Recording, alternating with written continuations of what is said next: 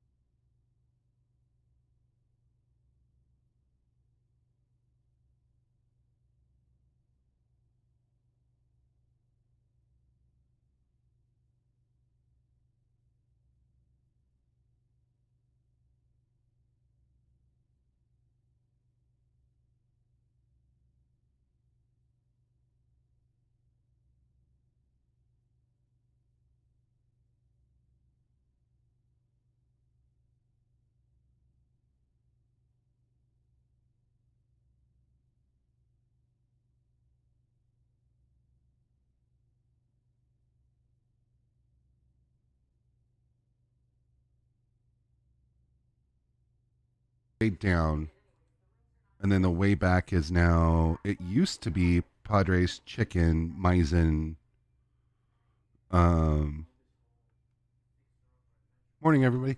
The way back used to be Padres two chicken, Maizen, Rounders two arrival, but now I think it's chicken, CB, Maizen. Something else. Yeah, and you want to know what's funny about the Padres two departure out of San Diego?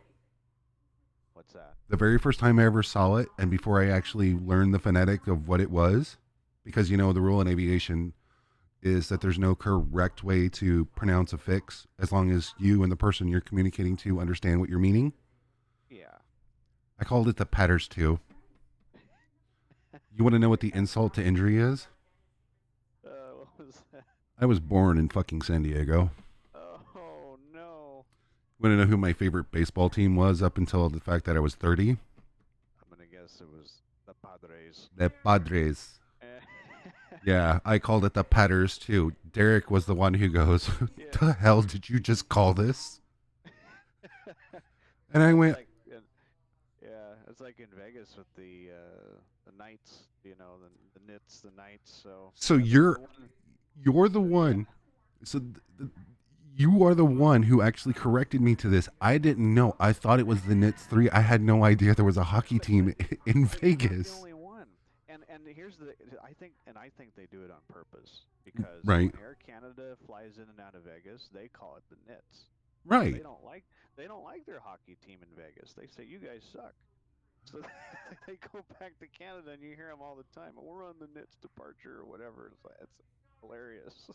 I And think they do it on purpose. it's funny as hell because like I literally started with it's the Nits 3 departure, and then you came in one day and you were just like it's the Knights 3. The ski transition, and I'm like, Uh, yeah, but then again, I'm 40 years old and I know what the Rounders arrival is because I remember the movie. yeah, I know the Rockstar arrival because I know the names because I mean I grew up when listening to rock music wasn't completely electronic. Not that I have anything yeah, against electronic rock, but yeah. Good morning, Bob. Good morning, yeah. beautiful. Good morning, Tex. The other one is oh, what is it? Is it the it's the Chow? Um, that has the names of some of the guys from the Hangover movie on it. That's what it was for. Yep, exactly. And if you really want to like, so I was sitting there and you know who Brett is, right? Obviously. Oh yeah. Okay. So me and Brett were talking one day while he was streaming, and he was controlling center, and I said, it's funny that we look back at all these things because Brett and I have been controlling for about the same period of time. Um, Yeah, yeah. I've been on VatSim. I joined VatSim 11 months after it opened, but that was because I was still on the sinking ship that was Satco before VatSim was born. And I don't Yep, want to get into the politics of it, but Satco, VatSim is the the spawn of the Satco days. yep. Um, and so we had all controlled back then. And there's like Ben and myself and Brett, and then you look at like streamers like 757 Spy and stuff like that. Like a lot of us have been around the community for a long period of time. Some more open and streaming and controlling longer than others and whatnot. Um, and some of this, I was saying, like it's funny because as a controller who prefers to work local, it you get the guys who are just like, oh well, I bet you still don't know about all these arrivals and how they're named, and I'm like, dude, I learned that back like 20 years ago. Yeah, And if you really want the funny ones, go to like Ontario, where it's like the Scooby arrival that are based off of all the oh yeah. characters from Scooby Doo, and then you go out and the ones in Denver that were named after movies, and then there was the one after like Prodigy at one point in time, and um, Yeah. all this stuff. And I said, God, it makes you old because then you look at some of these, like the Rounders 2, for example, and you're just like, that movie is old as hell. Yeah. Wait, that means I'm old as hell. Some Um, of this stuff just doesn't change though. it doesn't. And, Yeah. and, and like the Rounders arrival, I would be freaked out if it ever changed because it's been there for so long. Yep. I remember it before RNAV was a thing. Yeah. You know, one of the things like controlling, and one of the reasons I didn't jump up and work approach right away or go back to center controlling was RNAV made it so easy that I'm so old school. I'm still used to, like, when I work approach, actually having to vector an aircraft, get the descent, give the headings, get the intercepts and stuff. And now it's just like Yeah. climb B of the For the SID. approach. Yeah. What the hell is this? Yep. SIDs have speed restrictions, which we knew that in the past, but now you have. Huh? Yeah. Um, To next gen. right. And then now it's like ILSs are all going out of service, and now they're all RMP approaches, and you're just like, Yeah. you're cleared the approach. It used to be like going into Denver, for example, which I'm sure you've flown into Denver and you know how that works. Denver's yeah. corridor used to be to send them down to 11,000 through the 4 pipelines because you didn't come any. If you were commercial, you didn't come into Denver anything other than the 4 arrivals: northwest, northeast, southwest, southeast. There was no other way to come in. You automatically descend them down to 11,000 before they get to the airport. The downwind leg is down to 7,000, and at 7,000 you turn them, you vector onto final. And it's literally, you literally vector there in the pattern. And nowadays, like, you're just like descend across Bourbon at 8,000, and at Bourbon you're cleared the ILS 26 left approach. Huh? Funny how that works. You're just like shaking your tablet out. Like, where do I do anything anymore? Yeah. Computer's going to outsource controllers. Oh man. Oh, they're already trying to head that direction. The way modern technology works, I won't be shocked. Yeah. I'll be scared, but I wouldn't be shocked. Yeah. I think it's going to take a little bit of time still, but the airplane that you're sitting in at the moment, believe it or not, was designed in the process of trying to go to a single pilot operation. It's the unfortunate reality. But they said no, we're going to put 2 seats in here. Much safer that way.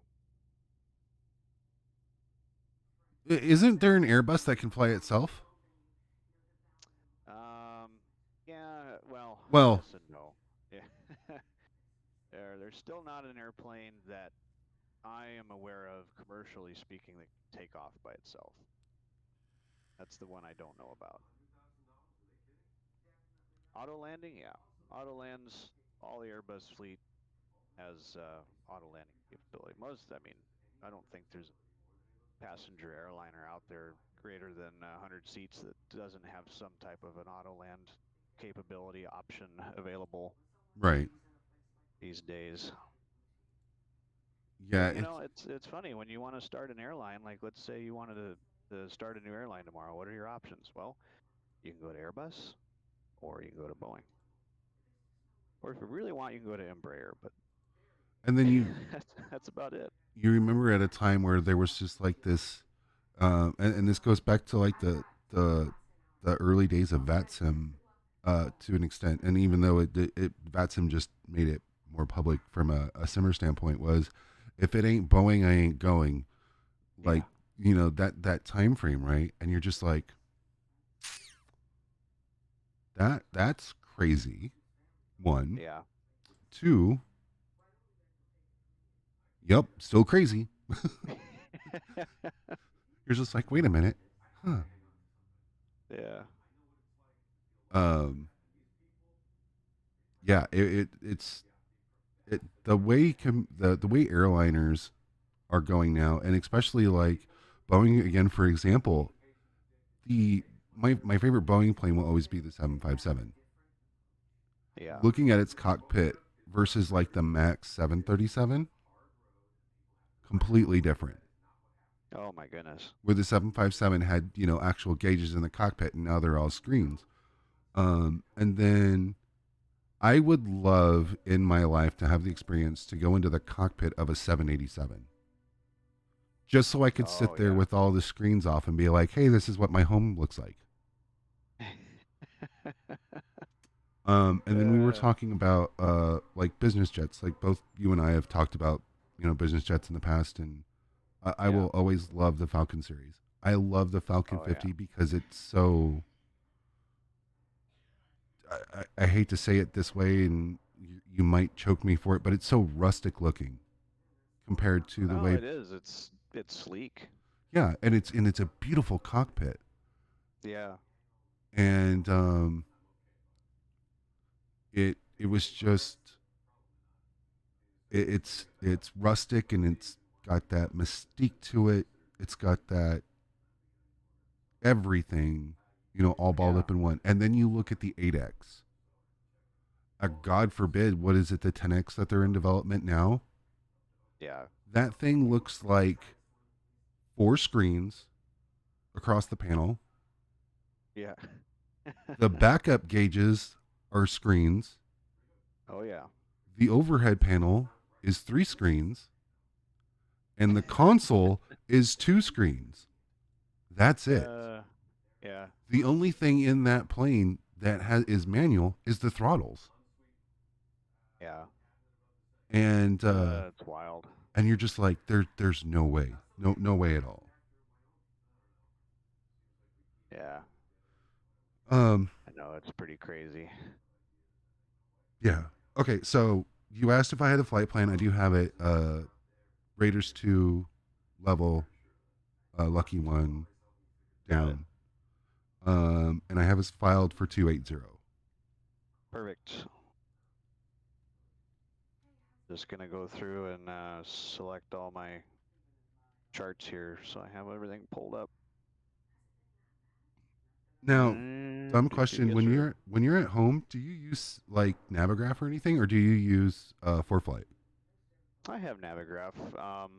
So of course we have a company Jeppesen charts. That's what I'm using at the moment. Just because I have my iPad in front of me, but I have a Navigraph subscription that I use when I sim.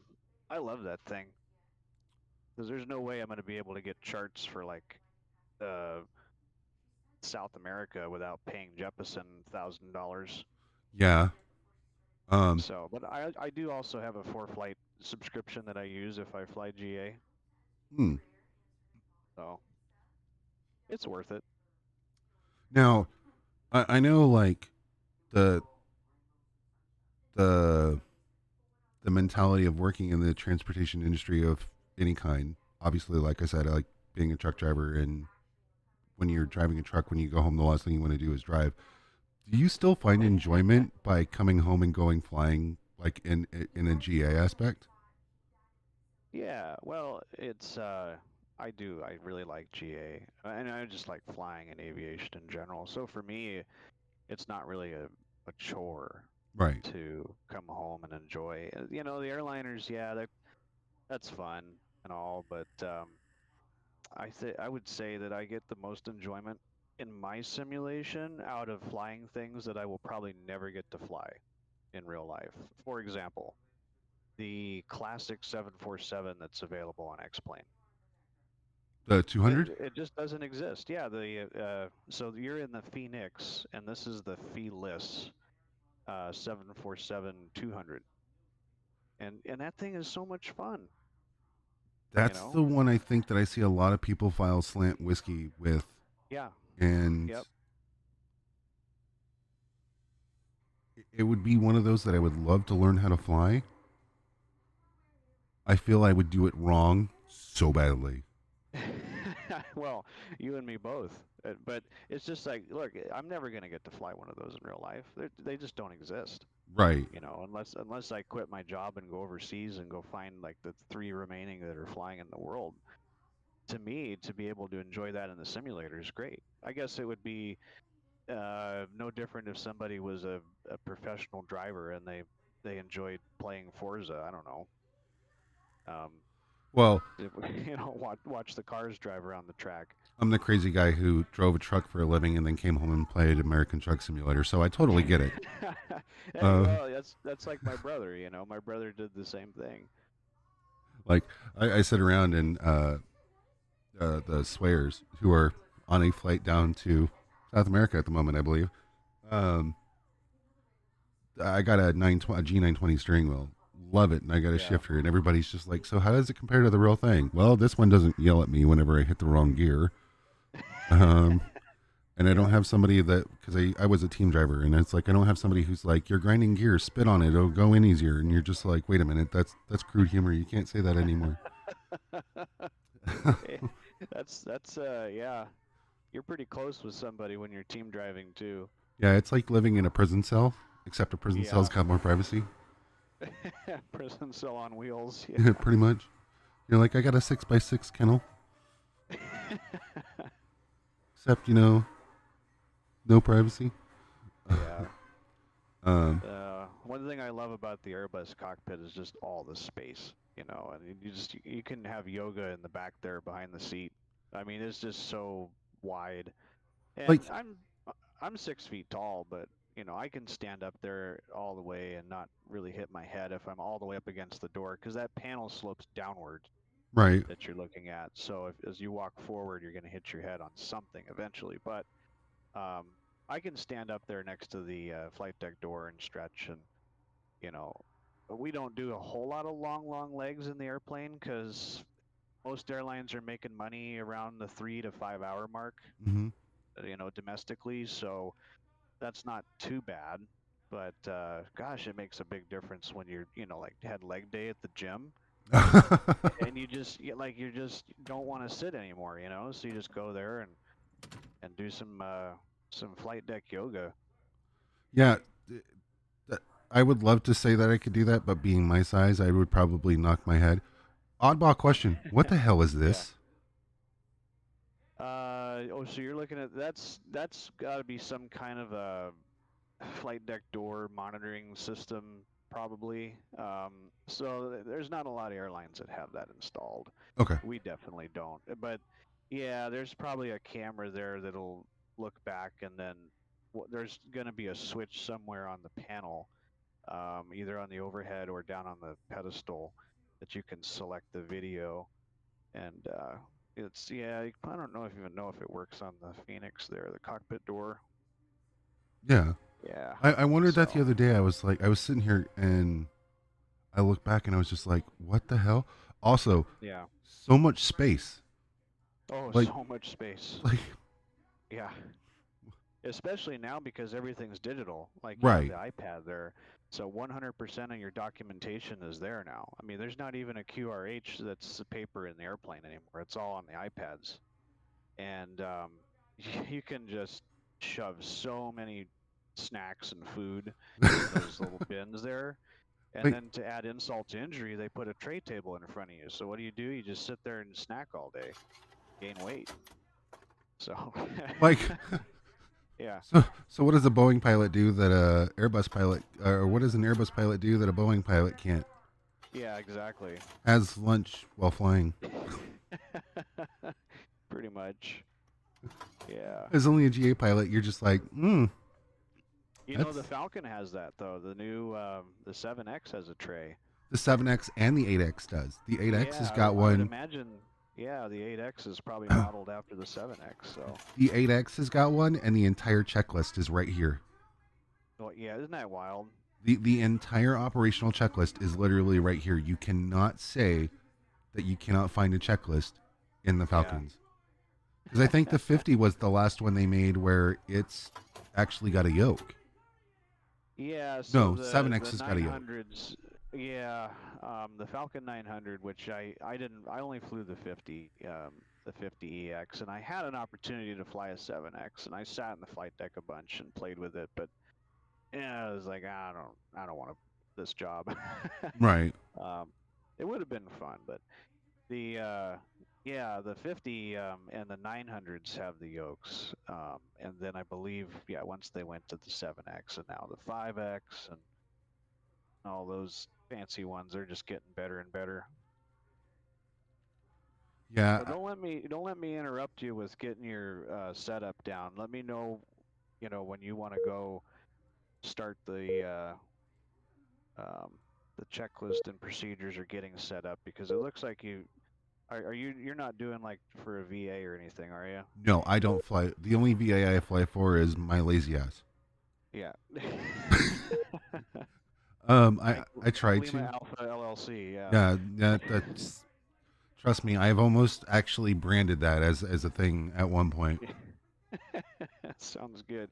Okay, so you got your sim brief there. Correct. Yeah. So you can import that. Anyway, while you do that, I'm gonna go and just make sure I have everything here on my end. I got all my charts. I'll walk you through Vegas, because of the terrain. Uh, it has some special considerations for the departure regarding, an engine out situation. So we'll go through that as well. And the nice thing about the Fenix is that we can actually utilize the functions of the MCDU, the McDo, to prepare for that, which is kind of fun. So I'm not going to lose an engine, or plan to lose an engine today, or I should say, for the purposes of our day, we will not lose an engine, but we will plan as though it's a real world scenario. Okay. And say, hey, you know what? In case we do lose one, at least we're ready. Gotcha. Yeah. Okay, so I'm the sim brief is put into here. Like I said, that's one of those that I knew how to do beforehand. Yeah. So first things first is just going through kind of a cockpit preparation flow, and making sure that everything's in place, and then establishing power on the airplane. So I usually start there's kind of a procedure we have when we first walk in, to make sure we got our gear pins in, and make sure we have our manuals set and everything. But essentially, you just want to make sure that the flaps are up and the gear handle's down, which I don't know why your gear handle is up. That's kind of concerning. My gear handle was up because I have the TCA Boeing pack, TCA Airbus pack, Okay. and I re-plugged in the throttle before I started the sim this morning. So thank you for actually reminding me to do that. Yeah, because my flaps are down and my gear was up. Well, and it just it basically, the R flow starts like from the back here and moves your way up. So your speed brake handle would be you just want things to match. Like, for example, if the airplane came in and they left the flaps down for some reason, you would just want to make sure that the handle matched the position of the flaps. And there's various reasons why that would happen, but you definitely don't want to come in and see the gear handle up before you put power on the airplane. That probably wouldn't be the greatest thing. And then in terms of establishing power, you just head upstairs to the batteries first, and make sure you got a minimum of 25.5 volts. So we got 26.4 on the left, and on 2 we got 27.5. Perfect. And then you can go 1 and 2 on the bats. And then count to 2, and then hit that external power since it's available. If we didn't have that, we would just start the APU. Okay. Yep. And then we'll let the airplane come to life. And then one of the first things that I do is turn the aiders to navs. We get that process started, because it takes them a little bit of time. Now, do you have to wait for the on bat to come off, or can you turn all 3 of those on at nav at once? So this is modeling an older system here, and the newer ones, you don't have to wait for the on bat light to go out. All that means is it's going through a self-test. Okay. So you can just turn them on, and then as long as that on bat light goes out, completely once all 3 are up, that just means that none of the IRs are actually on the battery, and that's a good thing. So yeah, let me see if I have. Oh, I do have your sound on. Okay, good, so I can hear it. Yeah, so the airplane is going to go through a bunch of faults and things, and that's pretty normal as it warms up and comes to life.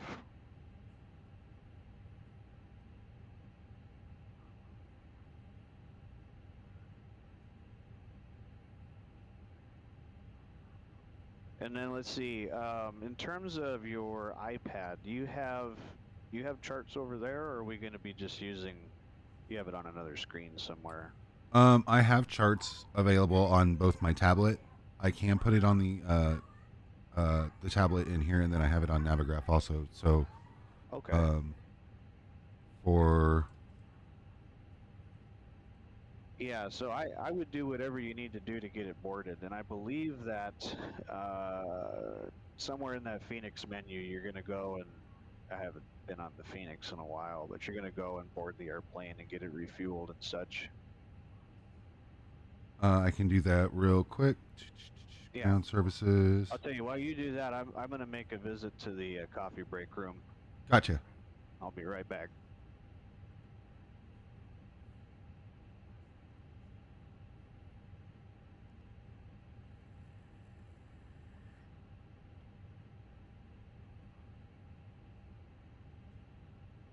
Morning, Chewy. Good morning, Gaming Techs, and good morning, Silver. If I'm not paying attention to chat that much, do not take it personal.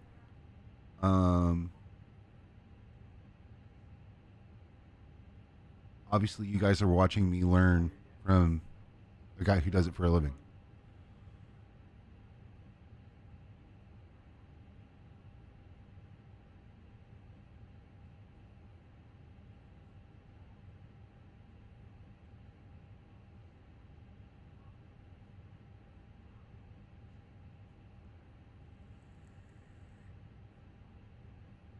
We are flying from Las Vegas to San Diego. Too late. We're all extremely offended.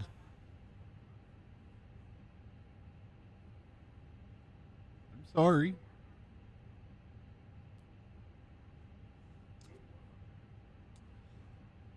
This is going to be one of the days I hopefully land in San Diego and don't knock the gear off the plane.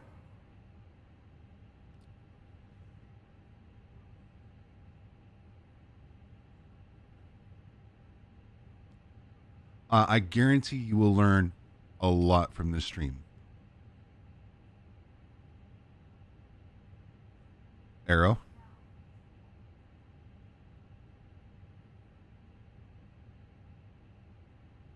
I will find you.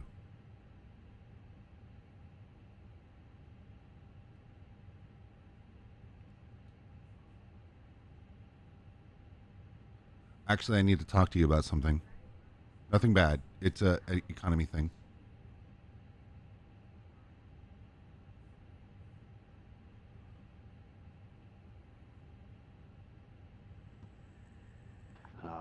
That's the beautiful part about being a captain is I can just wait for you to set everything up and then come back and say, all right, ready to go?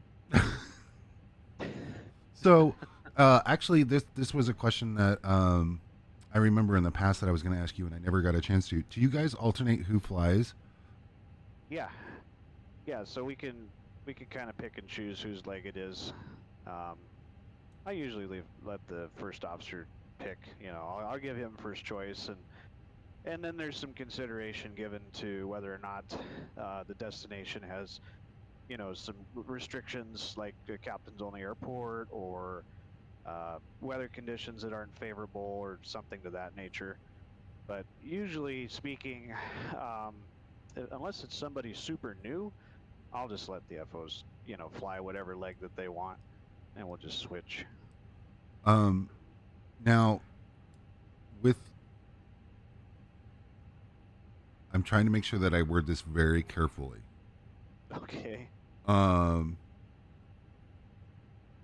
With your airline, are you a trainer?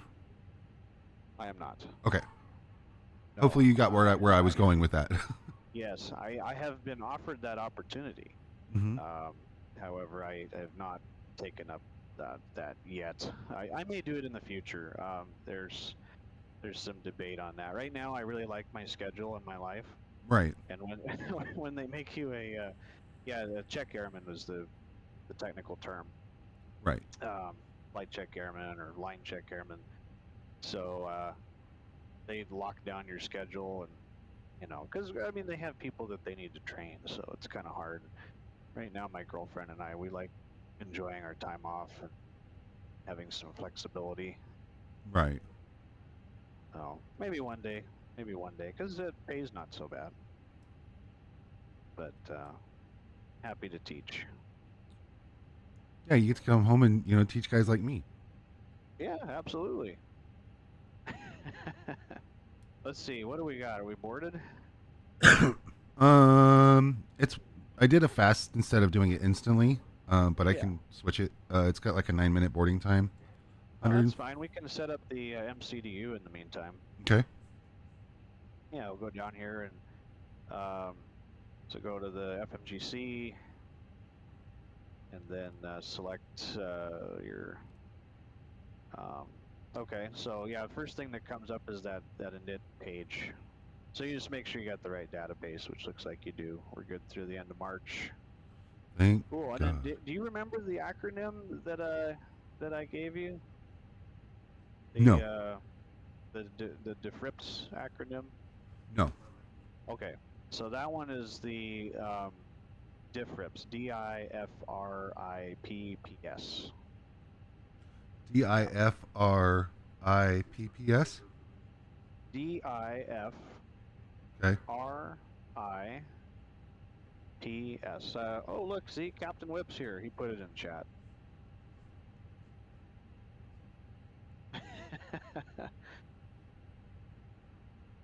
I'm making notes because I'm actually going to take everything we do today and I'm going to actually export this and do what I was doing the last time. Yeah. We were flying together, and if you don't mind, I hope to be able to continue what we were doing in the past. Yeah, so whenever your absolutely. schedule matches, let me know, and then Okay. Because the kind of this is what happened when we were flying in the past. I was learning so much, Good. which did change the way I performed. It actually got me comfortable with going around instead of doing the. So, okay, pause for a second. There is a third wall that's about to be broken here. Okay. I do like to simulate on my own personal time, doing it as you guys would for a living.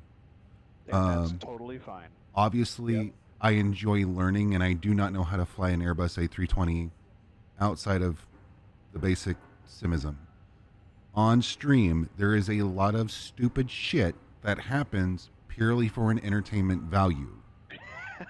I am aware of this. This actually that third wall got broken by Redbox one night at 2:00 in the morning. Who messaged me and goes, "When you landed in San Francisco, I've seen you land at San Francisco before, off stream, and you've nailed that every single time in the 737." Did you? Is this when you had your Asiana moment? It's when okay. This is what happened, and I'll explain to you what actually did happen. The honest thing that happened was I was paying attention to chat. I missed my top of descent. What I didn't do before I started to pay attention to chat, and I'm looking up here at the monitor above me, which is where my chat is. Yeah. Me looking dead on, I'm focusing on the plane. If I ever look up, I'm looking at chat. I'm looking at the stream content, everything else. I was looking up. What I forgot to do in the 737 was readjust my MCP altitude so it would come down, because it's a lazy man's plane. Yep. And I missed my top of descent, but I was paying attention to chat that I missed my top of descent by 5 minutes. 5 minutes at 7.8 is more than 5 miles. What I had done instantly to kind of get back to it, and this is where it went from, this flight looks like I'm nailing everything. I'm dotting my I's, I'm crossing my T's, I'm doing everything as it should. I hand flew the sit out. I hand flew the entire Summer 2 Stoked transition, Summer 2 Surfer transition. No, Summer 2 to Stoked. That I had it right the first time. I hand flew the entire departure out, and at 18,000 feet, I turned on the autopilot. Perfect. And I was more and less being, an internet show off. I was showing that you can do it without an autopilot, and trimming the plane and using the basic things that I learned in GA aviation for the sim. So what I did instantly to kind of come back was, this went from, I can show you that I can do it correctly, to we're going to have some fucking fun. Hold my beer at 9:30 in the morning. What I did is I pulled the throttle out, and I basically trimmed the plane to go nose down, and I pulled out the Okay. speed brakes, so the plane nosedived. But I was descending so fast to make the restriction on the arrival that I actually overshot it, and then I slammed the throttle in, pulled, retracted the speed brakes. I trimmed it to come back up to for 250 knots, while getting rid of like holding the pressure on my Boeing yoke, and like trimming to get rid of the pressure again. Basic GA concept, right? Yeah. And I was coming in, and I was too high on the approach, Oh. and I was lined up for 26 right, but I wasn't on the ILS because still trying to get down, I forgot that I needed to set my radios and everything else. I didn't program anything Gotcha. because we were still. I was before top of descent when I started to ignore everything that was going on in the flight. So what I did was hold my beer. I'm going to be able to nail this down onto the ground. However, when I did that, I came just a little bit too low, and my landing gear got the rabbit, or whatever it's called nowadays. Back in the days, it was called a rabbit. And it just grabbed the very last set of lights right before the runway, and it grabbed the plane, and then plane slammed nose down into the runway. That's Oh. where so that was the entirety of it. Was I had missed my top of descent, which basically chain reactioned everything else. Yeah. Now, I laughed, and everybody else laughed, and of course it's going to go on as history as one of the airports that I'll never fly into, because every time I do I crash. But it's a purely entertainment value. Off stream, you would never see me do anything like that, because I'm Yeah. not distracted. If I'm sitting here flying with friends, I'm just like, all right, guys, once I hit top of descent, or anytime I get around 18,000 feet, off stream, my cockpit is completely sterile. The only people that I'm talking to is if I'm doing a group flight and we're all coordinating to get in, air traffic control, or if I'm in the fly-by-wire, because the fly-by-wire, you can actually have a co-pilot with your controls, is talking to the guy who's sitting in the other seat. And so that way we're going through things. So There yeah, you go. the third wall got broke by Red, who messaged me at 2 o'clock in the morning. He goes, I just watched this for like the 19th time. Did you do that on purpose? And I went, oh, yes. Yeah. Well, it wouldn't be Twitch without some funny things happening. Yeah, you have your cynisms. So anyways, sorry to deter you from that, but No, that's fine. that's Yeah. kind of where those happen. So when I got the chance to fly with you in the past, and we were going over things, it actually got me confident to Good. not trying to nail every landing. Landings are going to go bad. And I don't know if you'll remember when we flew into Albuquerque. I think I was too low, and you were just Yeah. like, okay, so let's prepare. Let's start preparing now as we see it's starting to happen. Let's prepare now for the go around. Right. And I actually remember we went around, and I landed the second time. I landed actually really smooth. And then we had the air traffic controller who was losing his patience because of the group that was coming in from Arizona. Oh, I remember that. Yeah. Yeah, the Yeah. controller who was going like 8 nuts the Which, by entire the way, are time. you on the network already? No. Yes, I just haven't filed the Oh, flight okay. plan yet, which I'm I see you now. Yeah. I'm I at was a looking on to see if we actually had anybody online. I wanted to see if we had been up and running. Ben. I think is going to be a little bit after 11. I think he had an 11 a.m. Oh, okay. meeting. Yeah, no worries.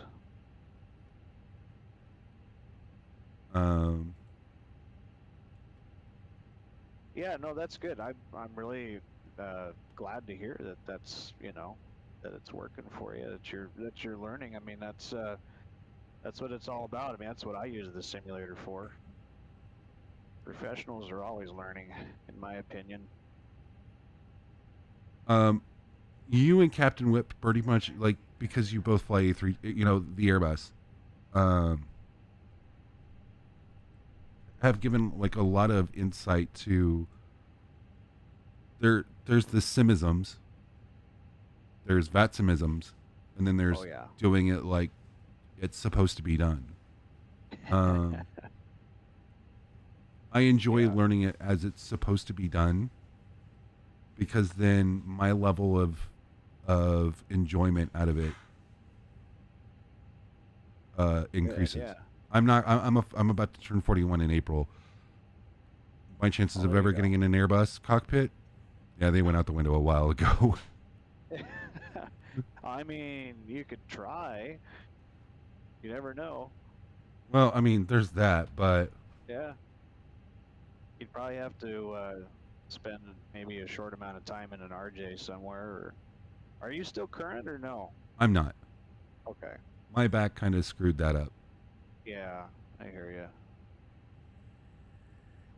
No, that's the fun thing about the sim, though. You know, and like I was saying earlier, I'm really enjoying things like the 747 and I mean, heck, the classic 727. And I wouldn't call myself a diehard X-plane fan, but it's definitely a platform that I am enjoying more um, as I, manipulate it for my own uses and needs. But what the heck? I'm never going to get to fly a 7.2, Right. so I could do it in the sim though. And just like you were saying, I could try and go through all these real-world procedures and imagine myself back in time, put on the TWA paint scheme, and put my little virtual hat on and go fly from St. Louis to Chicago. But So, as somebody who's old enough to remember TWA, yeah. one of my favorite liveries in the entire world on any airplane is the American Airlines TWA livery. Oh, heck yeah. Yeah. I like what American did with their, some of their legacy paint schemes on the 7.3. Every now and then I see that TWA one, and I'm like, oh, that's pretty cool. Yeah, but no one remembers the Sports Illustrated Southwest I know. Wonder if they'll ever do something like that again. in today's age, for God's sakes. Who knows? I don't want to get Uh, political, but I would be afraid. yeah, I'm right there with you. That's one board I would not want to be on. Okay, so I got Yeah. DIFRIPS. Yeah. Okay. So so we'll go through diffrips. So the big the keys or the keys to diffrips are the keys of the McDo. So what you've just wrote out there, diffrips, is the keys that we're going to be using to go through the MCDU setup or FMC setup. So the D is for data, and that's where you're at now. If you push the data key, it'll go to a menu, and you can start by. Um, and when I set up the MCDUs, I kind of do it in a upper left corner to lower left corner, across the bottom, and then up to the right corner. So like in a big U shape. So, and when I refer to keys on the MCDU, by the way, if I say like L1, for example, that's the very first key on the left side, all Okay. the way down to L6, right? And then it's the same for the right side. I'll say R1 through R6. So if you push L1, you can see the position monitor page there, and you can make sure that your IRSs are aligned. So you should have all zeros across the bottom. And if you had any navigational aids that were not available for you to use by NOTAM or for whatever reason, you could go to the select nav aids at R6, and you could actually deselect those radio nav aids so that the airplane would not auto-tune them by putting them in the right side there where it says deselect. Right now, it has automatically found the Las Vegas VOR, which is at the airport, and you can see that it has auto-tuned the Las Vegas um, VOR as a reference because this airplane does radio updating. So it uses DME, IRU position updating, and it also does GPS position updating. Now you can deselect those things down there in the bottom corner at L5 and L6. However, we're just going to leave it normal. But this is where you would set that up. The other thing you want to do on the data key is going to the status page. And what you go to, so hit data again and then go to the status and AC status, and then that's where we started before, and that's where you'll find your database. Okay. So you just want to make sure you got the right database. That's about it there. So that's the data key, and there's a lot of other functions on there that you may or may not use. If you're doing a oceanic flight, on that data menu, you can set up your equitime point ahead of time. So if you go back to that data menu by pushing the data key, the equitime point is there at L6, and that's modeled. So you can go in there and you can set that up for oceanic stuff if you really wanted to. Okay. But anyway, that's the first D in defrips. The next is the I, and that is init. And we have two different inits. We have init A and we have init B. When you first push the init key, you're on init A. Okay. And initialization page A has all the things you need to set up for your flight. Now, there are different ways to do this. You can do it manually by just typing in the from to. Different airlines have different software installed, and it's all customizable. Thank you to Airbus. What we do is we put in the flight number, and then we hit init request, and it automatically populates everything.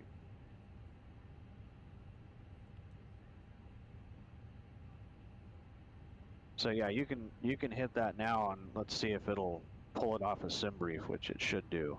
It did. Yay! So the only thing it doesn't look like it put in your flight number for you, but the general rule of thumb behind the MCDU is any of the amber boxes, you have to feed the hungry boxes. So that is required information. Okay. Yep. And So, you'll find all of that available to you on your SimBrief. And by the way, anytime you get something down in your scratch pad on there, just acknowledge it and just clear it out. So what it's telling you is you've got the flight plan uplink, you have the GPS primary, and you can just clear that out of there. And you got a nav accuracy upgrade. Yeah. So that's all fine. Gotcha. That way you're not typing underneath that information.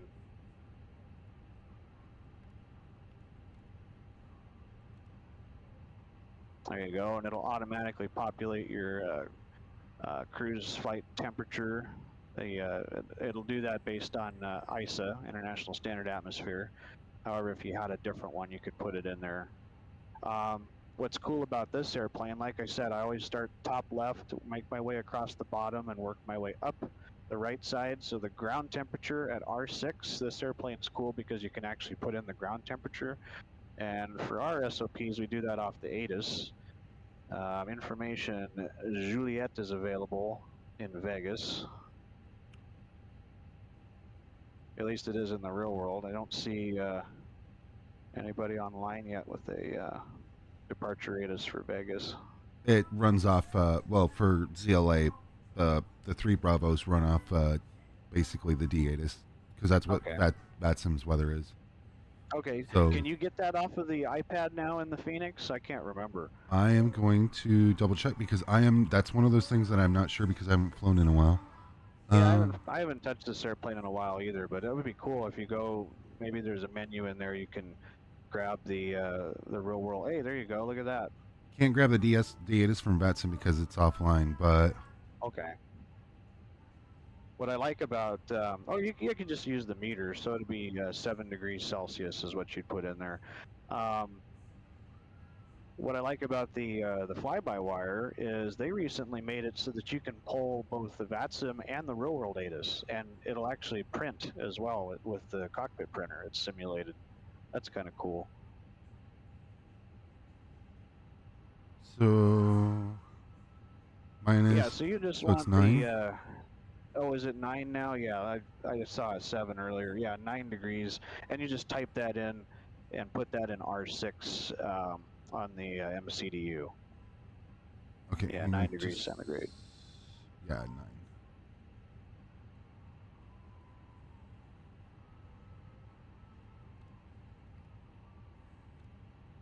There you go. And then the other thing too is as you make your way up, you can change the tropopause altitude if you want to. That's something you could probably find on your SimBrief if you really hunted around for it. It's fine the way it is at default. But go to that wind key at R4 and go ahead and hit wind request. And if I'm understanding correctly, this should pull the winds from your SimBrief flight plan as well, and it'll automatically insert those. There you go, perfect. So you got wind data uplink in the scratch pad, and you can clear that out.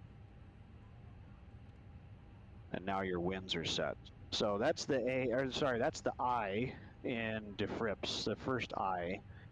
And you go back to that init page again, and you can see that everything is pretty much done. Okay. So we've already initialized our IRS, and we've got our flight plan set. Good. So that's we did the D, we did the I, now we're going to do the F, and this is your actual flight plan. So you're going to push the flight plan key, and on the flight plan key, we're going to set our departure and arrival. Now, SimBrief, I guess it's not 100% accurate, but that's okay. Normally, in the real world, it doesn't automatically load SIDS and stars either, but it did give you a fix there, and since it's such a short flight, that's probably fine. But in order to load the departure, we're going to select L1, we're going to select Vegas, we're going to go to departure, L1, and runway information Juliet, runway 26 right is departing runway, and we got some taxiway closures and all that. So you'll select 26 right by scrolling through the, yep, there you go, the up and down arrows, exactly. And then, yep, we'll select our star, which will be the Raider.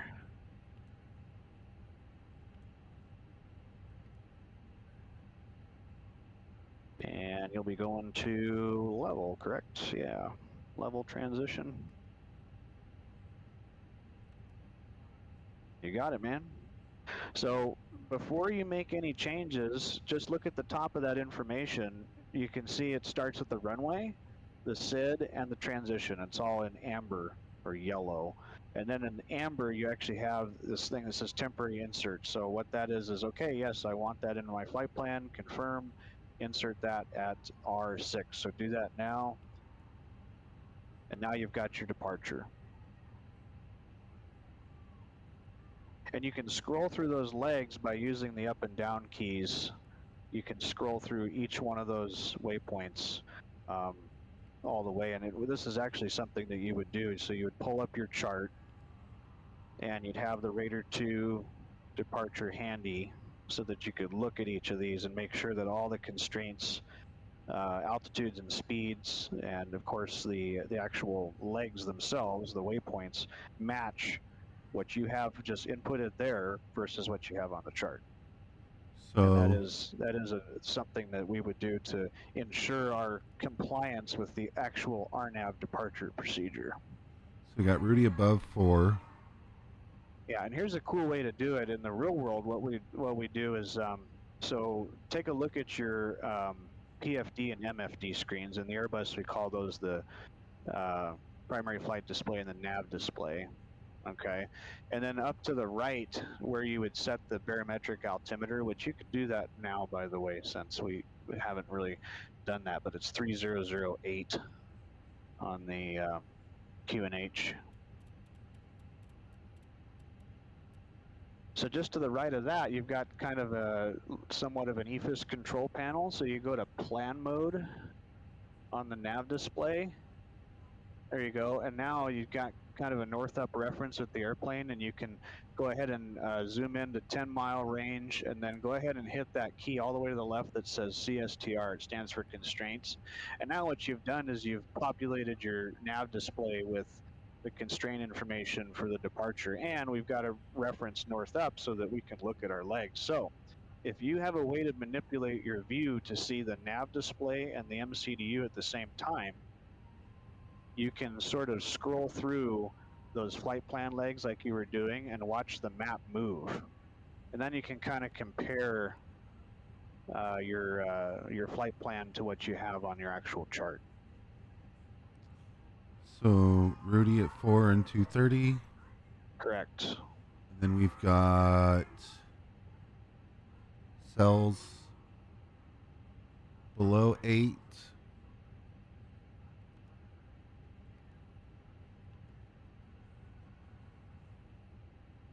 And then Raider above 13.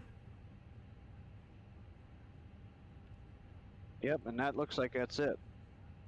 And I just, my iPad froze for a second, but I just pulled it up with you. I should have just read it off and make it easy for you. So you could check it along the way. But yeah, that's it.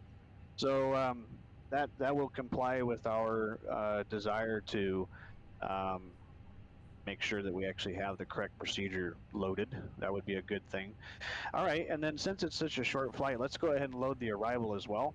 Okay. So you'll go ahead and select the destination key there at L6, San Diego. And just like you did for the departure, this time it's going to be arrival at R1. And here we go. We're going to plan the Loc 27. And we're going to do that from the Lucky 1 arrival. There you go. And then let's see, does the localizer have the transition from Lindy? Yeah, it does. So first of all, go ahead and grab that transition on the arrival from level. So that'll be at R5. And then see where it says approach vias at L2? Uh-huh. Let's select that.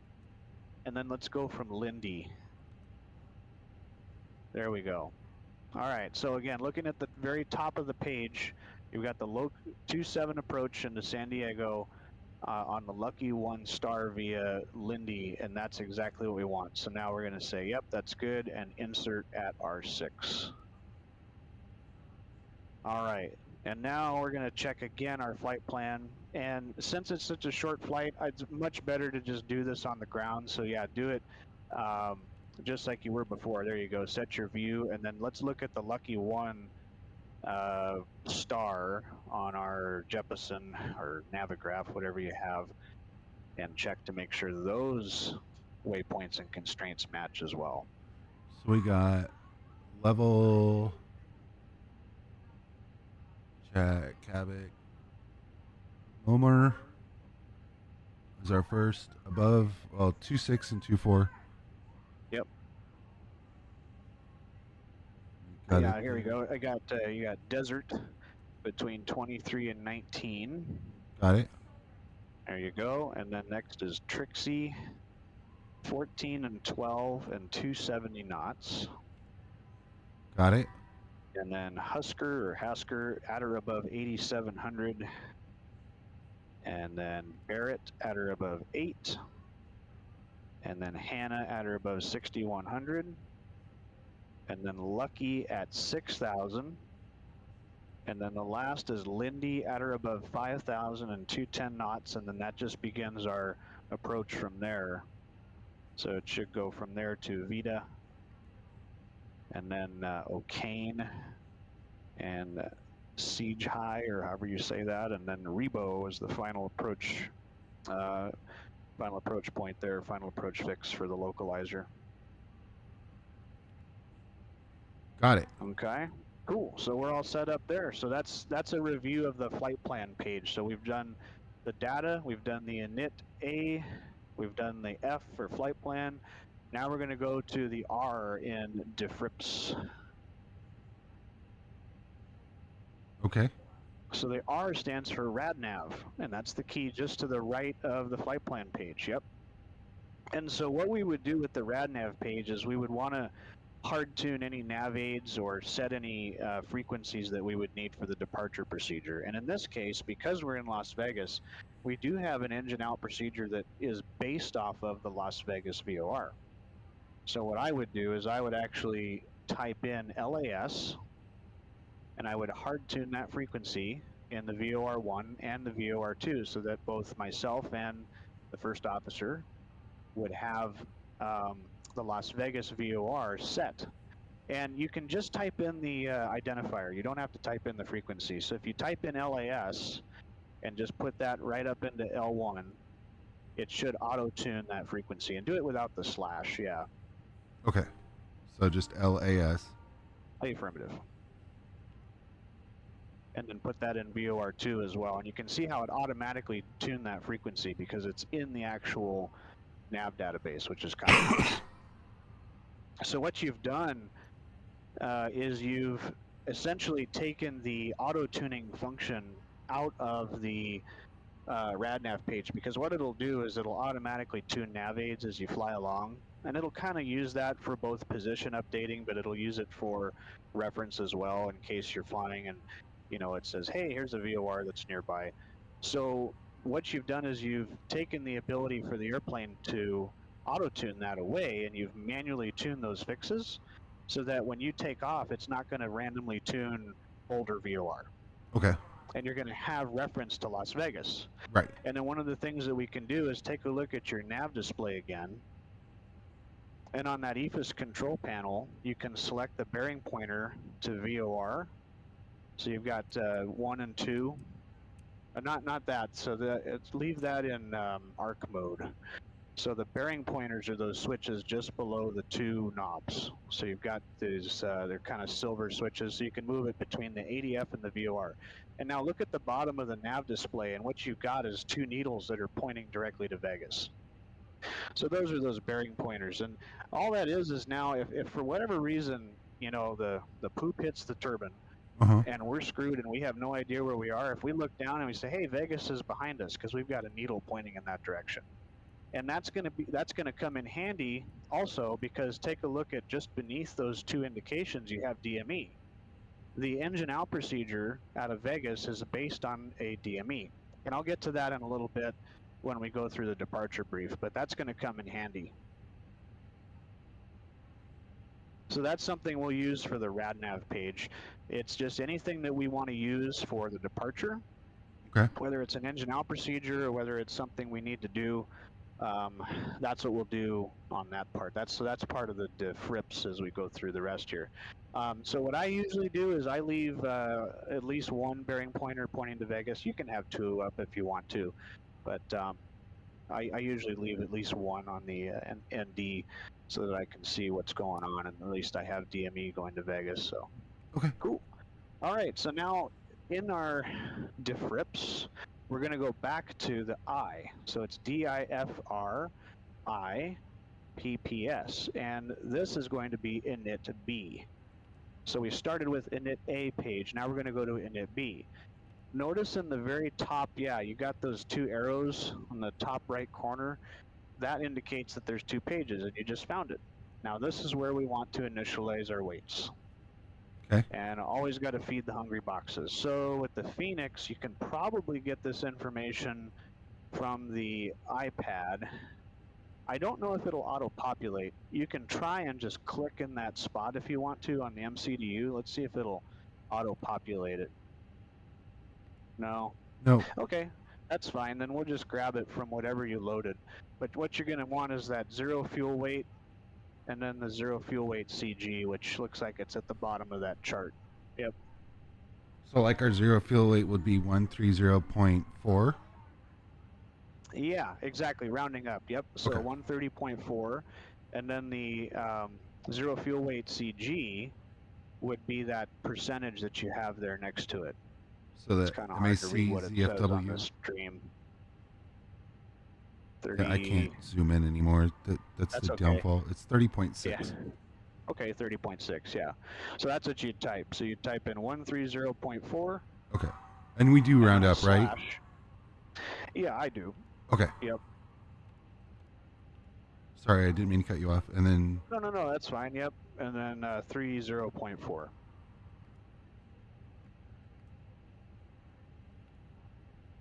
Oh, you put 30.6. Is that what it is? Double checking, but I think that's what it was. Yeah, it was 30.6. Okay, perfect. Yep. Just want to make sure. All right. And by the way, this would only really be done with final information.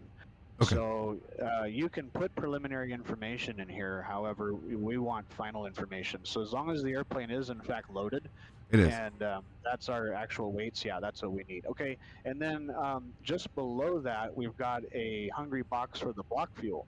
Now, if you push that button that says fuel planning, all it's going to do is provide fuel for the leg that you have drawn in your flight plan.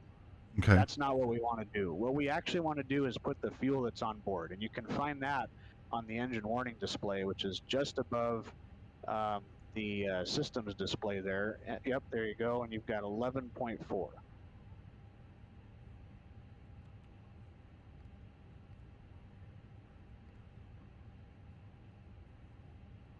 And again, airlines have different ways of programming the software.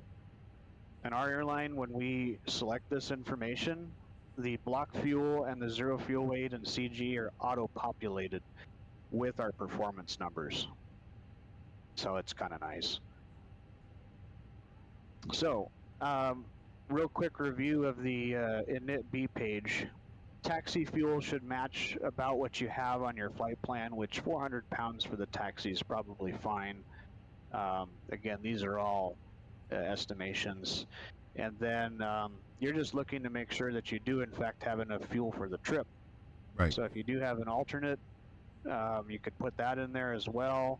And your minimum destination fuel on board should match that of what your flight plan would have. For the final, I prefer 3.3, so that you could put that in at L5. And that works out to about 45 minutes of fuel in the Airbus, 3,300 pounds, which, by the way, is the equivalent of about 1,000 kilograms. Okay. Funny how that works, because Airbus is French, and they like to do things in round numbers. Right. So, yeah, so you have all that. Another thing that you could do if you wanted to, you can see at R5, it says trip wind. Mm-hmm. And if you pull up your Simbri flight plan, you could find the average wind component. Now, this would be if you didn't actually upload the winds like we did on that first page where you put in the wind uplink. You could put in average winds, and you could actually see how the fuel numbers would change. So if all of a sudden you said, hey, we have a 50 knot headwind, you could put in minus 50 there, and you could see those fuel numbers change. And that might, give you an idea of whether or not you want to add more fuel or whatever you'd like to do there. Cool. So that's the init B page, so that's all filled out. Questions on that one? Nope. All right, and then we're going to move to the diffrips. The first P is going to be our performance page, and this is where we're going to put our V speeds. And again, I don't know if the Fenix will autofill or not, but if it doesn't, you should. I think you can get it from the iPad. We can get this from the iPad, so... Okay. See, they've changed a lot of it since I've flown this particular model. Departure perf. Hang on just a second. Okay, so those of you guys who are watching on the stream, I am not ignoring you guys. And Lena, if you don't mind, just say this every once in a while if somebody ever thinks that I'm ignoring him. I am not ignoring you guys. I had said this yesterday, and I've been kind of leading up to this. I am going through this with somebody who does this for a living. I am learning everything. You guys are... I am just streaming it so that way I have a way to pull it down and record it. If you guys have questions, ask. Captain Whip is a captain. Orca flew them. I'm pretty sure if brownoverblue sees a question, he'll answer it. I'm not ignoring you guys as a general rule. It's just I am focusing on what he's teaching me and making notes.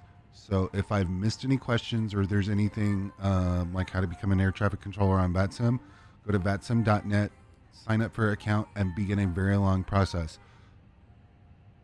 Do not think that if you just join up today, you're going to be controlling center tonight. You won't. It is a very, very, very long process. I have done it for 20 plus years. That is not something that I just throw around. Full disclosure. Yeah, full disclosure. I have been doing it for 20 years. It took me 9 months of literally sitting on my ass at my desk for 15 hours a day to get from from ground at a Class C airport to working Denver Center. It took me 9 months of every single day, and I mean studying nonstop. And it is something that you will, once you start, you won't finish. There's no ending to it. I'm pretty sure you guys who fly for a living will kind of agree. It is a never-ending learning process. Things change. That's what we're doing right now. Yeah, and things change absolutely. every single day. There's actually a new departure that's coming out later on this year that's going to make everybody who flies out of LA go completely nuts. But it is a very long process. It's not something that happens overnight. It's got a lot of alcohol, a lot of blood, a lot of sweat, and a lot of tears. You don't actually bleed, but trust me, you're going to go through it. Oh, yeah. So if there's, again, any questions, any comments, or anything else, feel free to leave them. Um, I'm sure somebody will grab them. Somebody will answer. It's just, do not think I'm ignoring you. Hi, Mr. Spy. Um, and hi, Jay. I see you guys there. It's just, I want you to understand, I'm not ignoring you. I am doing everything I can to learn, and I'm going to be better because of this. So, sorry to interrupt you. I just wanted to say that because I saw people were asking questions, and I was just like, cannot answer you. Not going to. There's plenty of people who can, though. Sorry. Did not mean to waste your time with that. Oh. No, you're good. Okay. Probably should have been said earlier. Anyway. No, yeah, okay, I thought I had it printed out. Page up. But Yep, you got the right page up there.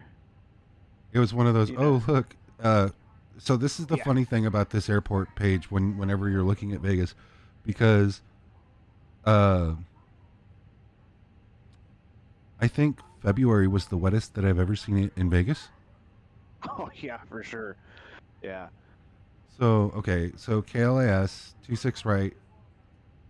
Pretty sure it's dry. Definitely dry today. Okay. And then it says optimum. I was actually in Vegas a few years ago when it snowed. It was the first time in like 9 years, and they canceled flights because there's no de-ice equipment there. So, not to get off topic, but a small little break before I finish this. Did you see the weather last week? Yeah, it was nuts. Let me Crazy. let me tell you. I live in Missouri. You know this. Yeah. It snowed more in both L.A. and Vegas in February than it did where I am. That's insane. I was watching one of the live streams from Vegas. The ceiling in Vegas was so low that you know where the Luxor and the MGM are, right? Yeah. The top level of the Luxor and the top level of the MGM was in the clouds. Oh gosh. Like the top 5 floors of both were in the clouds. And that's how low it was. And everybody was just like, are you going to jump on and control? And I'm like, no. Yeah. I'm crazy, but I'm not insane. Yeah. So, and Since then it's such a short flight, by the way, we could probably get away with flaps 1 today. We're not going to be too heavy, and we don't really have too much to worry about. okay. And yeah, we can leave it. No, we don't need to force toga, and let's do packs on. Okay. That's airline SOP. It varies on who you fly for, but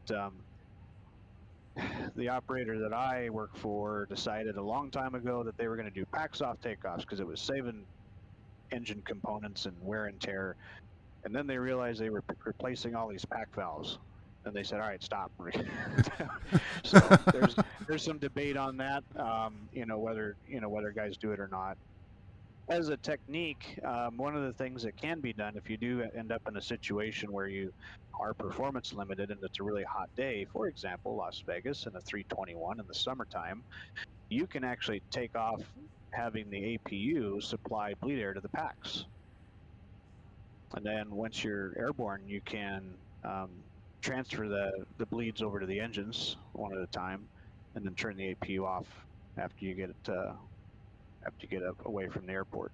So all those times I forget to turn the APU off aren't done in vain. Yeah, so the APU can be started normally up to 39,000 feet with normal electrics. It's a pretty good APU. It can be used airborne. Okay. So it has some other limitations on, for example, like bleed. Mm-hmm. It cannot be used to supply bleed air above 15,000 feet. So it's not that strong. But if you do need to turn the APU on in flight for whatever reason, it can be done all the way up to the aircraft service ceiling. And the service ceiling is 39, isn't it? Yeah, 39.8, correct. Okay. Yeah. Okay. So let's see. Yeah, go ahead and populate the rest of that. You got the right weather there, and then you should get some good numbers. Look at that. Got 133, 140. That sounds about right. 140. And 1, down 0.3. And a flex temp of 64.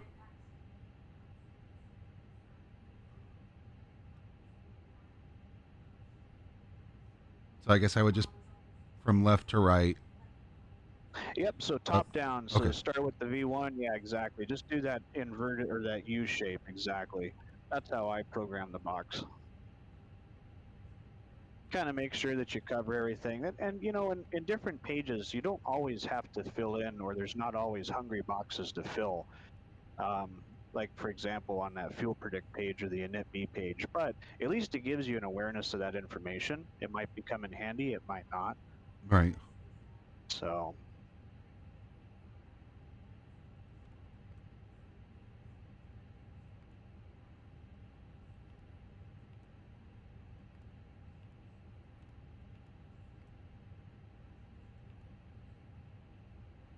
There you go. Nice. And your engine out and acceleration altitudes, it looks like they all default to 1,500 feet. Why don't we just go ahead and, for the purposes of our discussion today, we'll just round it off to 1,000. So let's type in 3,200 and then put in slash 3,200 and go ahead and put that in at L5. And then let's do that for the same 3,200 at R5.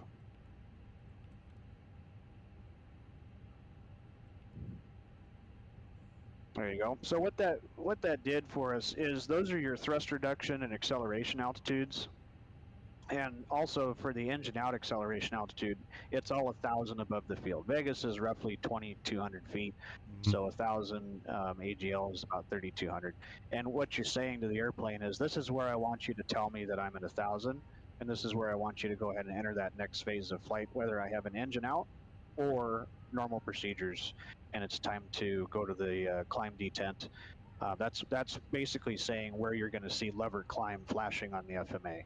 That's Okay. what those numbers are. All right. And then you also have up there, just as a reference, R2, the takeoff shift. That's for an intersection departure. So yeah. No, go ahead. So putting a number in there is representative of the distance from the threshold or the beginning of the runway. So for example, if they said, hey, you're going to depart Vegas, runway 26 right, intersection Alpha 2, you'd have to have that distance available. It's probably about 700 feet, but that's what you would type in there, and you can see it's actually in feet. And so that number would represent that particular point in time. It does not actually change the numbers. So putting a distance in that particular spot in that takeoff shift doesn't change the V speeds or the flap configuration. But what it does do is when we go to the toga detent or the Manflex or Flex MCT detent when we take off, the aircraft does a position update. So the airplane will do that position update at that point.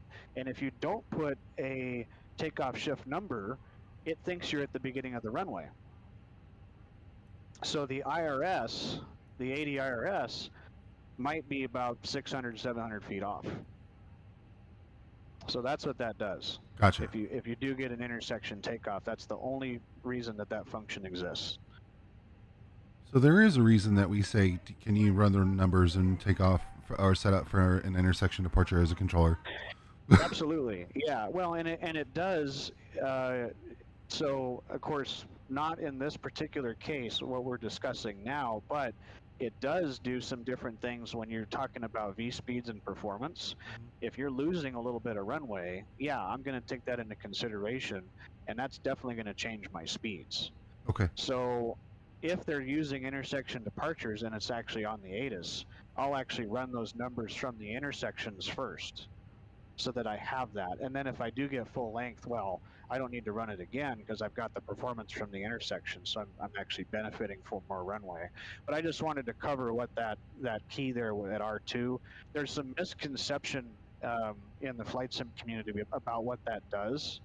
and I just wanted to set the record straight about what, when you actually put a number in there, what that's telling the FMGC, what that's doing to the McDo. It doesn't actually change your V-speeds. All it does is it tells the FMGC and the ADRS, this is my position now as I take off on the runway. I'm not taking off at the beginning of 26 right. I'm taking off 500 feet, 1,000 feet downfield. And now when I update my position as I go from the climb D10 to the flex MCT or toga D10 for takeoff, that position gets updated appropriately. That's all that does. Okay. Yeah.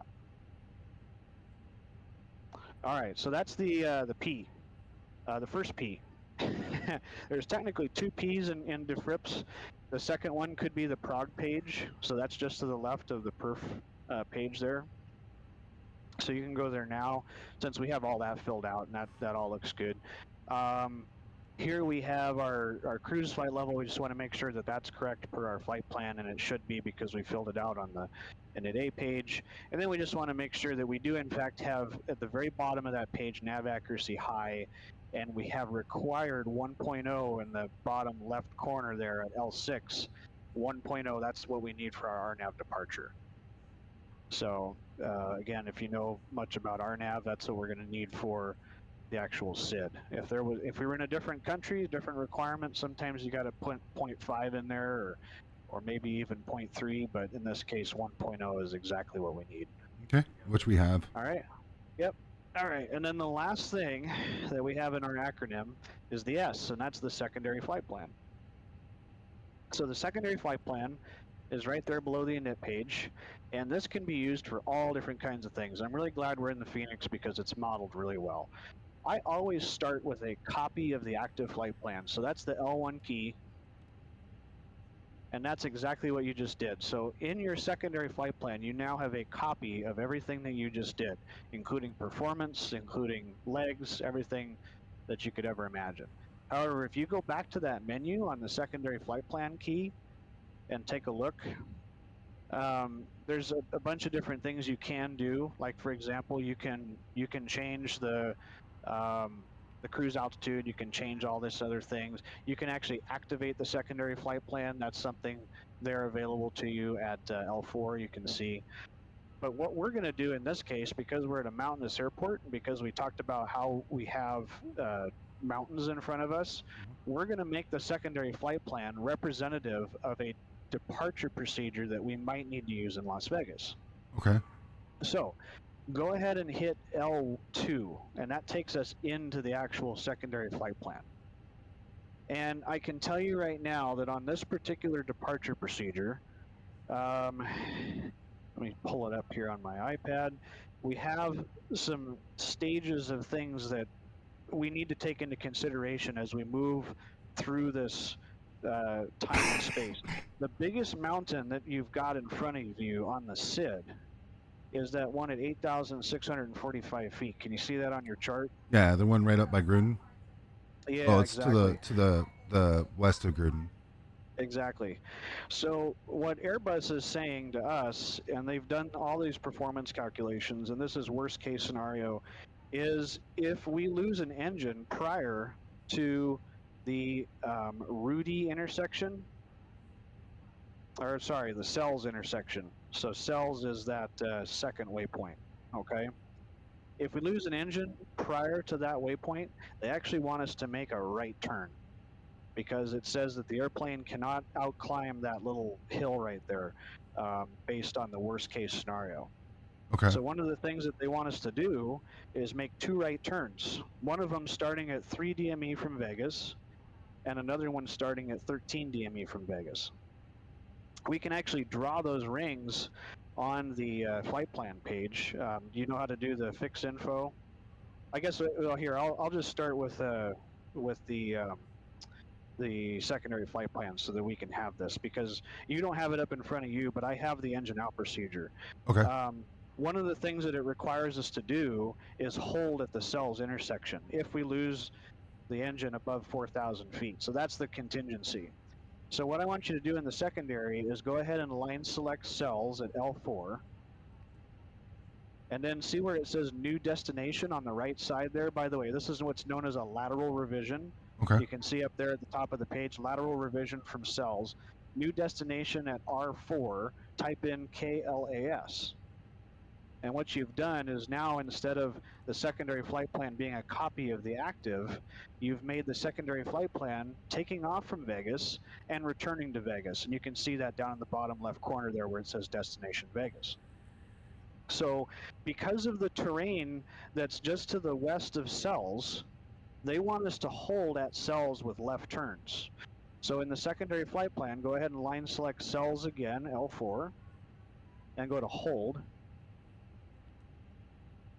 And see, this is where you can actually insert a hold. So now the inbound course is going to be whatever that leg is. It's going to be 189 degrees. So we can just build this hold. So type in 189. And then instead of right turn, it's going to be left turns. And if you look at the, so just type in an L and put that right there at L2 where it says turn. There you go.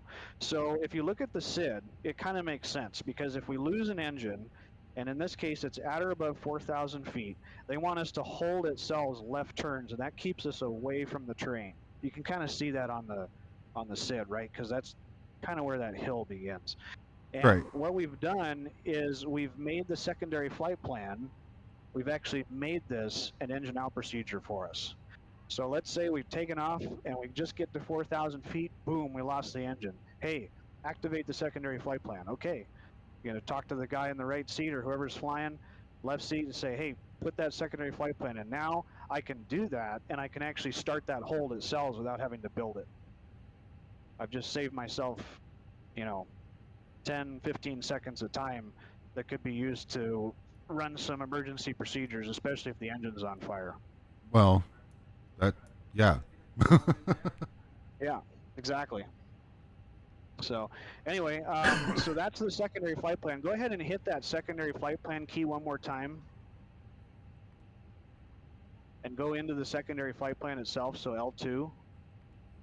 And you can actually take a look at it on your ND as well. So you can kind of do that view where you can see both. There's your hold at cells. So it actually draws the secondary flight plan in the background there in white.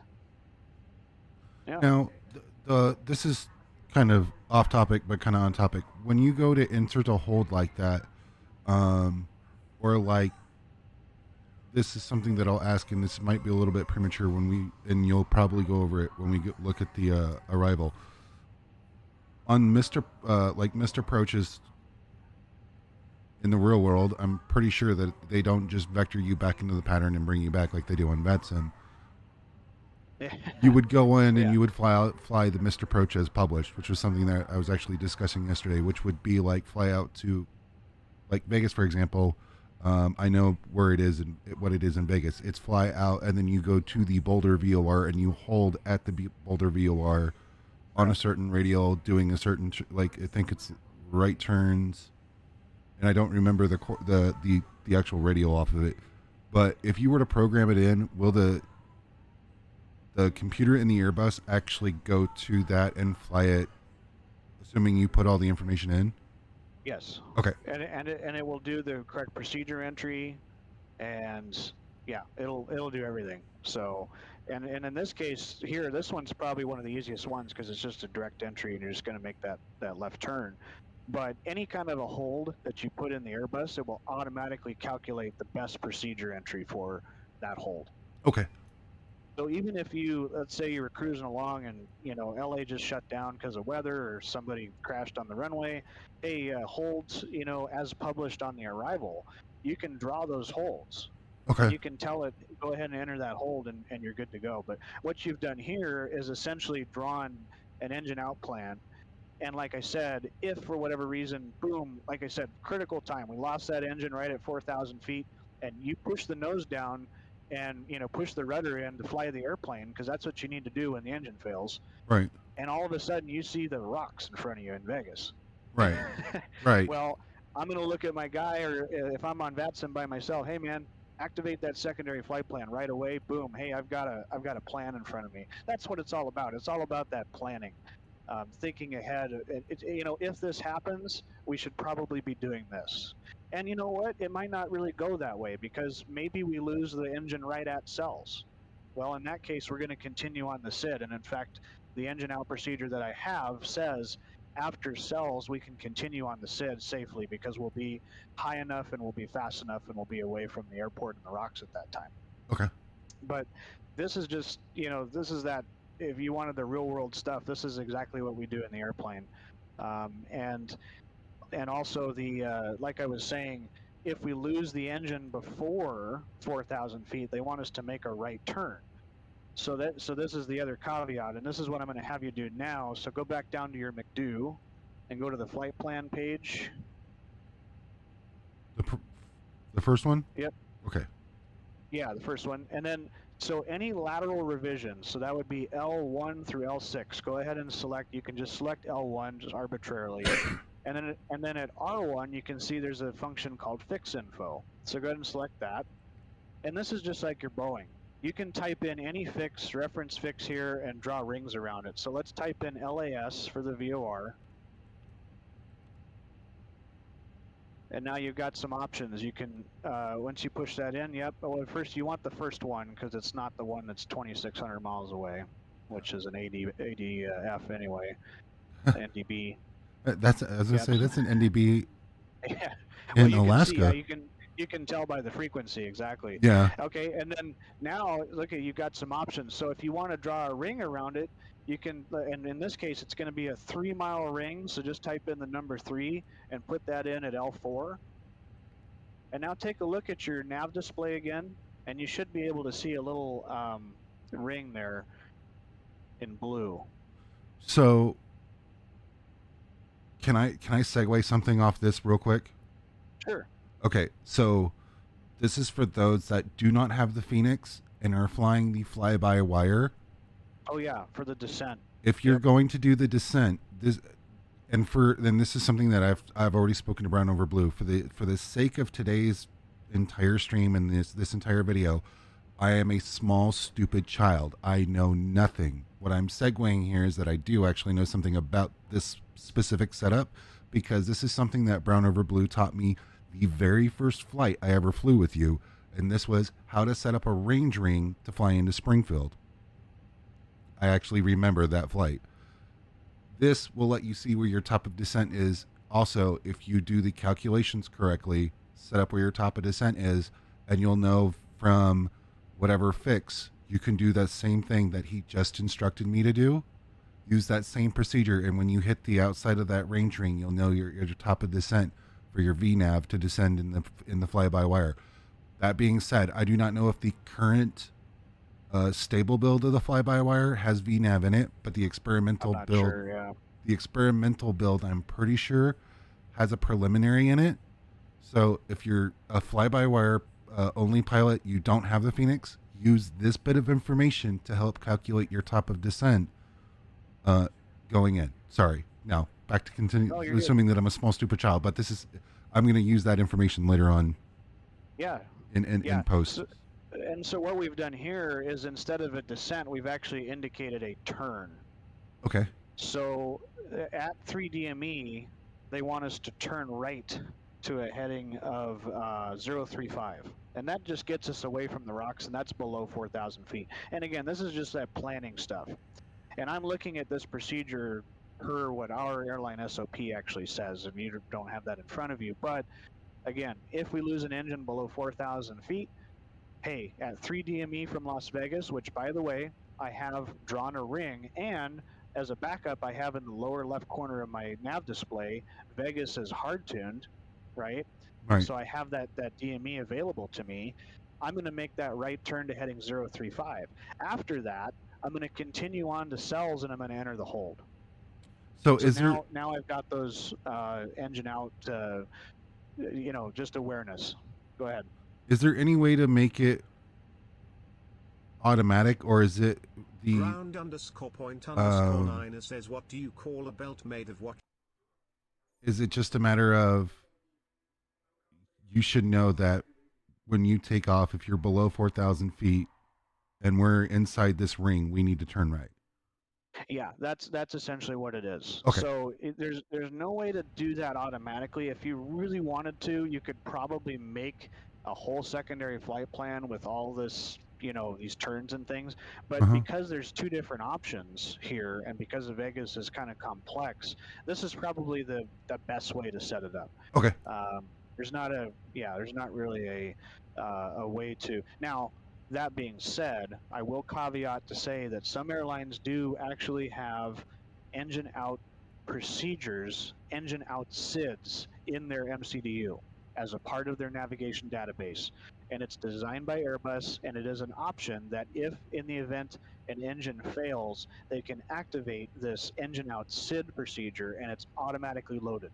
That's something that's pretty new, and I know it's an option for everything from the 320 series all the way up to the 350, and it's becoming pretty popular because instead of doing this procedure, which is a little bit archaic to some degree, but it really just gives you that, hey, here we are, boom, I'm going to enter this SID and this engine out SID, and off we go. An example of that at my carrier, we have an engine out SID procedure available at Reno, Uh huh. and it's a whole thing because Reno is that tight valley, and Mm-hmm. it goes up and makes a turn and has all these waypoints, and it's all based on RNAV, so Right. it's pretty nice. So anyway, but that's what we've done. So we've covered the FRIPS, and we've gone all the way through the secondary, and we've even talked about our engine out departure procedure. So is there any questions on the MCDU setup? None. Okay. You have available to you Benanello on 135.55 with information Juliet. I think it'd probably be good to get a clearance, and then we'll move forward from there. So I'm going to take a quick break while you do that. Okay. Derek, I heard you 15 out of 10. Thank you, sir.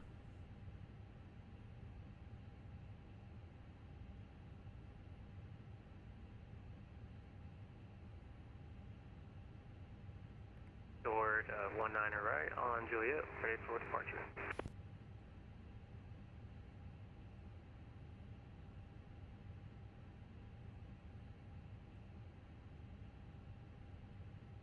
November 677 Mike Alpha, 1819 right, line up and wait. Traffic taking off on the crossing runway.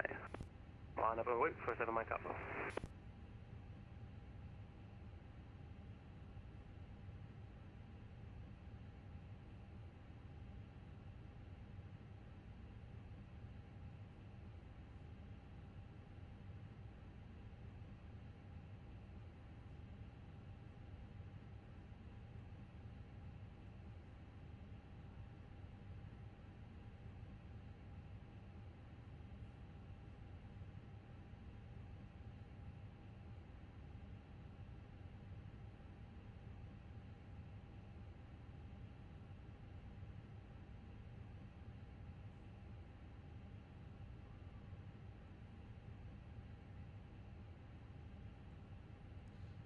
Can somebody that's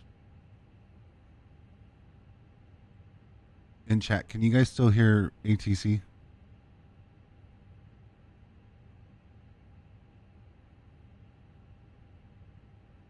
Okay. I'm changing some audios around. So that way it's going to be low. There's a reason, because I have to switch the audio pipelines around. So that way you guys will be able to hear brown over blue while I'm flying, where normally Discord will lower the volume so that way I can actually hear what the air traffic controllers are saying. But because this is LA,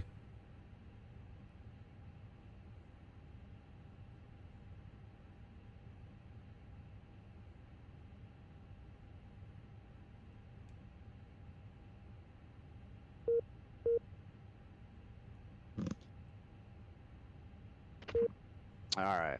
What did I miss? nothing. I just had to fix some audio pipelines. Because my default audio, and this is kind of a my own pet peeve, is my Discord and VATSIM come through the same audio pipeline. But VATSIM will take priority over Discord. So if you were talking normally, and then somebody on the radio talks, they will overpower you. so that way I don't miss the radio. Yeah, I got you.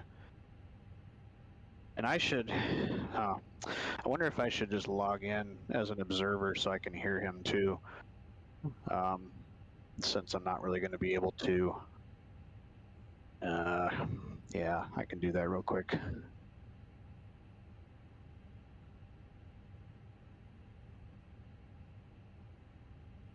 It's either that or deal with the delay on the stream.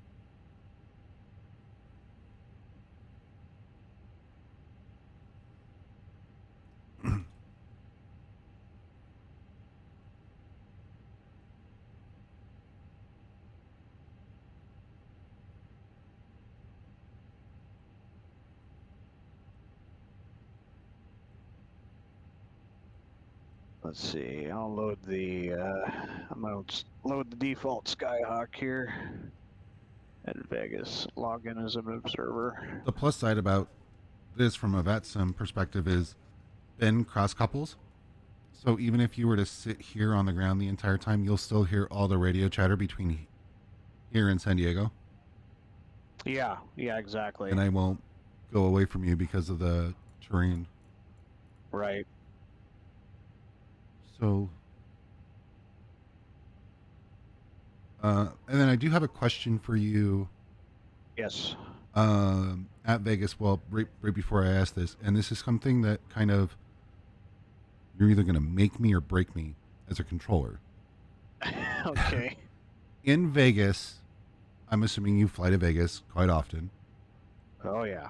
Now, in Vegas, I have been instructed that the entire ramp is a non-movement area. With that Yes. being said, you guys call ramp control, right, to push and move on the ramp? Right. When you guys call ground, which is officially the first time you're talking to ATC, right? Yeah. Do you call from a because the spot? ramp controllers aren't FAA, technically in Vegas. That's my understanding. Do you guys call from a spot in Vegas when you talk to ground? Or Yeah. Okay. The reason I ask is because so many pilots on the network don't know what a spot is, and I didn't know if that was just me being, for lack of a better word, an asshole. I'm trying to figure out how to put this politely. I'll just put it blunt. If it's being an asshole or if it actually is how it happens in the real world. Now, I've asked Derek this question a million times, and I know I've asked you before, but like in the real world, you guys call from a spot, right, when you're ready to taxi? Correct. And you guys do the same thing at like Dallas, and I believe Miami does it too, right? And I know O'Hare does. Yep. Okay. So I just wanted to make sure I wasn't way off. So CRAFT. The only place where there's no consistency in anything with regards to ground operations is LaGuardia, in my experience, and just New York in general, because there is so many operators there and so little real estate. And they've been in a state of construction since, who knows how long. 1901. Yeah, pretty much. Exactly. And so they're just, everyone has their way of doing things. So you have to call this metering person, you have to call clearance 5 minutes before push, and then you have to talk to this guy on the way out, and then just don't call ground, he'll call you, that kind of thing. Just monitor, because God forbid you key up and tell them where you're at because they forgot about you. LaGuardia is an absolute show sometimes. I know there's another name for LaGuardia, and there's a reason I don't fly into there even on the sim. I'm going to assume you agree with it. Yeah. How to put this politically correct? Oscar the Grouch would love it. Yeah. Yeah, Okay. I gotta say they have their special way of doing things. That's for sure. No, don't get me wrong. I would love to fly the visual into LaGuardia, but yeah. Yeah. All right, so I'm gonna let's see. I'm just gonna start this airplane up here so I can listen to ATC. Did you already get clearance yet, or did I miss that? No, I'm getting ready to call for it now. I was just waiting for a break. Yeah. LA Center, American 3072 on the ground at Lost Wages, IFR San Diego.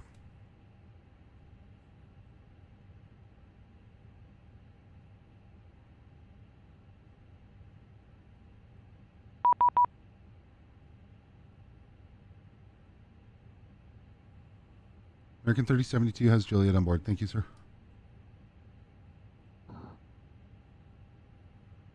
Pre-departure clearance. Clear to San Diego. Raider 2 departure level transition. Lucky 1 arrival. Climb via the SID, which we expected. Expect 280, 5 minutes after departure. Departure is on 135.55, which we already have programmed in. And our beacon code is 4645. Couldn't get lucky on that one, could I?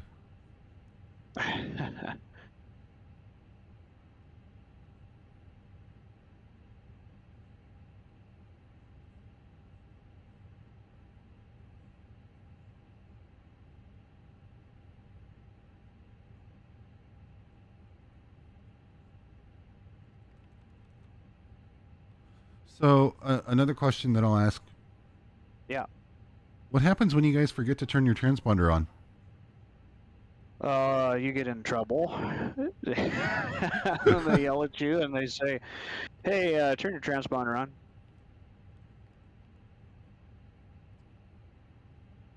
Actually, I had a transponder fail not too long ago on departure, and they said, "Hey,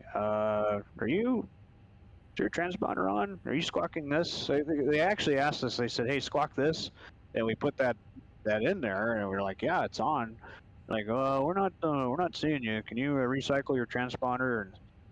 And it was right after takeoff, so we had to fly the airplane a little bit and get on. We got on with departure control, and then we just switched to the other one, which you have two transponders there, so you have 1 and 2. And you want it to match the side of the pilot flying because those are tied to the transponder 1 is tied to ADR 1, so it gets its air data from the left side, and transponder 2 is tied to ADR 2, so the air data gets it from the first officer's side. So if the first officer's flying and it's on number 1, then it's looking at the air data from the left side, which could be off by a couple hundred feet in flight. And so obviously you want that air data to match whoever's flying. So that's why you can transfer between 1 and 2. Gotcha. Yeah. So you got that. You got the squawk 4645. Yep. And did he? I didn't see your PDC, but what exactly does it say? It says I'll post it in the. Okay. You have the Twitch stream up, don't you? Yeah. Yeah, I've got you over here on this screen. So that's what a pre-departure clearance message is.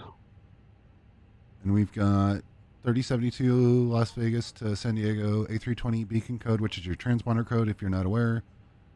4645, which we got plugged in. La box. Everybody who flies cringed. Las Vegas 2, Raider 2, level, Lucky 1, San Diego, climb via the SID.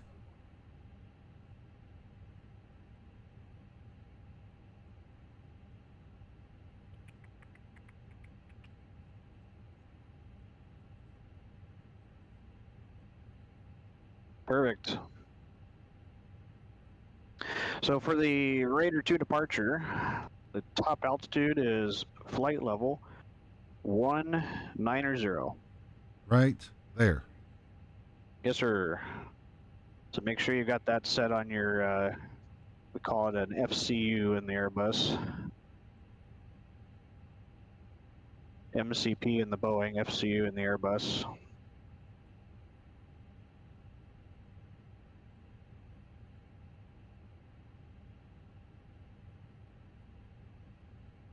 The only thing that I wish that the throttle pack from for the Airbus had that the Boeing has is the fact that you can change all those. Oh yeah, that is kind of nice. Yeah. There's times where I want to plug in my Boeing throttle right next to my Airbus throttle, just for that dial. Yeah. Yeah, for sure. Okay. Cool.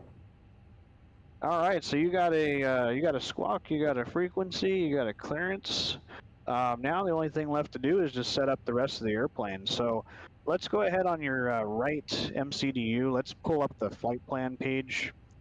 So SOP for the Airbus is to have the performance page on the side of the pilot flying, and then the pilot monitoring, whoever's not flying, will have the flight plan page up on their side. There you go. All right, and then we'll just finish the rest of the flows. So in the left seat, the flows kind of starts in the left corner there. You check your oxygen mask. It's kind of behind you. I don't know if it's modeled. Oh, it is modeled. Okay, so you can test it, and there's a big push to test there, and you should actually audibly be able to hear the airflow through the speaker if you select it onto the intercom mode. It's okay if it doesn't. Oh, you know why it doesn't work? Because you haven't turned the oxygen on. So go up to the overhead panel. We'll start there. And select that crew oxygen to on. So basically you want to start on the left side and work your way up. So bottom left corner, wipers off. And then we want to extinguish all the lights.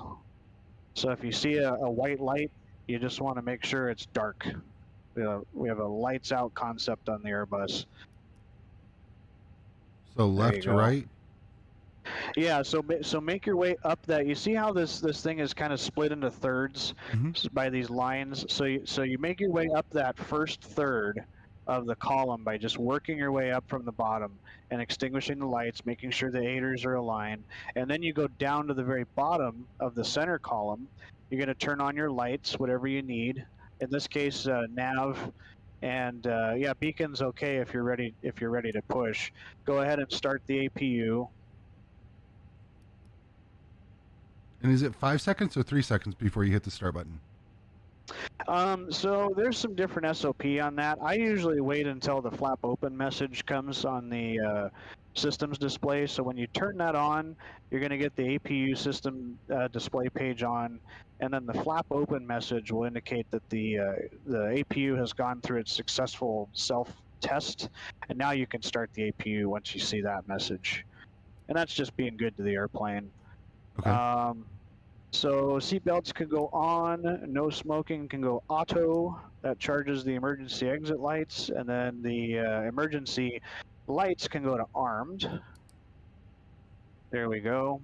And then make sure the cabin pressurization there is in the auto position, which it is. As we move our way up, we've got normal lights on the packs, and external power is still being used, which is fine. You can go ahead and extinguish all those lights on the fuel panel from left to right, exactly. You can do your fire test individually, one at a time, engines and APU.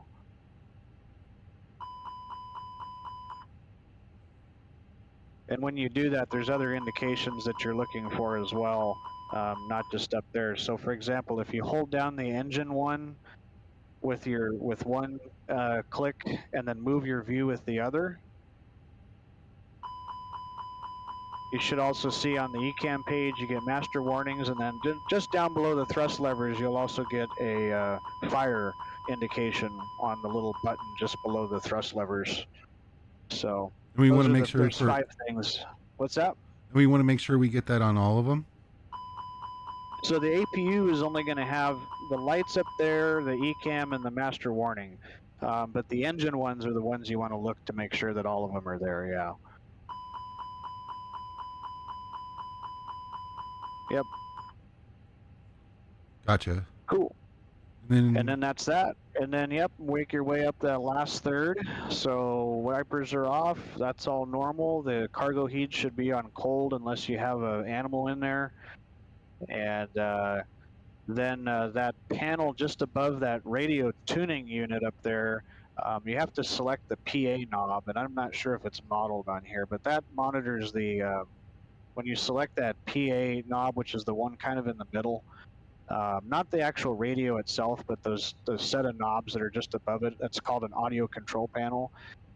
That PA knob has to be out in order to record announcements on the cockpit voice recorder, and it should be set to RSOP as minimum of 50%. okay, sorry, hang on. Yeah.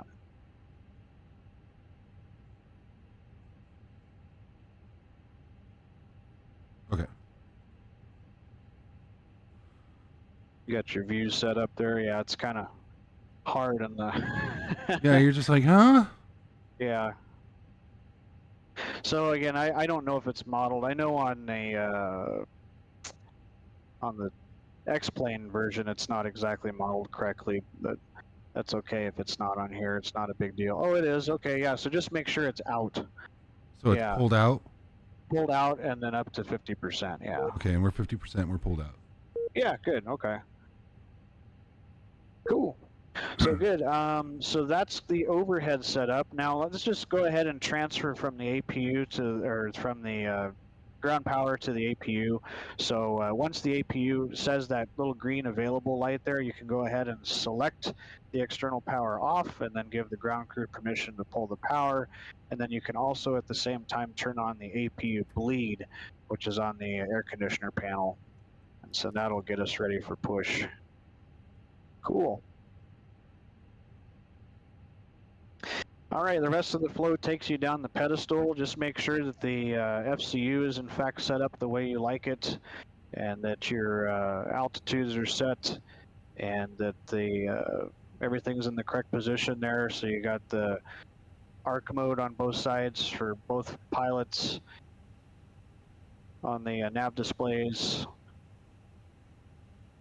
Arc. There you go. Yep. Arc. And then we make our way down that center console there. So looking at the right side of that center console, not where the thrust levers are, but just to the right of the displays, you have where the landing gear lever is. And just above where the landing gear lever is, there's a switch for the nozzle steering and anti-skid, and make sure that's on. And then we're also checking that triple indicator there for pressure. So there is an accumulator on the airplane that can bleed off over time. And we want to make sure that that pressure is somewhat close to the green band. That's the triple indicator right next to the landing gear handle. Right here? And if it, yep, that's the one. And if it's outside of the green band, we can charge that by using the electric hydraulic pump, the yellow electric pump. However, we want to be careful to make sure that there's not any ground personnel down there that could get injured. Because what that does is it pressurizes the nozzle steering. So you just got to be careful with that. Cool. And then make our way down the center pedestal. So the just above the thrust levers, everything there is in normal on the switching panel. And then your radios are all set up. So you got bend center and number 1. Looks like COM 2 is set on the right side. Normally that's set up where we're both on the same radio usually. So they both say VHF 1 on the radio tuning panels. There you go. And the audio control panels just below that are set up. And then as you make your way down, you just kind of make sure again that everything's in place. Your radar's off, your transponder's set, and that's pretty much it. And then at this point, if everything in the airplane is set up for navigation and the boarding's been completed and we've briefed our departure procedure, I'd ask my flying partner if he's ready for the checklist.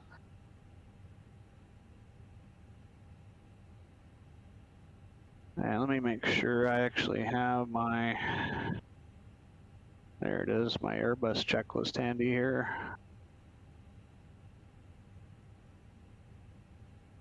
And then we're going off that one that you linked this morning, right? Yeah, I like November. that one. That's very similar to the one we use in the real airplane. So just That's so I yeah. make sure I've got the same one. It's got November 2017 A319 A320 on it. Affirmative. Gotcha. Okay. Yep. Oh yeah, don't forget to test your oxygen mask. There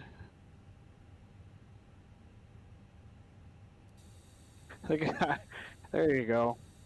I like what Captain Webb said. Blinking, blowing, and ready for towing.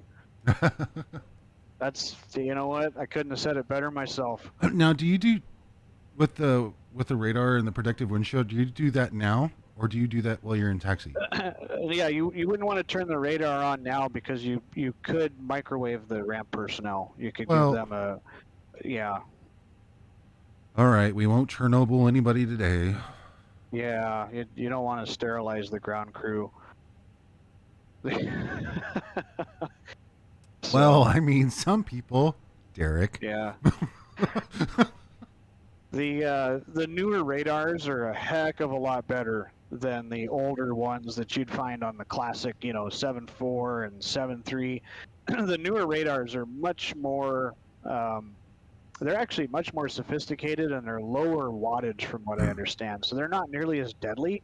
Mm-hmm. But the concept is that, it's probably not a good idea to be doing that and radiating people, especially the folks that are near the airplane. It's probably safe if you're, 10 or so feet in front of the thing, but I wouldn't be right up close to it. And these guys are standing right there, so, right. You wouldn't want to do that to them. Weather radars also have another funny little trick to them. Have you ever flown over Lake Pontchartrain? New Orleans? Yes. Yep. Oh, that's kind of right. It sets off the sets off radar detectors. Radar. Yep. I think I told you that story before. For those of you guys who don't know, one of the very first times I flew out, I was a safety pilot for somebody else. We were flying out of New Orleans, and we were flying back to Missouri, but we routed ourselves to come out over the lake, and literally flew over the very long, annoying bridge. My buddy looks over at me and he goes, "You know how to see a whole bunch of red lights at night?" And I'm like, kind of afraid to ask, but go ahead. He tilts the weather radar down, turns it on, and you can see everybody hit their brakes the entire length that you can see cars. I go, "What'd you do?" He goes, "I just set off every radar detector on that entire bridge." And that's when I knew we were going to be best friends. Yeah. That's awesome. Yeah, so we won't turn that on until we get well out of the way. But all right, so good. Let's go ahead and I will go ahead and we'll just do this as like a read and do on all these checklists. But I'll read it to you and you can respond. So I'll read the left side, you can respond with the right side. How's that sound? Okay. All right, so cockpit preparation. Complete. Completed. Gear pins and covers. Removed. All right, signs. On and auto. Aiders. Nav. Good. And fuel quantities. So here you just make sure what you have on board. 113.6. That looks good. Takeoff data. Set. And baro ref. 30.8 on 3. All right, 3008, cool. So there's a line here that delineates, when we're ready to push. So at this point, flight attendant comes up, gives you your spiked coffee and your paperwork, and shuts everything down. In terms of, hang on one second. Flight attendant comes up, gives you everything you need to know, and then, okay, can we close the door? Sure, close the door, and now you're ready for pushback.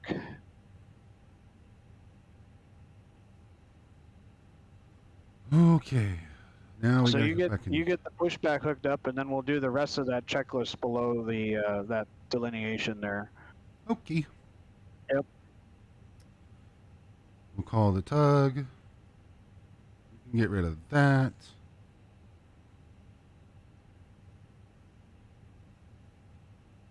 Okay. Cool. Nobody get triggered by what he just said on the radio. I didn't even hear what he said. Well, what I want to specify something real quick because this is an opportunity. Whenever someone clears you on a route, do not delete your airways and amend it on your own. It's one way to get in a whole bunch of trouble.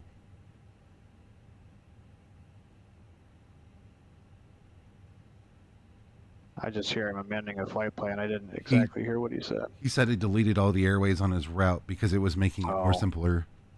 Oh, well, that's not... No, can't do that. Yeah. Sorry. No, that's okay. I have it turned down, but I heard it, and it's one of those multiple segues. Yeah.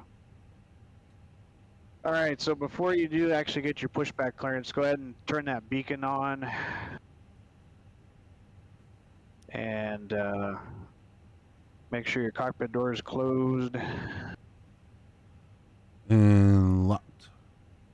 Yeah, why stop there? Just make the route direct, seriously. Yeah, no kidding. All right, I don't have it in my flight plan.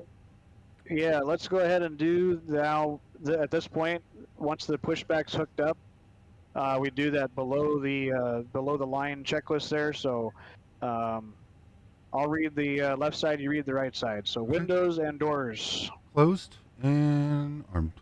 Closed and armed. Beacon. On. Mobile phone. Off. I had to actually turn mine off because I got a call right when we were there. All right, that's off. Thrust levers. Idle. And parking brake. On. Well, set. Yep, good. Yeah, set. That's good. Okay, so the before start check is complete, and now you're on your own here, right? So you're in Vegas, so you can push back when you're ready, and then we'll just do the normal normal starting procedure on the Airbus, which you know how to do that, right? I can walk you through it. Yeah. Yeah, I'll walk you through it. Real quick, why don't you do me a favor and go to the systems display real quick, which is just above the thrust levers, and push the status key, which is right there in the middle. And you have Cat 2. I'm not sure why you have Cat 2 and not, but that's okay. That's fine. All right, go ahead and push the status key again. I don't know why that's on, but that's fine. Okay. Yep. Pull up the ground chart because I'm always lazy. And we're at Delta 10.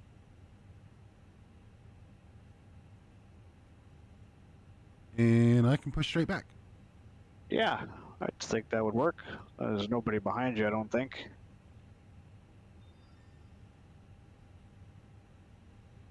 Nope. I think the only person here I heard was a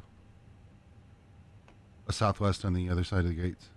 Yeah, I'm sitting on the ramp on the other side anyway, so.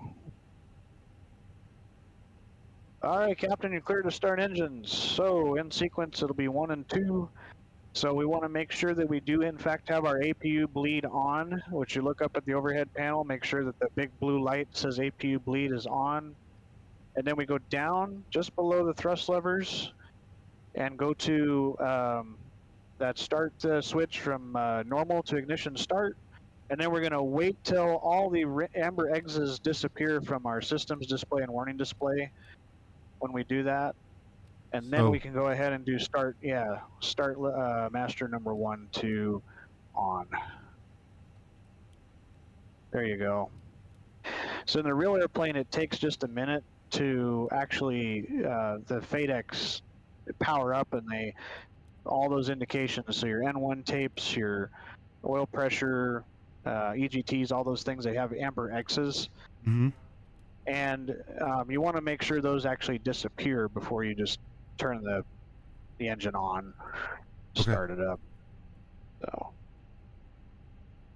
I hear something clicking. Do you have a keybind for the? So this is something that if anybody in chat actually knows the answer to, that's the way the Airbus throttle is acknowledging the start on the throttle, Okay. and it's annoying Yeah. because it Yeah, continuously CFMs thinks are that nice. sim thinks that it's not holding down the knob. It's gonna start. It did start, Yeah. but that's the annoying little click that you hear is because the Interesting. throttle is.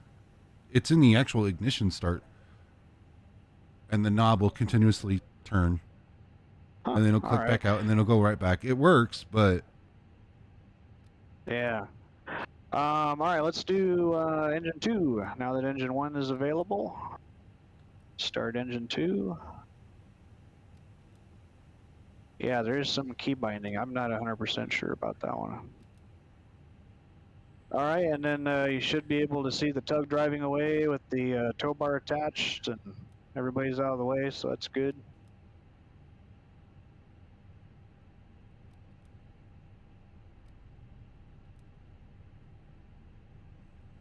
Oh, I hear a Derek Hood on frequency. we do. Yeah. How about that? Now, the other question about Vegas is, I know that all the spot numbers are not, so they run, or they painted them differently in the sim. Do they do that in the real world too?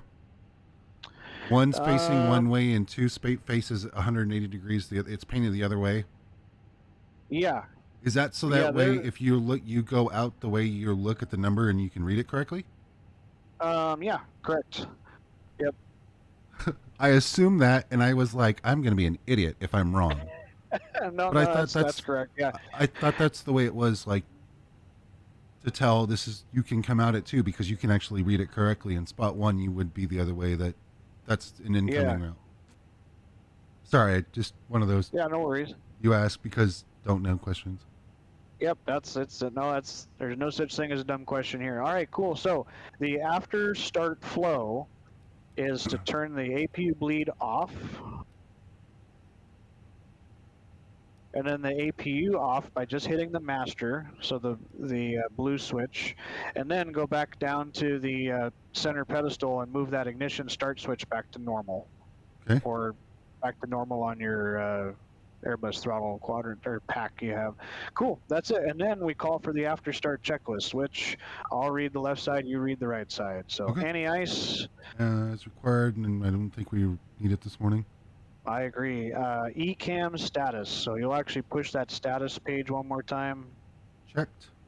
Good. And then pitch trim.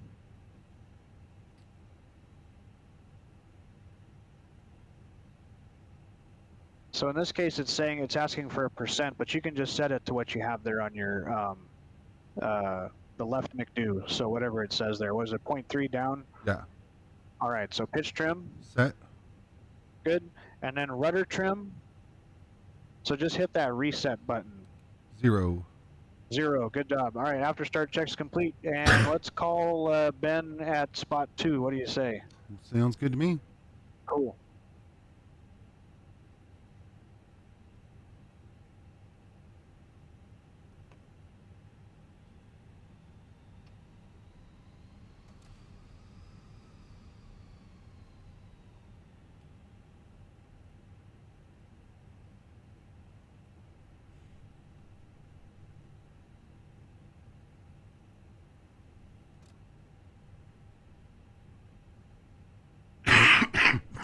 Sorry.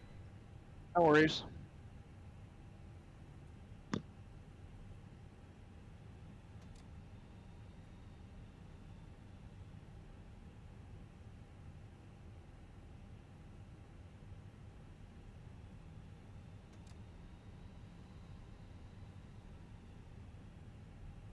Of course, Ben is busy. Right.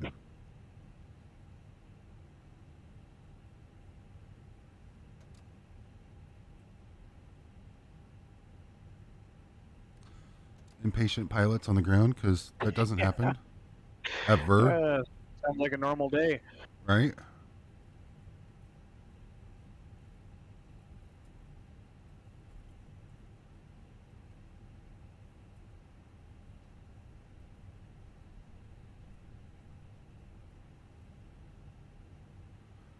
We requested. Negative? No, you go where you're told to go. Oh boy.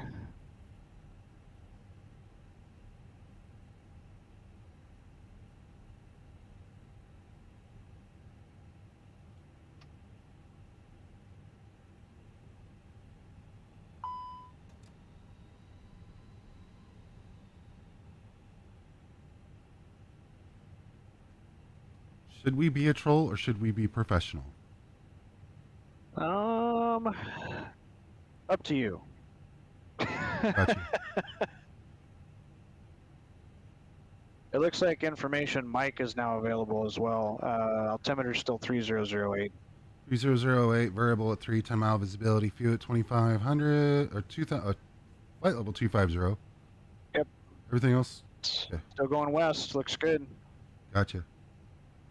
LA Center American 3072, spot 2 with Mike on board, and we will taxi wherever you ask us to go to.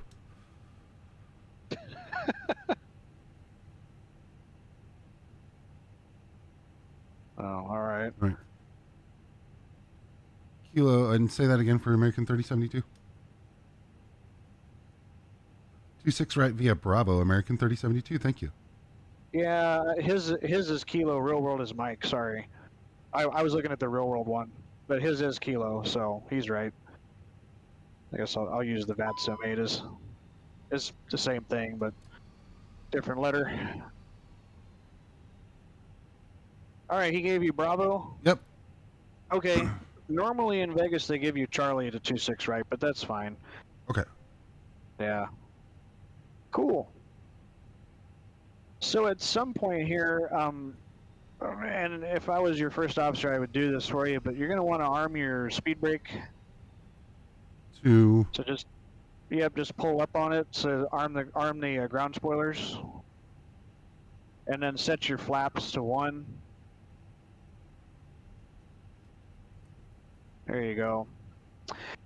And then the rest of the flow in terms of the taxi is to do a flight control check. So go ahead and clear your status page. What does that say? I can't read the, you have a message there. When did that come up? auto flight, auto throttle off. Oh, because I moved my throttle up. Oh, okay.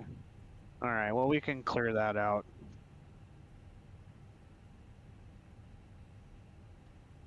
Okay. All right, and so, yeah, clear the status page because the systems display is all automatic. I know this is kind of hard because it's like taxiing and flying at the same time, but anyway. And then when you can, just do a quick flight control check by making sure that your stick indications are also matching. Yeah, and do that by clear the status page one more time. See how the systems display still has the status page showing up? So just, yeah, clear that, and now every time you move your flight controls, that flight control page will automatically come up. So now you can check all those. There you go. And then your rudder as well, if you want to. There you go. Cool. All right, good. So at this point now, we'll go ahead and push auto brakes max. So that's, there you go.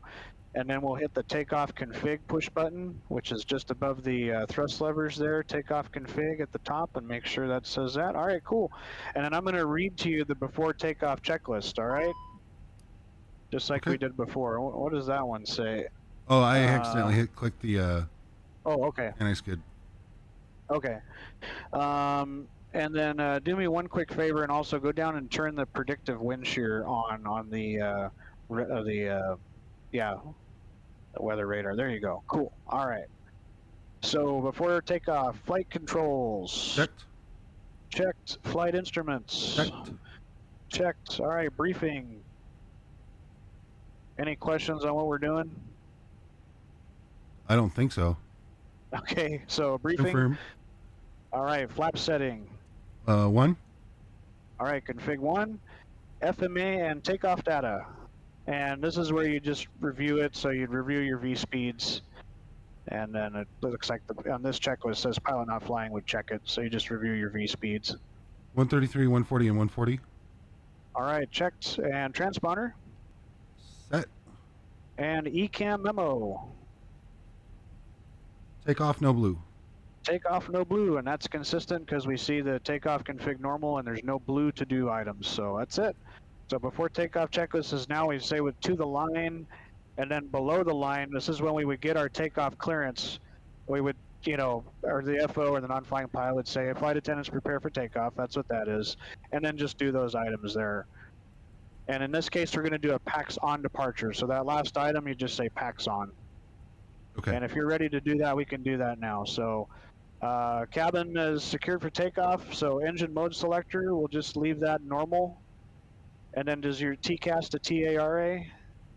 And TARA. Good. And then PAX, those are going to be on. So that's it, man. The only thing you have to do is turn the lights on and get a takeoff clearance.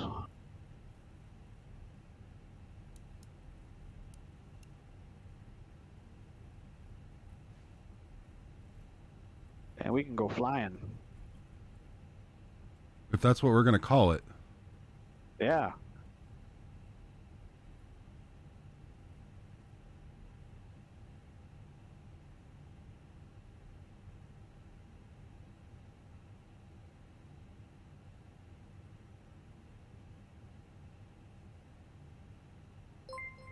Lucky sub-month. Much and I.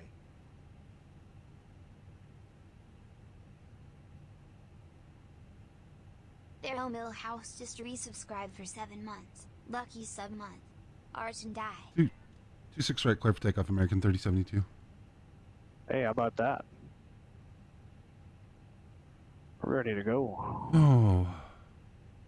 You ever get the jitters whenever you're getting ready to take off? No, I get excited. The best part. Payday! No. Yeah. That's right.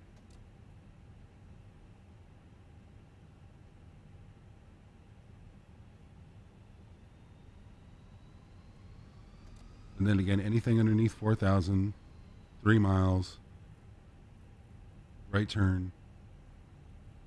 Yes. Gotcha. Correct. Yep. And that's what we would be. That's what that briefing part of the checklist is too.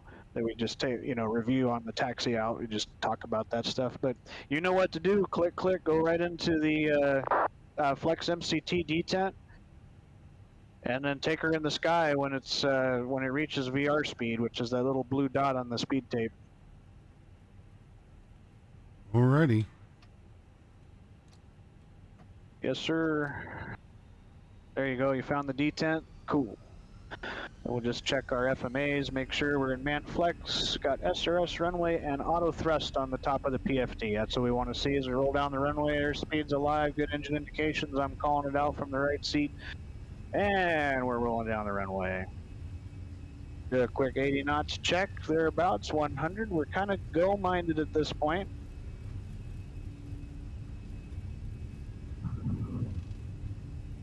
Very nice work there. I'm seeing V1 pretty close.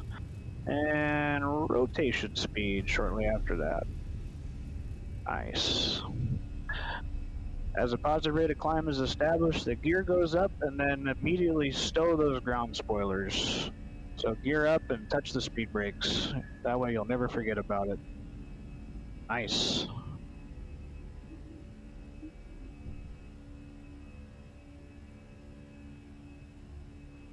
And if you want to sit back and watch the action, AP1 can go on at any time, or if you want to fly, it's up to you. AP1's on. All right, so lever climb is flashing because we just passed 1,000. There it is, very good. And then we're going to retract the flaps when we get to the S speed. Gotcha. Yep.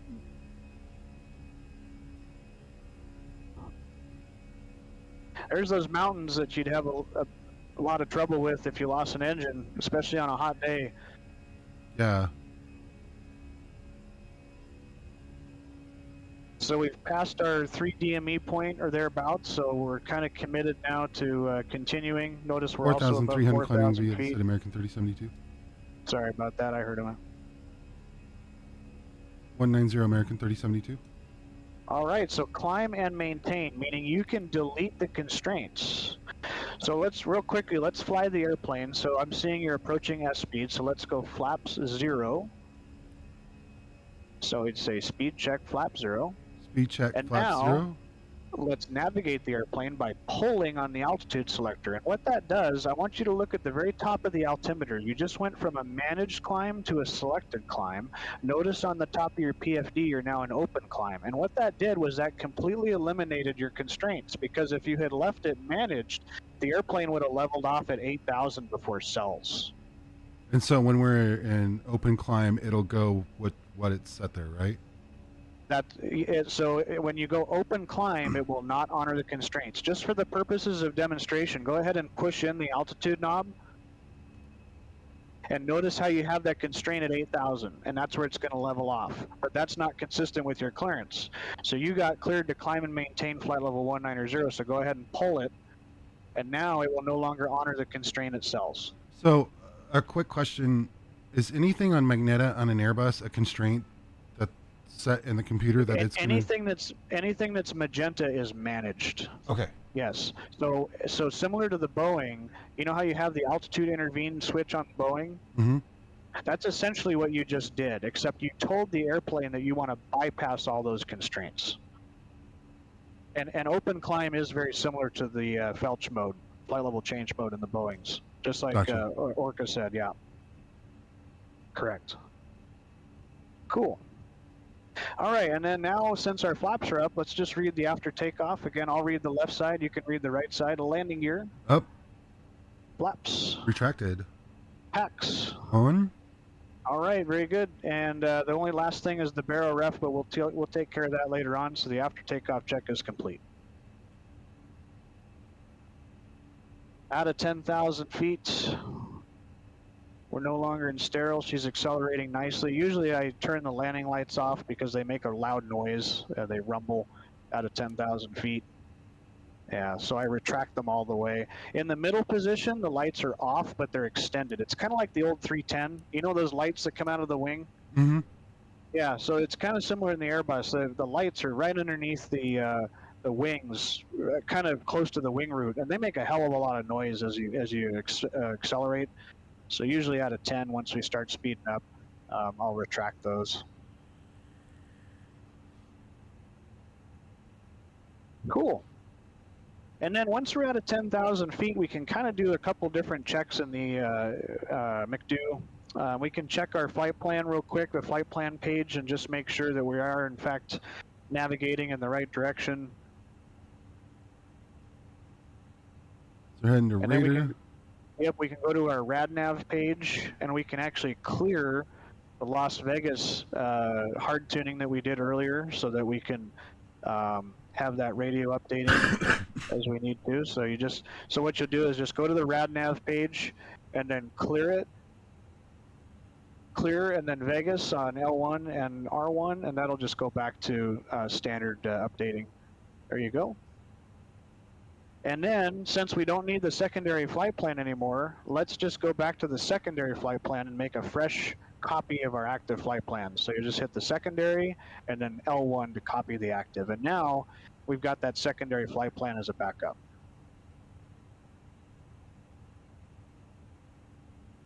Awesome. Yeah. Yeah, that's true. Orca says the switches are reversed in the Boeing and the Airbus because back is off and forward is on. And in the Airbus, it's exactly the opposite. Yeah, I know. I never really understood why that was, but that's what they do. And some of the new Boeings have level 280 American 3072. Yeah. Some of the new Boeings have the business jet thing with them now. Cool. Did he clear to 2.7 or 2? I didn't hear what he said. Sorry. Cleared us up to 2.8. 2.8. Okay, perfect. I'm going to move my position to San Diego so that I can hear better. Change location here. You can actually work the radios. You know that, right? What do you mean? Oh, you mean if I log into like VLC or something? No. As an observer, so if we were in a co-pilot environment, like Phoenix actually had a co-pilot, like the fly-by-wire does, Yeah. Or if you're flying in the same airspace, if you park it as an observer and the controller has cross coupling, like in this case Ben does, if you're sitting in the same and you're working it and you want to work radios and you know somebody who can actually fly, you can sit in as an observer, and as long as I'm doing what I'm supposed to be doing, you can technically call in American 3072, climb and maintain flight level 280. You need to be as an observer. But if you're in a co-pilot environment, then you would log in as an observer anyway, so that way the controller doesn't see a conflict alert nonstop, which, trust me, we hate you for.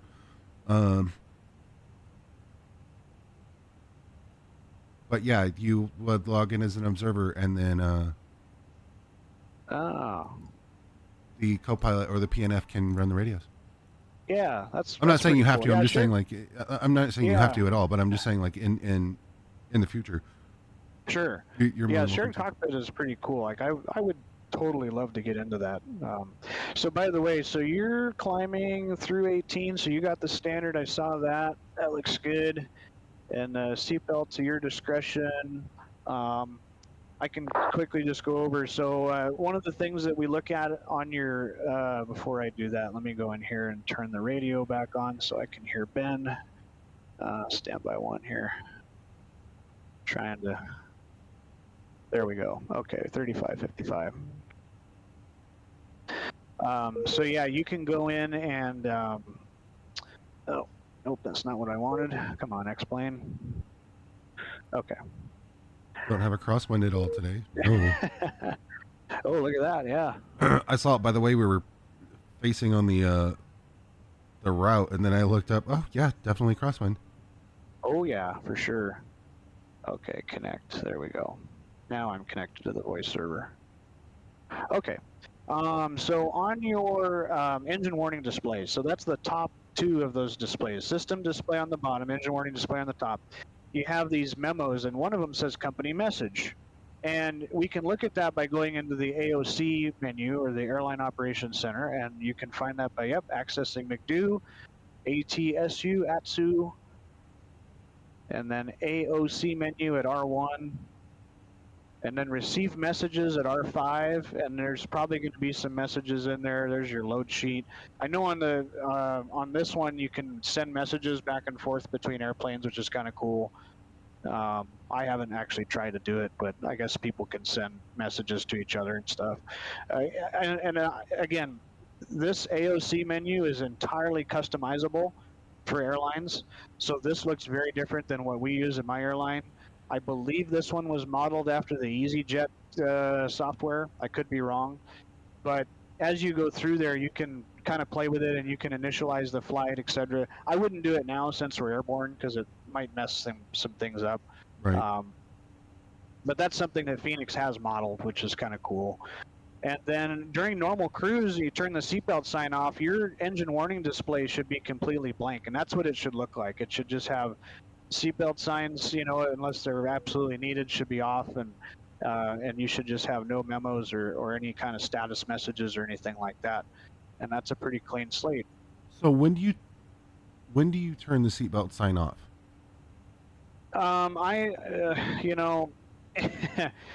This is like, it kind of varies, but I will turn it off once we get to cruise, and if it's smooth.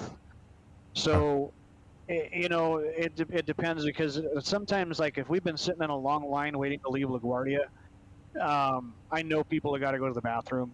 And if I'm climbing out and it's reported to be smooth, I'll turn it off. But I will usually do that when I'm up in the flight levels, like past 25, 30,000 feet, somewhere up there. But it has to be very smooth.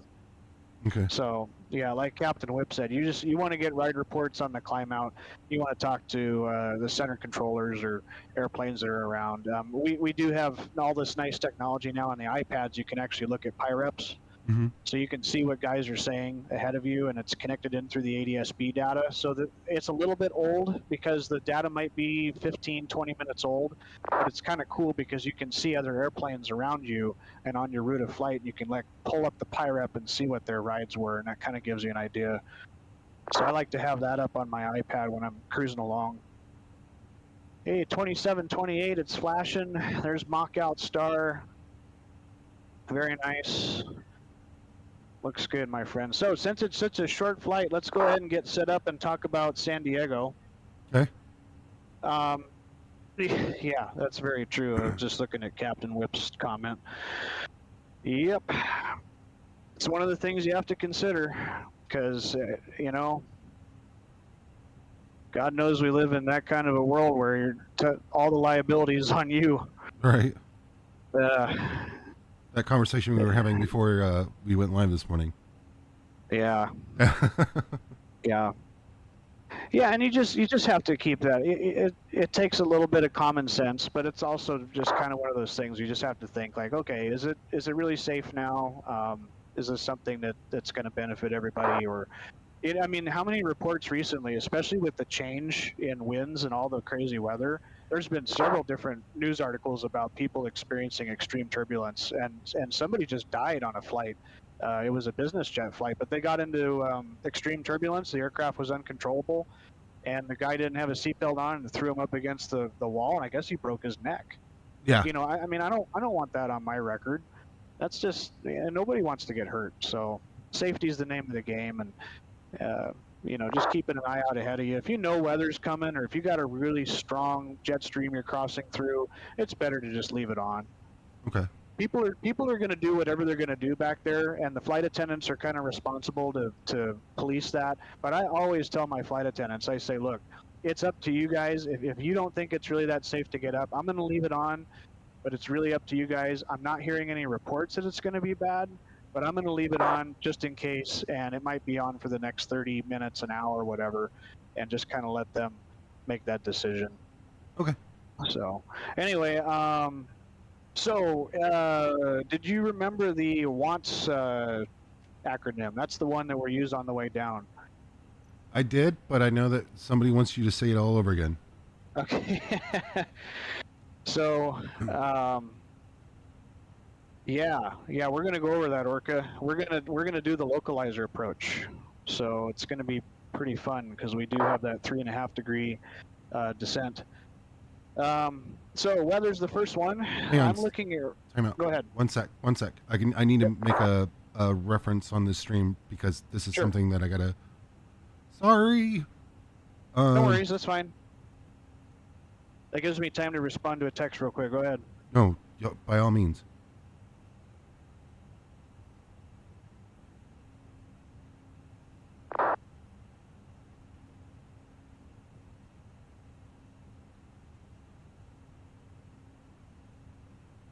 Okay. All good? Yep. Just had to make a highlight marker so that way I would go back to this. Oh, sure. Yeah.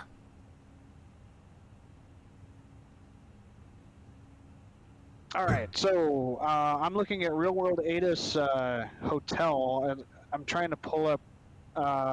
He has ground on at San Diego. So VATSIM is Golf 290 at 6:30:17. And they are, in fact, advertising runway 27. So that's good. Got golf on board. So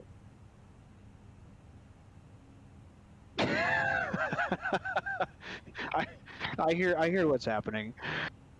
Is that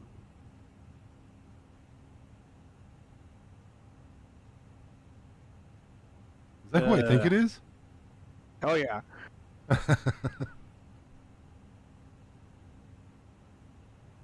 Your call sign is American. Okay, sorry. I got to turn it up a little bit so I can not. American 3072 has the lucky the arrival on board. I went brain dead.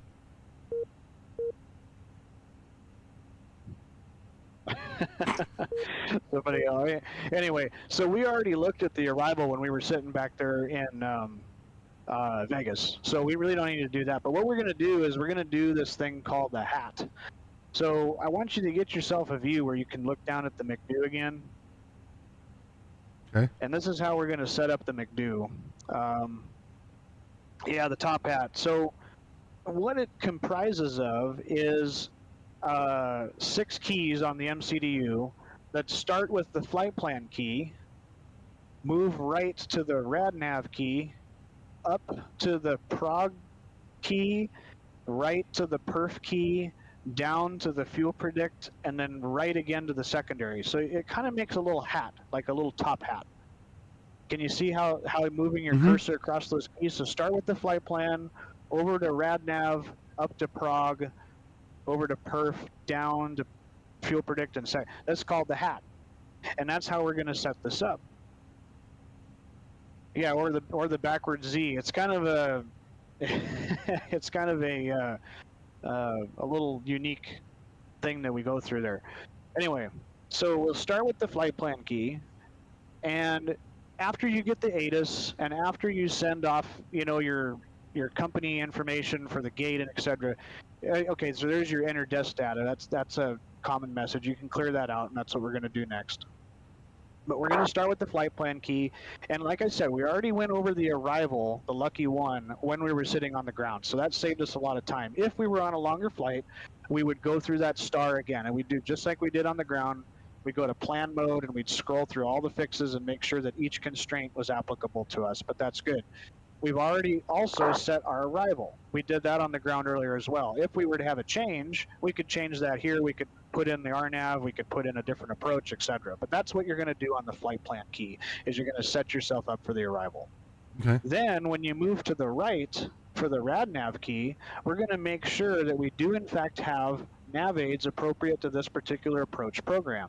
So in this case, for the localizer 27, we should see in the L3 key the correct frequency and identifier, which has been auto-tuned from the database for the actual approach. And that's what we do have. We have 110.9, and the approach course there is 275. You can see all that's been pre-programmed, which is perfect.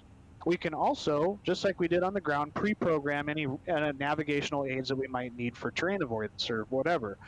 In this case, we really don't need a whole lot, but if we wanted to, we could pre-program the mission bay frequency, just like we did. We could type in Mike Zulu Bravo and put that into L1, and that would give us DME off of that, etc. So that's just what you want to do on the RadNav page. It's just verifying this information. Okay. Next, at the as we go up the hat, we're going to go to the prog page, and we're going to make sure that we still have GPS primary and nav accuracy is high. And we could also, in that L6 key, that's where we would change our required RNP value if we were doing an RNAV approach, but in this case we're going to leave it at 2. Okay. Then we're going to go to the perf page, and we're going to scroll through using the R6 key to the different phases. We're going to scroll through until we get to our approach phase, which should be at the very top of the screen. If you go to the next one, at the very top it should say approach phase. Good. You can see that the only required information that the Airbus asks for is the QNH, which in this case, according to Golf in San Diego, should be 3017. But all this other information the aircraft does in fact use, and is good information to have because it supplements the approach procedures that come in. Oh man, you just got some love here. Thank you very much, Frost, for the 10 gifted subs. Yeah. And so we had a Nice. QNH of 3017. Yes, sir. American 3072. Sorry, descend via the Lucky One arrival. And can we get the altimeter again? 3017. My apologies, American 3072. Okay, so you'll set 5,000 for the bottom. Now? Yeah, let's do it now because you got the clearance. So let's set it in the in the FCU 5,000 feet. Okay. And let's just go ahead and manage the descent so that we don't, because we're going to talk about stuff, and that way we just won't forget about it. So go ahead and push that knob in. Okay. And now let's look at our FMA and just make sure. So we are in fact descending, and we have a constraint at 240, which is good. That's the first one we should see, which is awesome. It's good. All right. So we'll continue down with our setup here. So 3017, let's go ahead and put in the temperature as well. San Diego Information Golf is advertising 15 degrees. And winds are 290 at 6. Good. All right, so all that information is set, and then the last thing that we want to do is set our baro minimums, which in this case for the localizer approach is going to be 680. Now, because we're operating for an airline today and we have an MDA, we have to add 50 feet to that number. Why? Because we're on a localizer approach, which means that we have to, if we have to go around, we don't want to bust that altitude. And in the process of going around, we might lose 50 feet. So the industry standard is to actually add 50 feet to the MDA, and we call that a derived decision altitude. So in this case, it'll be 680 feet. You can see this, by the way, on the localizer runway 27 approach plate 11-3. 680 plus 50, if my high school math serves me correctly, should be 720 feet. No, 730. You're right. 720. 720. No, you're right. So you'll put 720, and that'll go right into the baro field. There you go. So that's good. If you can explain why I'm not paying attention to chat, please. Sorry, go ahead. Yeah. And then in the last part of the hat here, we're going to go down from there. So we set up the approach phase. Now we're going to go down to the fuel predict. We're just going to make sure that we do, in fact, have a little bit of extra fuel here, that we haven't lost any. This is a place where we're going to make sure that our weights have been inputted correctly and that everything is set, which is good. And then, last but not least, we're going to go to the secondary flight plan. And we're going to either copy the active or use the secondary to back up with a parallel runway. For example, landing in LA and planning for the south complex, but then setting up the north complex in the secondary. That's an option.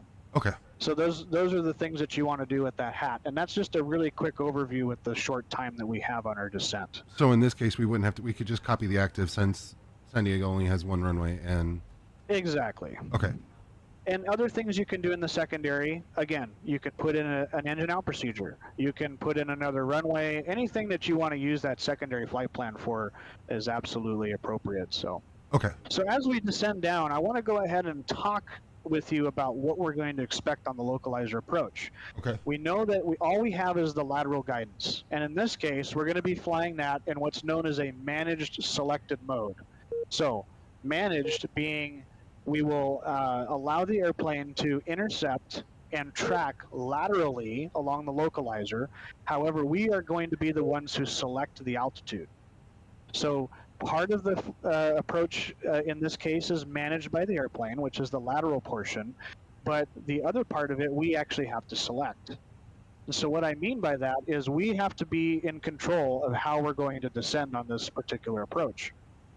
And this one's particularly busy, so it's good to get configured early. It's very good to get configured early. And ideally, we want to be gear down and flaps full at Rebo intersection, which you can see is that final approach fix. And then we want to go ahead and set this 3.5 degree descent angle in the FCU there, and then pull it, and then that's how we're going to actually fly. And by the way, you're at Outstar 240, and it's just going to level off for a short time until it gets to its next constraint here. So you can see it'll start descending there after whatever that is, Murmur or Momar. Mm-hmm. Yep. Cool. All right, so let's go ahead and turn on the LS push buttons. And yes, we are. We're going to use Track FPA to do this. I'm just responding to Orca. So it's going to be Locan Track FPA. With every single approach in the Airbus, it's always going to be two push buttons. It's always going to be push at one button and push another one. For an ILS, it's going to be the approach button and the second autopilot. For the localizer, cleared for the approach, you're going to hit localizer, and then you're going to hit Track FPA, which is that little black button right above the two autopilots. See it there? This one? I can't see your cursor, but yes, that's the one. Track FPA. Yep, there it is. And then for a RNAV approach, it's going to be approach mode, and then we're going to manage the descent. So those are the three different types of approaches, and those are the buttons that you will push. Remember, in training, in the ear, out the finger. So American, let's see, American, what's your call sign again? 3072, clear for the approach. You're going to push one of those two buttons. So you would hit Loc and then...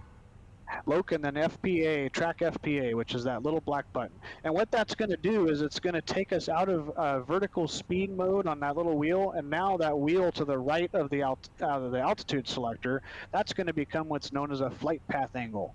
And that's what we're actually going to set. And on the bottom of the chart, we can see just above where the minima are for the Localizer 2.7, we have a descent angle of 3.5 degrees, and that's what we're going to be setting. Okay. Yeah. So you're going to start a descent shortly, and we're just going to kind of play along with Ben here on the ATC and see. There is another company message that came up on your screen. We could probably just clear that out by going to the receive messages and making sure it's not anything. It's probably just a gate assignment or something like that. Yeah. Oh, they're mad because you were delayed and they want to know why. Anyway, so that's fine. At this point, since we're so close to this intersection, we're going to start our... Oh, somebody's in trouble. Since we're going to start our descent, I'd turn the seatbelt sign on and I'd give your best captain voice and tell everybody what the weather is in San Diego. I have a head cold. I'll let you do it. Maybe we'll let Ben do it. That's okay. The flight attendants will take care of it. All right, there you go. We're descending now. Looks like it's started. Yep. So descent. Remember that the most important thing about the Airbus is to know the FMA at all times. The FMA is that flight mode annunciator, all those lines at the top of the PFD. So the key to knowing how to fly the Airbus is to make sure you know what it's doing. As I was taught in school, everything on the FCU, where your right hand would be up there on the autopilot side of things, that's your bid, and then your result is what you see on the PFD. So you place your bid up here on the top, and you see your result on the PFD. So you say, I want to descend, make sure that the PFD is actually telling you you're descending. Okay. Yep. So that's good. So for the approach, again, we'll just kind of go through this here and make sure that we can kind of be situationally aware as we cross. So the bottom of our arrival, rather, is Lindy at 5,000 feet. And when we transition from there, what we're going to do is kind of a dive and drive technique where we're going to set, you've done localizer approaches before, right? Mm-hmm. So you kind of know that concept where you're going to set the next altitude and descend, set the next altitude and descend. Mm-hmm. Well, just keep in mind that you have some pretty short distances to go on this particular approach between these waypoints. For example, there's only 3 miles between Lindy and Vita to go 1,000 feet. Now, that can be done, and that's why it's good to be slower. So I would recommend being configured again on the earlier side and possibly being flaps 2 and 180 knots so that you can manipulate that, because you're going to be the one to manipulate that vertical speed wheel. In this case, it's going to be a flight path angle. You're going to be the one to select that. And I would recommend about 4 degrees, 4 to 4.5 degrees when you come down. Okay. All right, and I'll talk you through that as well. And we can also start these descents usually about 0.2, 0.3 miles before the fix because we have a little bit of leeway there and we can do that. So when we get to that place where we're about 0.2 or 0.3 miles before the fix, we'll just go ahead and pull, and I'll say pull the vertical speed knob, and that'll start that descent. And that's where how we're actually going to select each one of these descents as we do this. And let's see, I'm just going to make sure that you do in fact have your ground frequency when you get down there will be 123.9.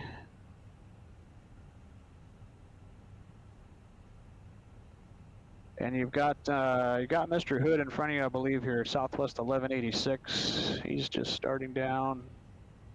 Cool. And then, oh yeah, this is a good, so on the prog page, let's go ahead and go down there. I'll show you another way you can do this. So you see that, excuse me, you see that vertical deviation indication there at R2? Uh-huh. So that corresponds with the green dot that you have on the PFD. So you can kind of use that to gauge that. Now, keep in mind that this is data that is non-baro reference based. So it's not exactly 100% accurate, but you can kind of use that to gauge where you are. But realistically, because it's a localizer approach, we're going to do just like we did, when we were starting our primary flight instruction: time, turn, twist, throttle, talk, track. Right. So at Rebo, we're going to start the timer, start our descent, and make sure our power is set, make sure our checklist is complete, and go through that kind of a procedure. But that green dot that you see, that's your vertical deviation, and it's a great tool to use for situational awareness as we start on down. So why don't we go ahead and let's do the approach checklist, sir, since we're coming through 18. Let's go ahead and set our baro reference to the local altimeter setting, which again is 3017 in San Diego. And when you're ready, sir, I have the checklist available. Almost.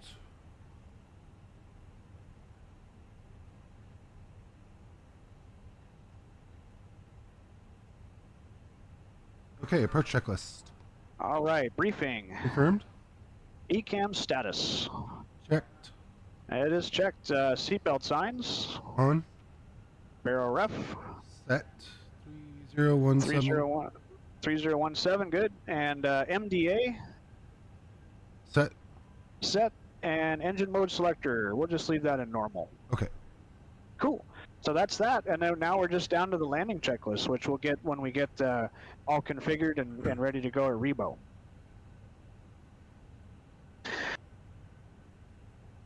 So let's see, what else can we talk about here? We're on our way down.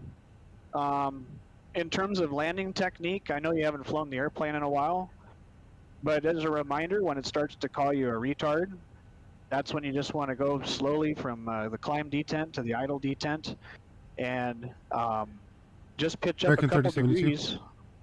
Oh, Localizer 27 for American 3072.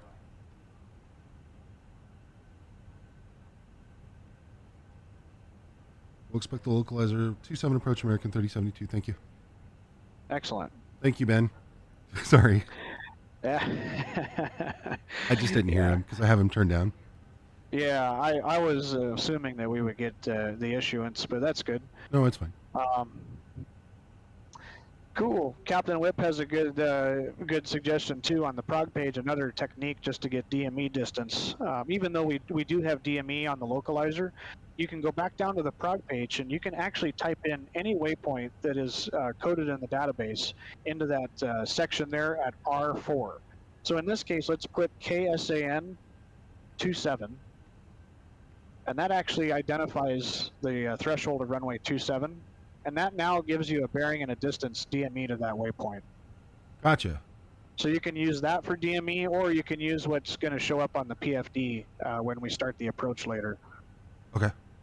Yep.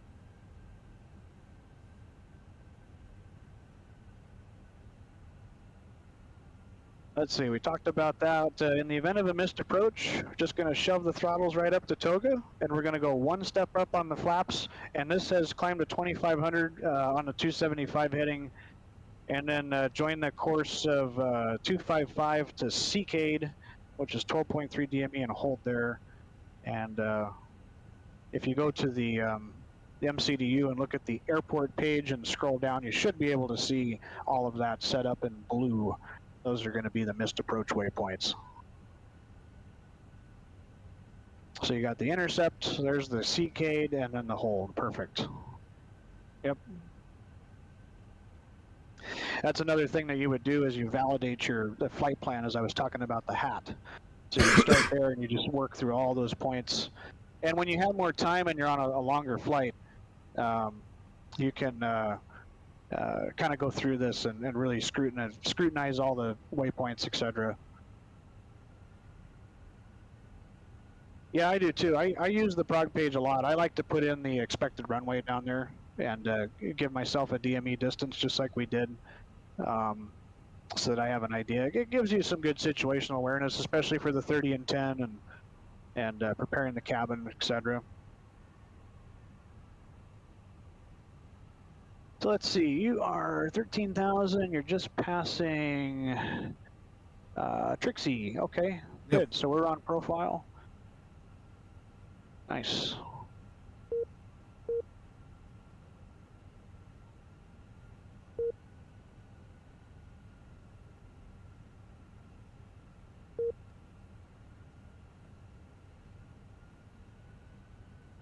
Southwest is going long.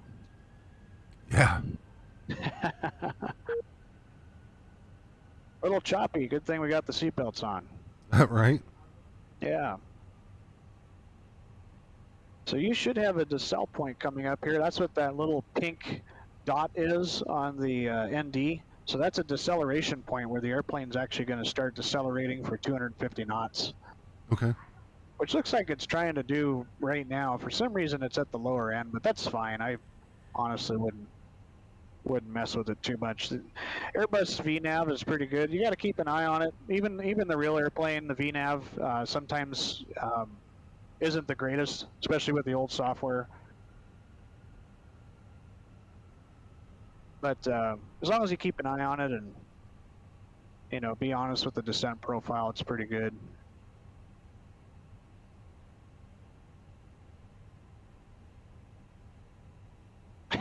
Hey, see, Ben's doing instruction today too. Yeah. Yeah. That's what it's Orca. all about, man. Hey, listen. I already know. Yeah. And I Yeah.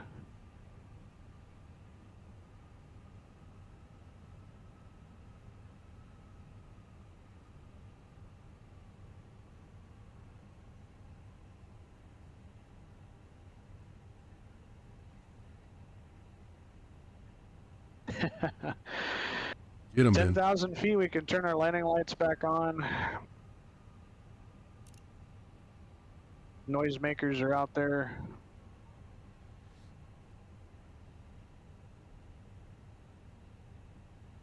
Yeah. So as a habit in the airline world, and as part of SOP, we always call out our FMAs. So anytime something changes, you'll see a white box around it. And we always call those out so that we know exactly what's going on. So like there's speed mode, still in descent. And now it's trying to maintain that 250. It's doing an okay job.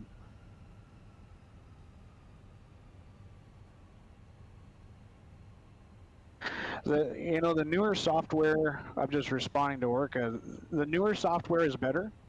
I actually, when Honeywell first started implementing their FMS software into the Airbus, I was very frustrated because you can see how it has this large speed window, and currently we're doing 230 knots when if there was somebody behind us doing 250, it could be an issue.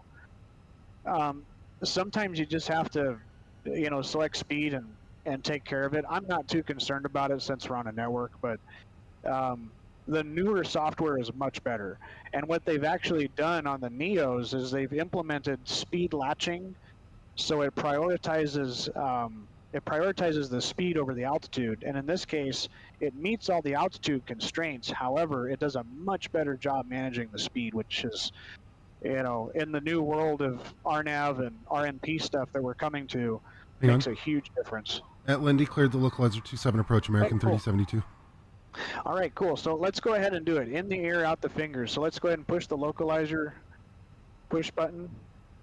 And then track FPA, yep. Good. And we're just going to leave it like that. So what you should see is speed, descent, nav, locus blue, and check out what the indication on your PFD. So instead of the crossbars, now you've got what's called the bird. And it's a flight director, but it's showing you your path. So notice how you have a little bit of a right crosswind and it's kind of down to the left. Mm-hmm. That's the actual path of the airplane instead of referencing the actual artificial horizon. It's actually showing the path of the airplane, which is kind of neat. Awesome. Yeah.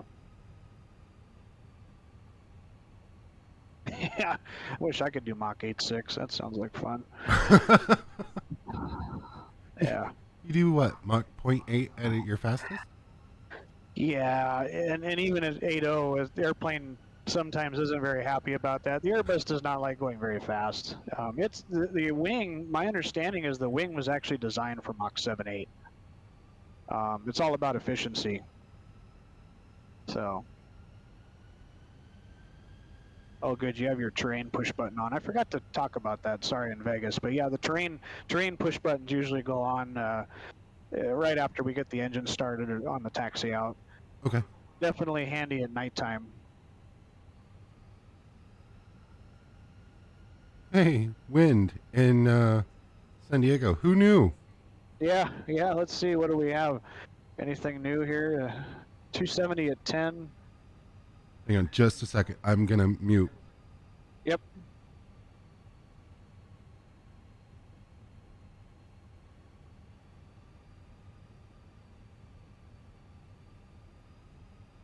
Sorry. No. You didn't have to talk. Stop. I needed to mute because, No yeah, worries. that head cold I was talking about.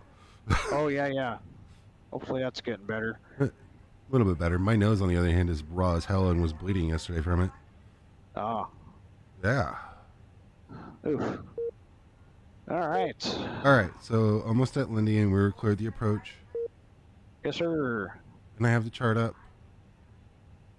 Yep. So in this case, when it gets to 5,000 feet, let's go ahead and select flaps 1, and we can verify that because amber tick marks on the speed. And let's select speed 180. So set flaps to 1. Yep. And then set the speed to 250. 180. And then pull it out. And pull it out, correct. In fact, let's just do 170. That's fine, because that'll give us some extra time. All right, and now let's set 4,000. So this is going to go pretty fast because we got to get down. Okay. So let's set 4,000, which is for Vita, and then let's pull the FPA knob and go minus 4.5. So not the open descent, but there you go. So yep, 4.5 and pull it. There you go. So now look at your FMA. So you're heading downhill, speed 4.5, 5 descending 4, and you've got a little bit of distance to go till you get to Vita. You're passing Vita now, so now you're going to set up the next constraint, which is 3,600 feet, and just keep the descent going down. And I would get flaps 2 out when it's convenient if your speed is set. So 36, and what was it, 4.2? 4.5. Okay. Just leave it at 4.5 for now, yeah. And let's go flaps 2 when you can. If speed's Flaps good. 2? I didn't see what your speed is. It might be a little fast. It's Yeah. slowing down. Let's go gear down as well. That'll help. Gear's coming down. All right, and then let's see. Let's activate the approach phase. Let's go to the perf page real quick. American 3072, go ahead.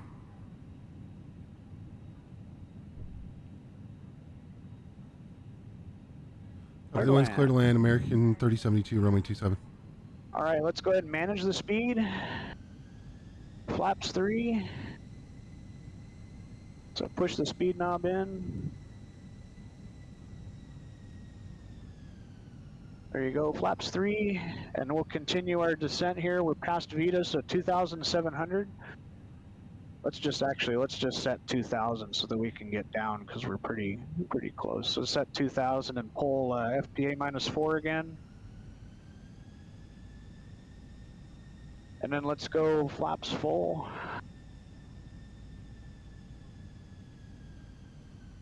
Happens quickly.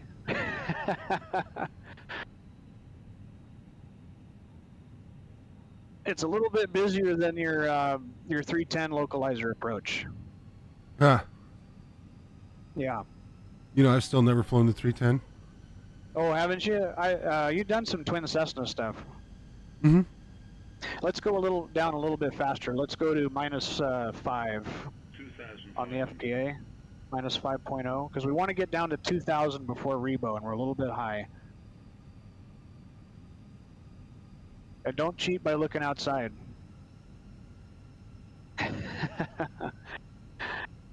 It's interesting that There's a glide slope indication, which is not correct for this runway. I'm not sure why there's a glide slope, but Yeah, there's definitely not a anyway, glide slope at San yeah. Diego. So the idea is to kind of follow that little green bouncing ball, and now you see how you're at 2,000 feet.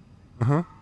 So what you're going to do now is you're going to set a missed approach altitude in case you have to go around. Let's set let's see, 2,500. And now I see you got out constraint, so now go ahead and set your FPA as well to minus 3.5. Hack the clock. Minus 3.5, there you go. 2,500 on the missed approach. Hack the clock, and then we'll call for before landing checklist. Or landing checklist. So cabin is secured for landing, auto thrust is in speed mode, go around altitude is 2,500 set. ECAM memo, go ahead and arm your ground spoilers, and that should say landing no blue. Landing So no you're blue? a little bit low on profile, so let's adjust this to say FPA minus 3. As you can see, that green yo-yo is kind of getting away from you there. So you kind of want to manipulate that. And then also, we're looking at our required DME and distances on this thing. So at about 4 DME, we should be at around 1,090 feet. So you can see your DME down there in the corner, and it should be around 4 DME. So we're kind of using that as a gauge. I can't really read it, what it says, but are you coming up on 4 DME? 4.6. Okay, good. So we 4.5. should be around 1,090. And by the way, you can find these recommended altitudes just above the vertical profile on the chart. And then at 3 DME, they're asking for 720. So at this point, because you're pretty close to minimums, I would disconnect the autopilot, and I would go ahead and fly and just call that good. Nicely done. But that's a localizer approach. Runways in sight landing. Checklist is complete.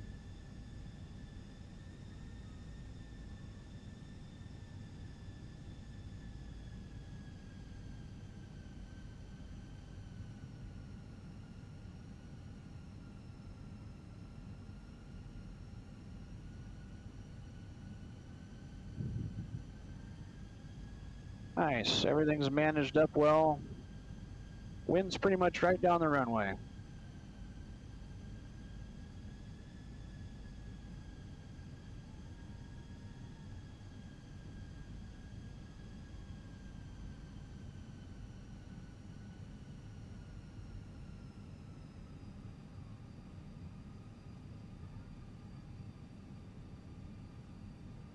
So right when it starts to say 30 is about when I would start to just start that pitch up, that flare.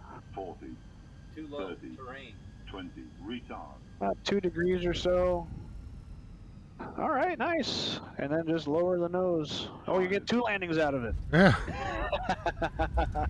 Not bad, not bad. All right, this is where I would call out ground spoilers. Reverse is green, and then there's some kind of decel, I'm sure. We probably didn't set the auto brakes, but that's okay. Nice. 123.9 American 3072, thanks. It's always good when you have that chiming going on in the background. Nice. So, a couple of things. First off, bounce. That's okay. I flared and that main gear just went. Oh, yeah, yeah. Like it No, just it's all got on the good. ground, and then I pulled back a little bit too much, and we went airborne again. So Yeah.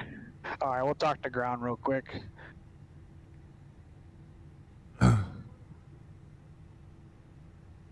$23,900.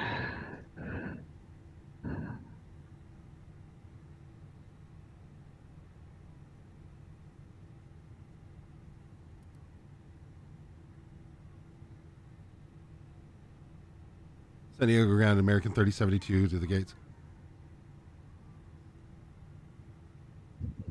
Drop it to the gates, American 3072. Good morning, John. And another beautiful day in paradise. Nice. All right. So if I wouldn't have pulled back as hard as I did, I guess it would have stuck the landing. You guys probably would have Yeah, made a it joke after doesn't joke for it take though. much. It doesn't take much at all. Like I was saying, right around when the airplane says 30 and then retard is usually about where you want to start the flare. As you were And you saying really only it, need a couple degrees. as soon as you said at 30, it goes 40, 30, and then I pulled back and I pulled back Yeah. too hard and it went thunk, like that. Yep. Literally, as soon as I flared, Yeah, you the drove it landing into the gear, runway. yeah, it just right into the runway. I was like, oh That's well, okay. Yeah, that's okay. this isn't going to be We may pretty. have been on the heavier side. When the airplane's on the heavier side, sometimes it just comes out of the sky. So, but that was fine. So flaps all the way up, and you can stow the ground spoilers. That'll make those go away. Lights back to where you like them. APU is necessary, and then just reset the flight directors by turning them off. So turn off the flight directors and the LS push buttons, and then turn the flight directors back on. That'll reset them.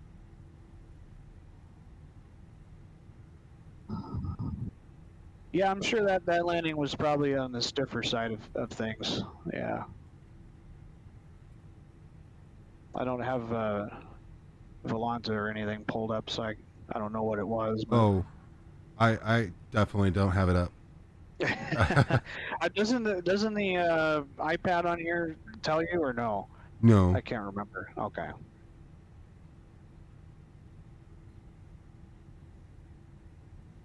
We're just going to a gate because Yeah. American doesn't fly in here, so not from Vegas. There's only 3 airlines that come into here from Vegas. Yep. Cool. And so we'll turn these off. Yeah. So once the APU's online and you have electrical established, or you can do the ground power. Either way. Then we can do the parking checklist. That's the only thing I didn't realize. This checklist doesn't really have an after landing. It just has parking, which doesn't really make a lot of sense. Right. Yeah, I didn't even notice that till now. I realized that the first half of it was very similar to the Airbus SOP.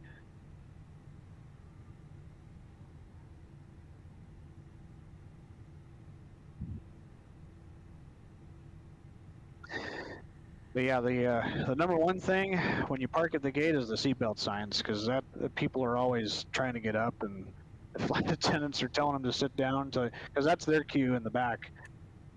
So always after they give me the X with the marshaller and I set the parking brake and we're not going anywhere, I turn that thing off. That way people are not so antsy and the flight attendants can do what they need to do. Let's see. Yep, you got your APU starting to come alive.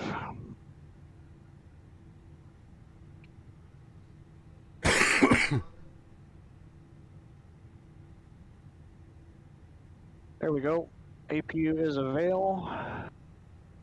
And engine masters can now go off.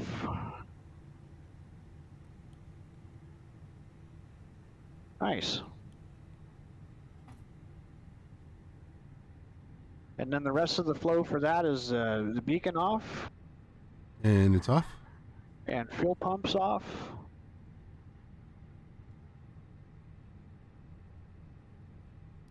Yep, left to right all the way across, or that way, it's fine. Sorry. There you go. And the electric pumps off. No, it's fine. Okay, and then the parking checklist. So APU bleed, we can turn that on. On. Yellow electric pump is off. We didn't use that. Engines are off. Seatbelt signs are off. Exterior lights, those are off. Fuel pumps are off. Parking brake and shocks are on. We can turn our phones back on. And if you didn't already, you can turn the radar and predictive wind shear back to off as well. Yeah, nice. Okay, so I'll give you the debrief, and I'll let you ask questions if you want. So it happens really fast, especially on this type of a localizer. These waypoints, these fixes are very close together, so the step downs happen really quickly. So like I was saying, it probably would have behooved us maybe just a little bit earlier to get configured there. And get the speed back and get down to gear down and flaps 2 and 170 knots, probably well before Lindy. would have Mhm. been ideal. And then we could have managed our descent a little bit easier with that vertical speed knob or the Uh-huh. track FPA knob. So, but does the concept kind of make sense? So what we did was we had to step down each way. Right. And again, I don't know why we had a glide slope indication, because in the real world that's not there. Yeah, But because that's the real world. yeah, It's a localizer only approach with no glide slope at all. exactly. Yeah. So maybe that's just a musfussism. It might be also be But the scenery developer who did it. oh, that's true. Yeah. Um, so, but that was good. And then again, just being configured early and managing it, especially on an approach like this, because this happens in the real world, and you can get behind it pretty easily to do these step downs and then to just pull and dive and drive for each one. Mm-hmm. So that's why I say it's better to select a little bit of a higher FPA, flight path angle. So that's why I was saying 4.5 to 5 degrees down Okay. until you get to Rebo, which is where then, once we get leveled off and we get that altitude capture at 2,000 feet, we're going to set the missed approach and then go down at 3.5 degrees. And that all kind of happened right around the same time for us because it was going pretty fast. And it looked to me like at one point you had a little bit of a tailwind there, which is not uncommon in San Diego with the terrain. Yeah. So it was pushing you right along. And then, yeah, in terms of the breakout and everything, we found the runway. The weather's fine. Landing, we already kind of beat it up, but yeah, right when the airplane says 30, and then it'll start calling you a retard just to remind you to bring those throttles back. Just like maybe 1 degree of pitch up, 1 or 2, and just hold it there. Okay. And then just kind of let the airplane settle down. We can do it again on the way back to Vegas if you want. Turn this thing around and try a ILS approach or even the RNP if we want to do that. Yeah. Okay. Cool. So I'll let you get set up for that. Get yourself in the turnaround phase. Yeah, we always configure. We always configure before the final approach fix now, Orca, at least at my airline. There is an option. We do have an option in our SOP to do what's known as what's it called? Decelerated approach. But early stabilized is the preferred method for localizer and happens to still be in the SOP on our end. So, and it just makes sense because, you're kind of in a critical time there and there's a lot of stuff happening. So even in the simulator, when we train these, all the time in the simulator, we're always configuring flaps full, gear down prior to that final approach fix so we can wind everything up and then just get ready because it's a lot of pushing and pulling. And short of disconnecting and hand flying it, and looking out the window, that's the way to fly the Airbus.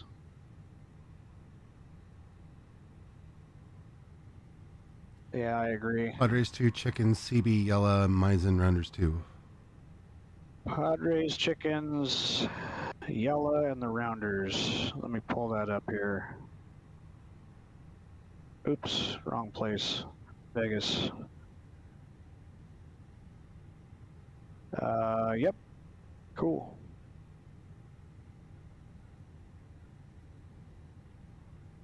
All right, so I'm going to let you do your defrips. I'm going to go get a snack out of the galley and get rid of some coffee. Yeah, I need more thanks, coffee. Thanks, Orca. Yeah, I appreciate that, brother. This stuff is fun for me. It also helps keep me sharp because I forget half of this stuff anyway. All right, I'll be right back. All right, sir.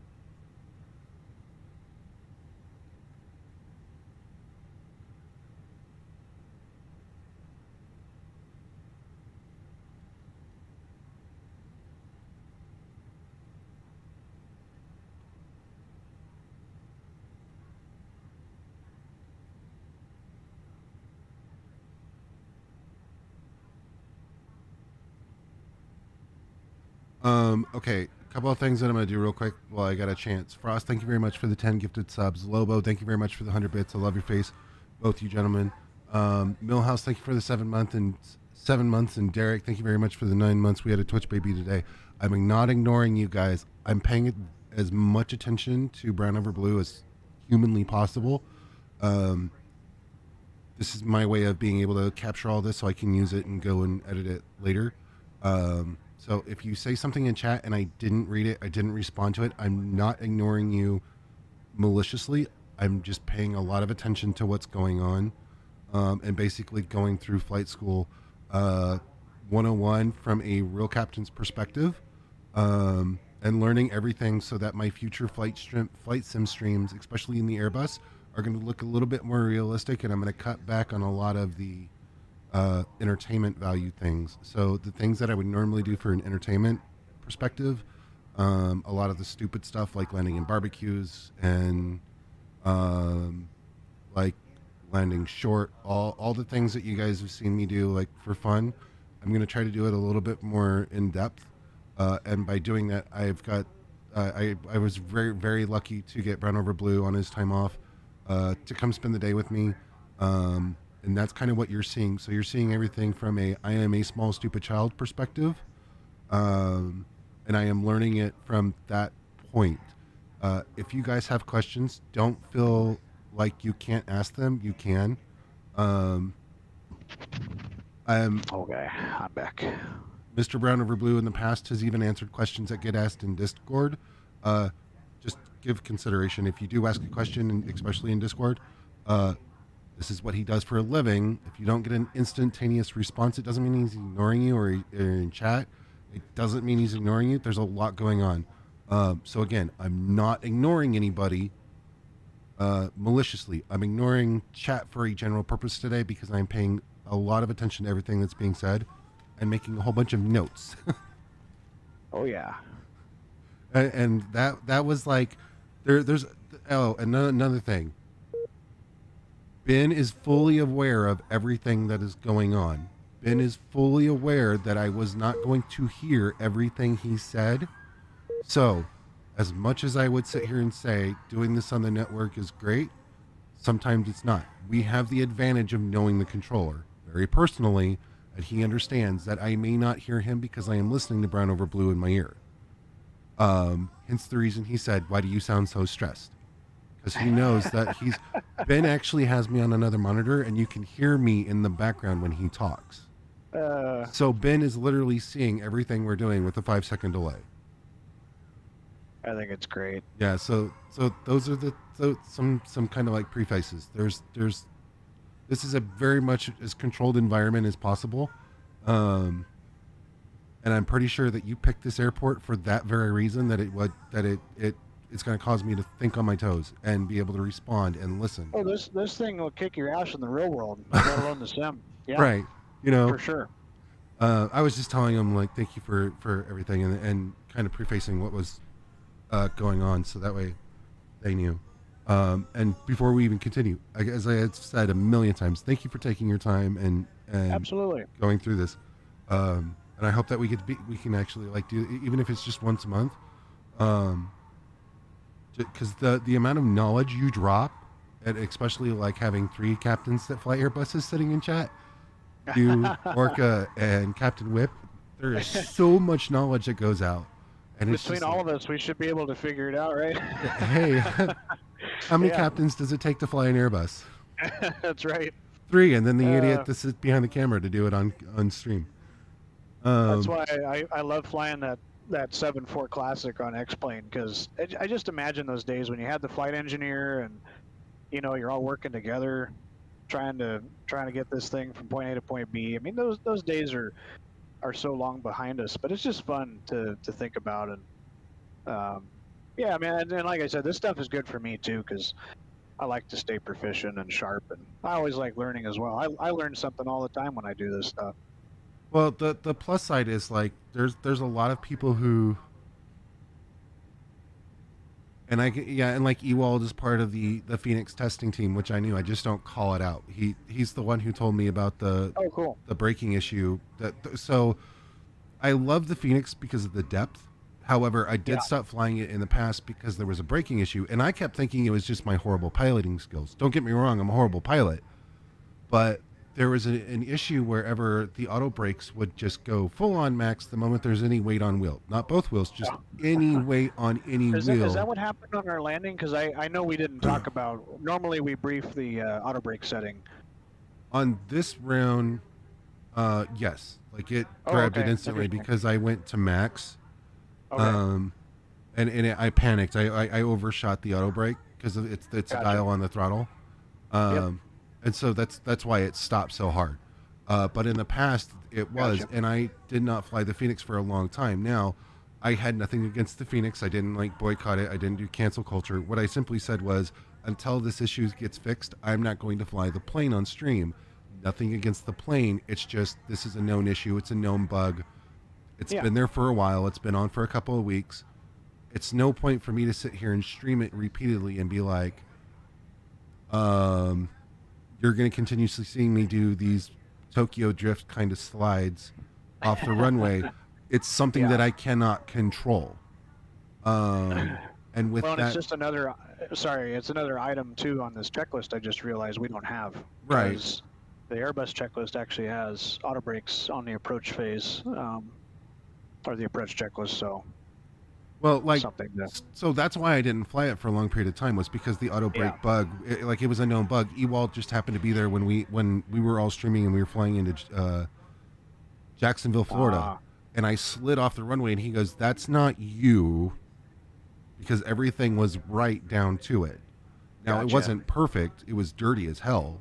It was nasty, but I still landed. I landed safely, but instantly, because I put a little bit of weight on the left wheel before the right one touched, it grabbed, and it Tokyo drifted the plane because it instantly says, okay, weight needs to stop. And if that's the only wheel on the ground, the sim says, okay, well, that means that it's going to pull to the left. That's how the real world works, right? You know? Yep. And so it would cause the plane to slide down the runway. And instead of sitting here and beating myself over it, going, okay, there's the entertainment value, but now this is getting really fucking annoying that I am continuously drifting for no reason. I almost broke my rudder pedals. I pulled them. I pulled them out. I literally pulled them apart. I went through. Seriously, rage quit. Oh, I didn't rage quit. I rage fucking cleaned everything you can think of. Re-greased fucking things. I went through and checked sensors. I got a voltage meter out to see that there was the right voltage going into. You do not understand the level of I'm pissed off that was there. And I seriously thought I couldn't get any better. I was just like, can I just not fly this? Because I've been flying the Longitude. I've been flying the 737. I had been doing several different things that you may or may not know about on stream. And I was testing, like getting into the point where I was just getting ready to go back into full on like FS economy stuff and flying business jets and all this. I had even almost to the point where I was going to uninstall Musfuss and go back to X-Plane 11. That's how pissed off I was. And Ewald was just like, oh, this is a known bug. It's not you. And I instantly went from, I'm going to break this shit to, I guess I really am not that bad. And so that's where it went. So now that all those bugs are ironed out and there's even more stuff coming out, it's nice to be able to learn this again and go back. And then I made some changes, like for scenery. Like one of the flights we've done in the past together was into San Antonio, which is a whole new animal all on its own. And like I fixed my frame issues. So this time around, I'm hoping to get even more knowledge. Everybody in the entire community that I know, and I say this from even catching it from other streamers that I've watched, where people have just been like, hey, did you record this section from your flights with brownoverblue? I had all the data. I had all of those flights saved. Unfortunately, the hard drive went shit and I lost it. So that's why I was just like, if you would be interested, I would love to be able to do this again. And even just work with it, because the people that have watched, that they come back and they're just like, you've got knowledge bomb after knowledge bomb after knowledge bomb, and then like multiple captains sitting in chat today, it's like there's so many people who are like, either this is so overwhelming or this is so much knowledge that I can't wait to do it myself. Oh, it's good. And yeah, I mean, I'm like I said, I'm always learning. I just recently started. My girlfriend's, she likes flying. She likes airplanes, but she's in the medical field. right. But we started watching just for fun. We'll sit there and drink wine and watch YouTube. We'll watch Private Pilot Ground School, and every now and then I have to pause it and go get my book out and be like, wait, what is it? Like? Because she's asking me questions like, why is this way? And I go, I don't know. I've been private pilot ground school for like, almost 2 decades. So, Right. but I'm learning a lot. And it's great. It's great fun. I can say it's been over 2 decades since I went through ground school. I am old. After the conversation we had this morning, and now I'm sitting here like, God, I feel old. Yeah. Also, you guys are more than welcome to join Hawks High. I love you. If you haven't caught on what's going on, it's Brown Over Blue in my ear. Who I'm pretty sure you know his voice. I like what Orca said. Yeah, it's so true. I just get caught up with chat here. And that's what I love about it is like there's times where hi, I love your faces.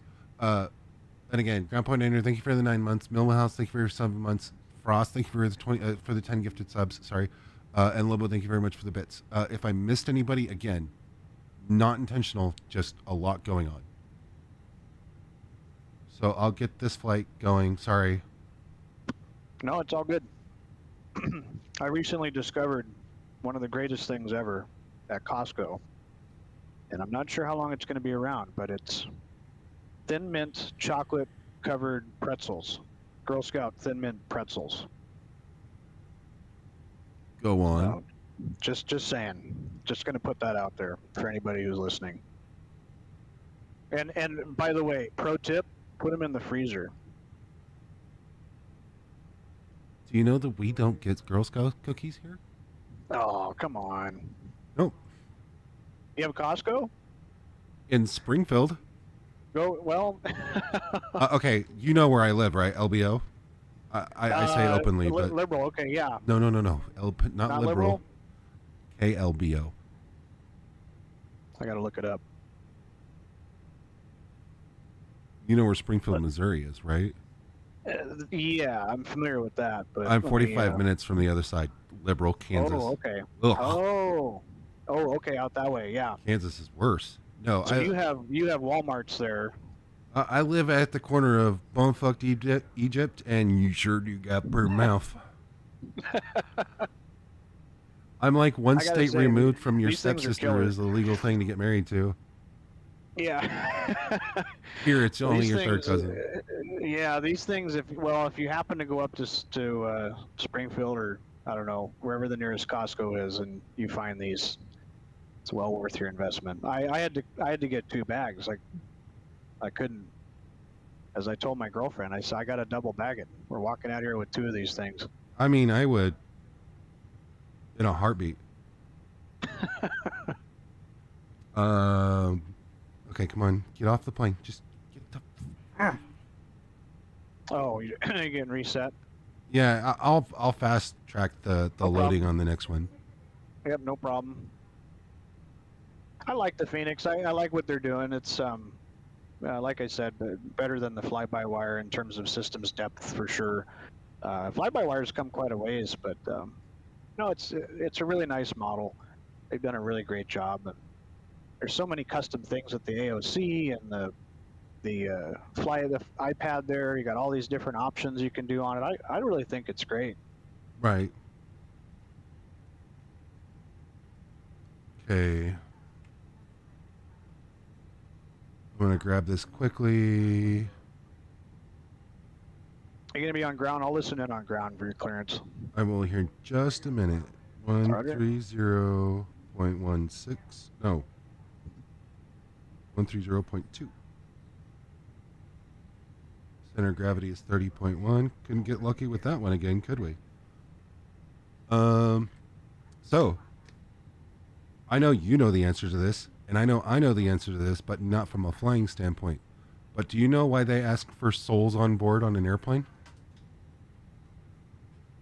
Well, I do believe that it has to do with after effect.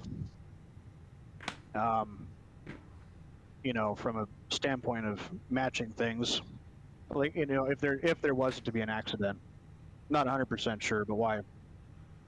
So it started because of transportation of the deceased, and that's Oh, exactly why. So in the case of an accident, the amount of bodies matches human souls that were on board at the start of the plane, because you can have there you go. 156 souls on board or 157 passengers plus captain, first officer, and flight attendants, but you could Right. actually have like honor flights and stuff like that. You know where I'm going with this? Yeah. Mm-hmm. Yeah, and so that doesn't count as a soul. Right. And you'll be amazed that some people don't even know that. That is interesting. I always joke when I go to Vegas all the time because there's a lot of souls that get on the plane, but not a lot that leave. Right. That's why, as a controller, whenever you fly into Vegas, like if I'm controlling LAX on VATSIM, I'll say what happens in Vegas stays on Twitter. That's it. Yep, for sure. I used to say social media, but then, you know, Facebook got the you can't be lewd. Ah.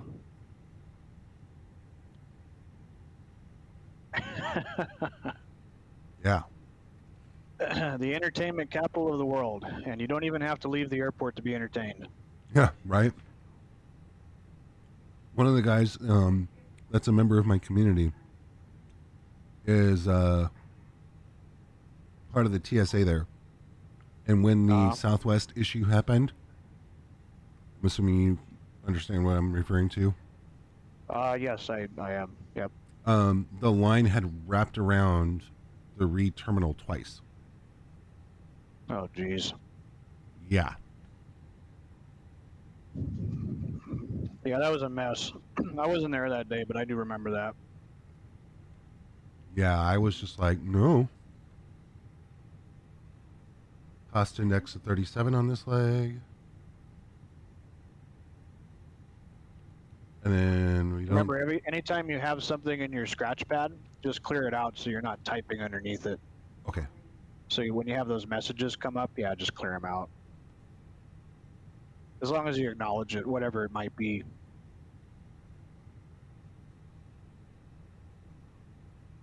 And then don't forget your ground temp on the ATIS 16. You can put that in there as well. It's pretty close to what it actually calculated. What is cost index? It is a calculation between fuel and time. So the higher the cost index, the more fuel is consumed, the less amount of time and expenses, or in this case, the more expenses usually. The lower the cost index, the more efficient it is in terms of fuel, but the more time it takes because we might be flying slower. So there's a really big chart and table that the dispatch uses and the airline planning departments use.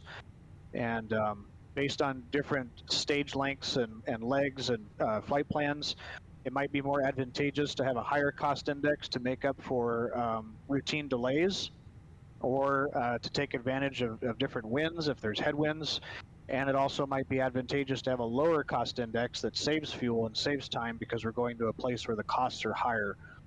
So that number specifically represents a fuel and time calculation that exists in the planning realm.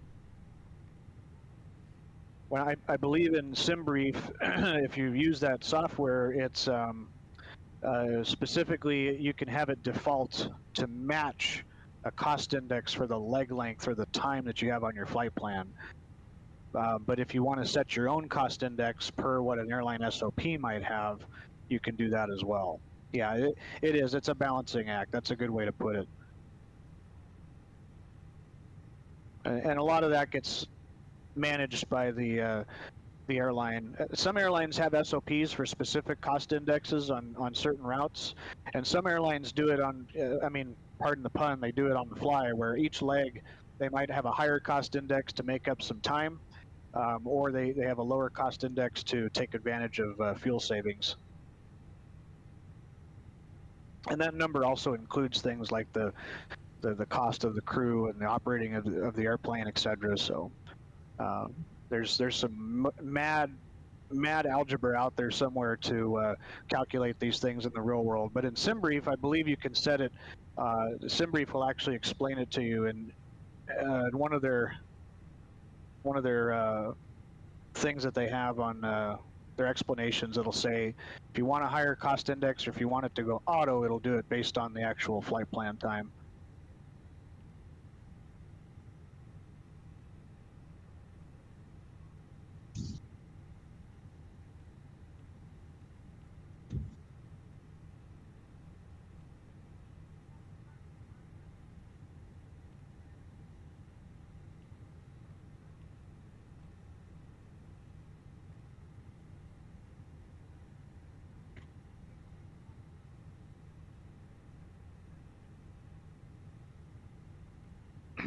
Absolutely.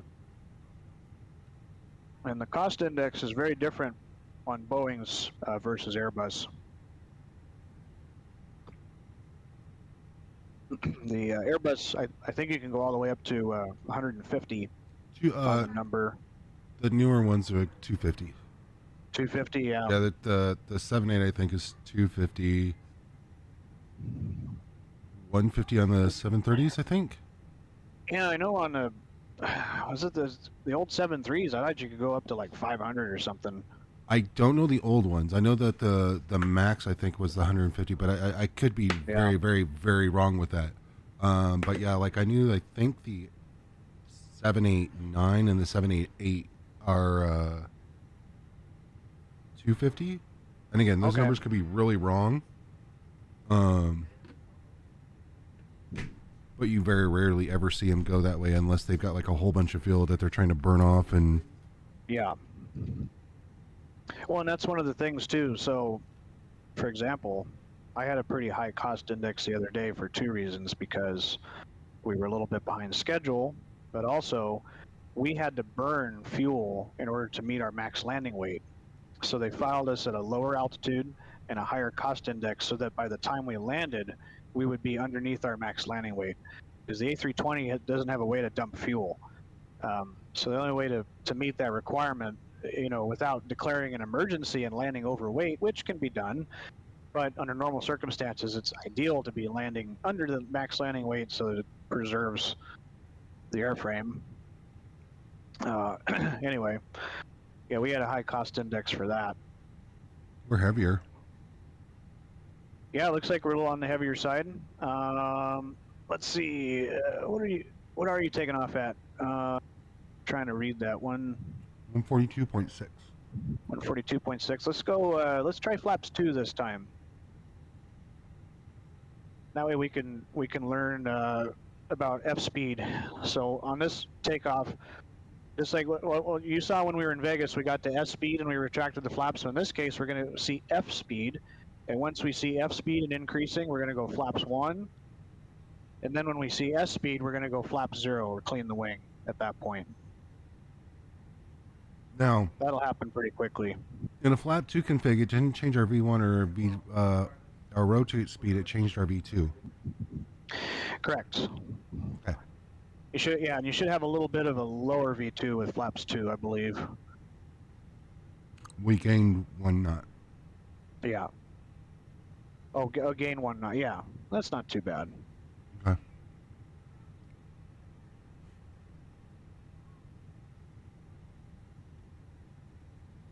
Hey, there's ProFlight.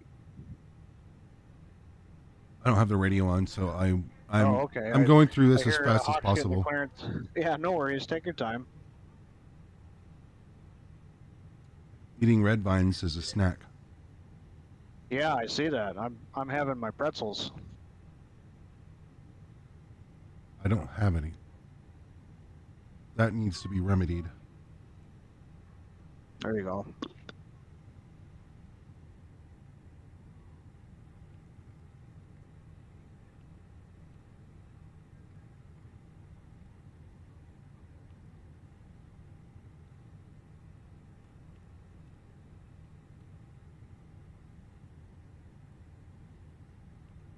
And just like we did Arch in Vegas, let's do the thrust reduction and acceleration altitudes all at 1,000 feet above the field. Again, I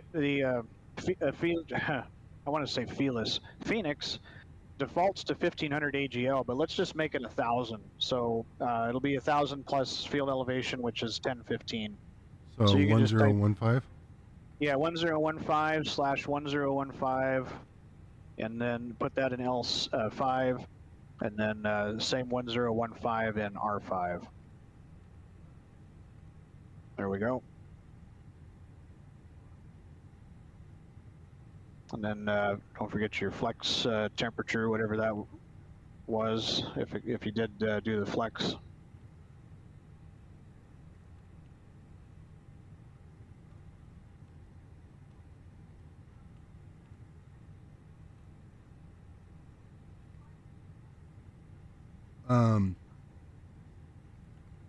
Also, I set up for the ILS 26 left. That's fine. Yeah. Only because I know he's going to be busy. But that's in the future, can we do the RMP again? Absolutely. Okay. Yeah. Are they? Oh, they're actually landing north there. you may get one left. ILS. Either one, 26 left or one left. I like one left because it's straight in. But yeah, we can do the RNP. In fact, no, there is no RNP on the 26s. It's the ILS from Bourbon. Yeah. Which brings up an interesting point of discussion regarding the. Oh no, you know what? There is an RNP now for 26 left. Is there? Oh yeah, it is. It's new, but yeah. Why don't we ask for that? Let's give it a try. Okay. Yeah, let's do the RNP 26 left from Bourbon, and let's see if we can get that approved. Interesting point of discussion though while you set that up. So when the new RNAV stuff came out for Vegas, and everybody was getting used to it, this Rounder's Arrival had the transition there from Bourbon, and it just had that vector, and everybody was doing the approach transitions, and they were putting that in without actually getting cleared for them. And so there was this big memo that came out to all the airlines that said, don't do that, don't select it, because the McDo, the actual database, and I don't know if it was like this for the Boeing, but it was for the Airbus, the database defaulted to the transition from Bourbon. So you would actually have to deselect the transition, otherwise the airplane would start to make that turn. Right. Yeah. Every controller's best nightmare. Yeah, exactly.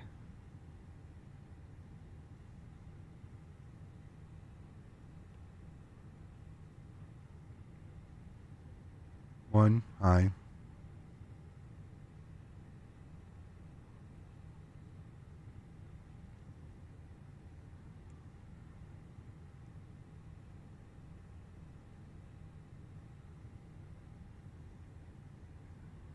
Cool.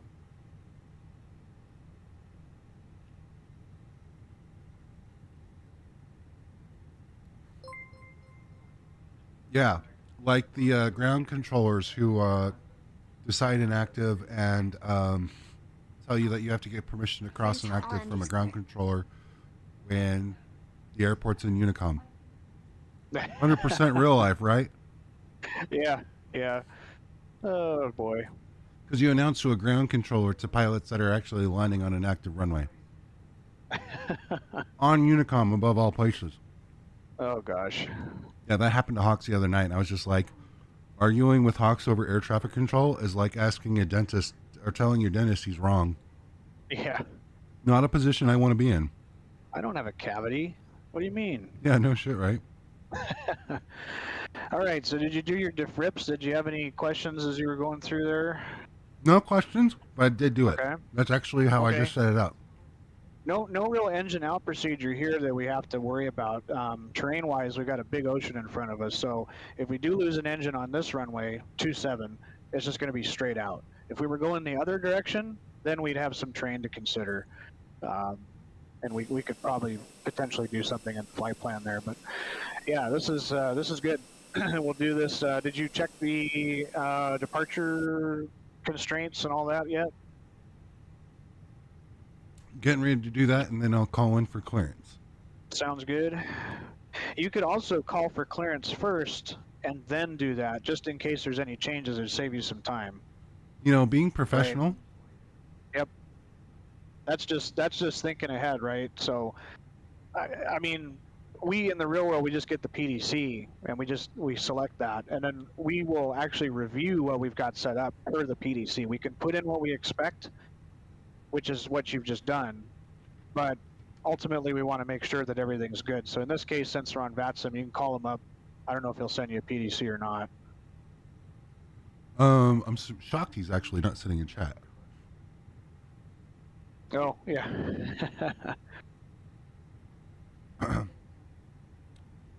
San Diego Ground, American 3072, IFR to lost wages.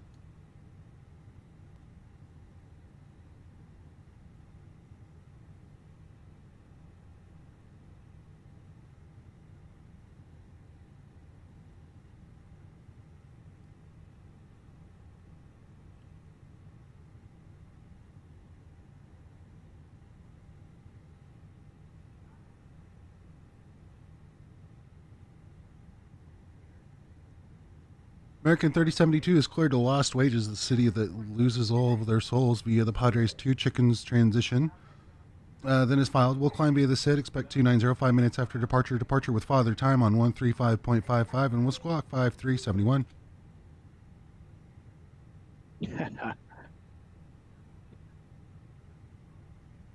Call for push and we got hotel on board. Say 3072.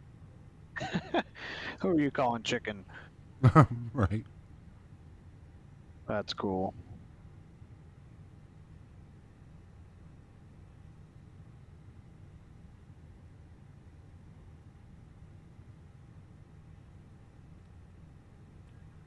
He sounds way too excited for a ground controller. Wait until you get to the Bravos and your working tower, right? Work LAX when Ben's working center and you got a group flight coming in. I guarantee you sound like you're emotionally depressed 5 minutes after you log in. Yeah. All right, so I didn't see what you wrote down there, but I think you basically got what you inputted, so you can verify all that. Yep. We are good old Padres. Right. Ain't nobody got time for that. You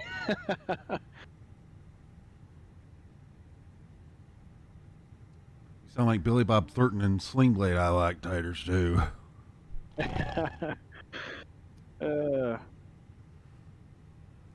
You laugh because it's funny. I laugh because it's true. All right, so plan mode, 10 constraints. Yep. I've got. Looks like Winfield is the first fix.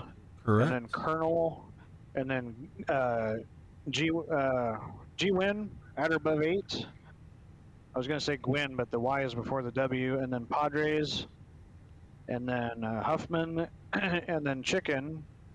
And then from there, we should be going towards the arrival, right?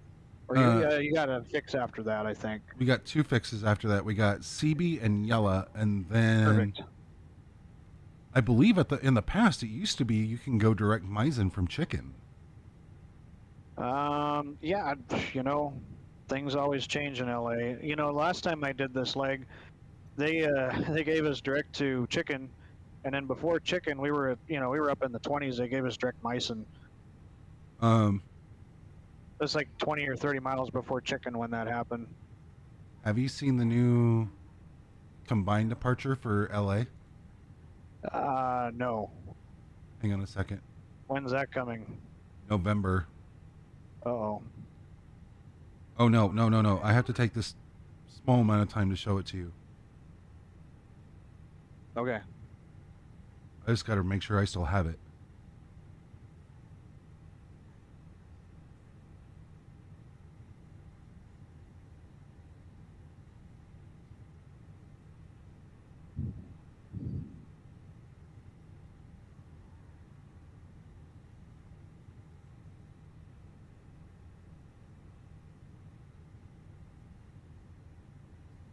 Look at that beautiful masterpiece.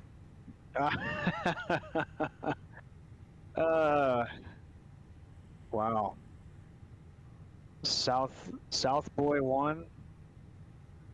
My I don't know if it's dyslexia made me read that as the Shitby 1, but so. As a dyslexic, I saw Shit Boy 1 too. Then I heard yeah, South Boy, and then I heard South Bay, and then I heard Stubby. I don't know how Stubby, that's gonna okay. go, but that is literally the panda, the docks, Yeah.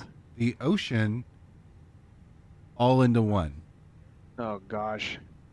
And apparently, this is going to be the new nighttime procedures, Interesting, yeah. which makes absolutely no sense because for nighttime, you don't use the North Complex. Yeah. Because at That's kind nighttime, of strange. LA runs suicide ops, which is inbounds on the north, outbounds on the south. Oh man. It's just looking more and more like Atlanta every day. You watch your mouth, sir. I tell you, I mean, it just all this stuff with the new RNAVs. It's all just because they're trying to, meet capacity. Every other airport wants to compete with all them. They want to talk about their passenger loads and how much airplanes they can accommodate and all this stuff. So that's just, they're just trying to make it all work.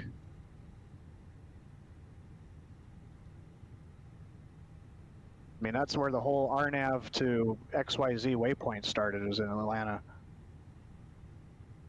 That's why we can't have nice things. Yep. Man, I gotta say, they really know how to move airplanes there. I am always impressed.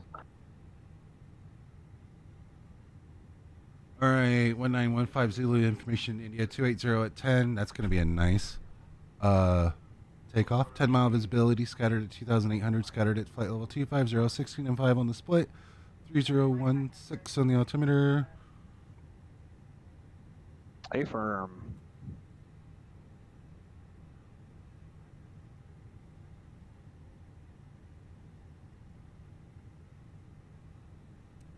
Arc mode.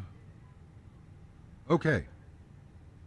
Yeah, so let's see, you got all that set up, you're all good there. Let's see, we could do the checklist again if you like, or let's do your flows again. So just like you were before, yeah, start there, work your way up. Get your lights set how you like them. You got the APU on, make sure your seatbelts and no smoking are on and auto. There you go. Make sure you're in auto there, not, yeah, there you go, perfect. And then, all that's good, still in auto there. Yep, fuel pumps on. No need to test the fire warnings, those are once a day items. Okay. Yep, and then up the other side, everything should be set from the previous leg, that's good. And PA is out down, at 50%. Yep, PA's out, and then down the center pedestal, nozzle steering, any skid switch is still on. Our triple indicator should still show pressure. It's good. Yep. If our clock was used, we'd reset that. By the way, we didn't really talk about this before, but on that status, or not status, but that ECAM panel right there in front of the thrust levers, one of the things that we do is we call it recalling the hoe. So, so what you do is you'll hit the recall button. Yep, and that says normal. So that would recall any messages that would come up, like any failures or ECAMs or warnings. And then the hoe is hydraulics. So you go to the hydraulic page. We still have that Cat 2. I'm not sure if that's a bug. I'm not sure why that comes up. The Cat 2 being an op. But yeah, you'll press the hydraulics, and then you'll actually check the hydraulic quantities in each of the systems. So as you push that hydraulic push button there, you can see the individual levels in the reservoirs. It's indicated by that little caret to the left of the line, and it has to be within the green range. So those ranges can move based on the position of, especially the yellow system, the position of the cargo doors. When the cargo doors are open, that level actually drops down because there's hydraulic fluid that leaves the reservoir and pushes out into the cargo door system. So Okay. with both cargo doors open, sometimes that level can read inaccurately. So if you see it low and the cargo doors are open, that means it's a really good model. And I believe that the Fenix models that. You can test it if you want and open both the cargo doors and see what happens. But that's the H in our HO, and then the O is the oxygen level. So we just go to the door page, and that's where we would see the actual O2 indications up in the right corner of the status display on the door page, which is the one it defaults to. Oh yeah, and by the way, you can see the yellow pump is moving when it opens the doors too, which is good. Nice. Well, we'll close those so I don't forget that. Yep. But that's good, yeah. So if you close them, then you can see the yellow hydraulic moving and the reservoir level. Nice. Sometimes it moves around. And on different airplanes it's different. It also does have to do with temperature, etc. But yeah, sometimes that level can be off. So let's go to the door page real quick and we'll look at the oxygen level, which is up in the corner there, 1800 psi. We have some minimums for that. That, by the way, is the flight crew oxygen, not passenger oxygen. So we have some minimums for that, especially if we have jump seaters. We have to have a minimum PSI in order to meet that dispatch. And then the E in the HO is the engine. And in this case, we've got old classic CO engines. So if we turn the engine page on, we get the oil quantities inside of the actual gauges there. So we have minimums on that as well. 9 quarts, 9.5 quarts for a CFM 56B. So that's good. Yep, and then just to clear that page out, or just hit the key that you selected, and it'll go back to the normal page. So, by the way, this systems display is really smart. So it'll pull up systems display pages based on phase of flight and requests. So, for example, like I was saying on the taxi out earlier, when you do your flight controls check, all you have to do is literally move the joystick of the flight controls, and it will automatically pull up that page. But by default, the page that it will be on when you're taxiing out will be the wheel page, so that you can monitor the brake temperatures. Because we have to have brake temperatures under 300 degrees Celsius in order to take off. Gotcha. Yeah, so that's called recalling the hose. So that's another thing that you would do on that flow that we didn't really talk about before. And then you make your way down the rest of the panel. Perf page on the pilot flying side, again, for the McDo. Flight plan page for the pilot monitoring. Thrust levers are at idle. Everything's good there. Radar's off. Cool. Squawk code is good. We don't arm that until we actually get the engines online. Yeah. Cool. All right. All right, so now with everything set, you've got your squawk code, you got your clearance altitude set in the flight control unit, so you got your whatever that was supposed to be. Oh, okay, now you got it set. I forgot. Yeah. Whoops. That's okay, yeah. That's why we have this flow. And top of the SID. Yeah, it looks like 15. 15,000. Did you get a climb via clearance? I didn't hear what he said. Okay. San Diego's always that way. Yeah, so go ahead and save yourself some time and switch that to thousands. There you go, and just go right up to 15. There you go. LA is the only airport that has a climb via the SID except maintain. Oh, altitude. That's right, yeah. And that's because of the arrivals. Yeah. Yep. Cool, okay. And you got Ben Center in the standby as well for the departure frequency. Good. Okay, so that would be kind of our departure briefing as we go over our squawk code, our clearance, we'll put the frequency in standby there, and then just make sure that's all good. All right, cool. And now, that being said, let's do the before start checklist. Okay. We'll do just like we did before. Okay. So cockpit prep. Complete. Complete. Gear pins and covers. Removed. All right. Signs. On and auto. Aiders. Nav. Fuel quantity. 12,820 and balanced. All right. Good. And takeoff data. Set. And barrel ref. 3161 and 2 and 3. Cool. And the other thing too that you're looking for when you do the baro ref and the setup is take a look at the altitude indication, the indicated altitude on the PFD and the standby. So you got 3 different altimeters, and you want to make sure that they're within 50 feet of each other on the ground. Gotcha. Actually, it's technically 20 feet per RSOP, but I believe Airbus is 50 if I'm not mistaken. Okay. I could be wrong about But that. we're But yeah, looking- that's what you want to see. So that's part of the comparison there, is to make sure. But and by the way, if you did not have the baro set correctly on one side or the other, you get an ECAM message that says check baro setting. The Airbus is pretty smart that way. Nice.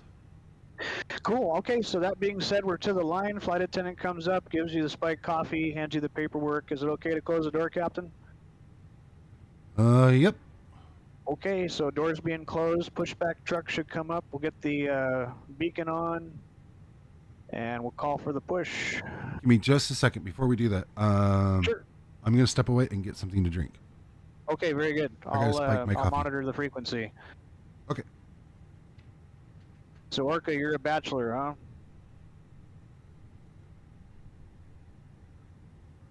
I know that life.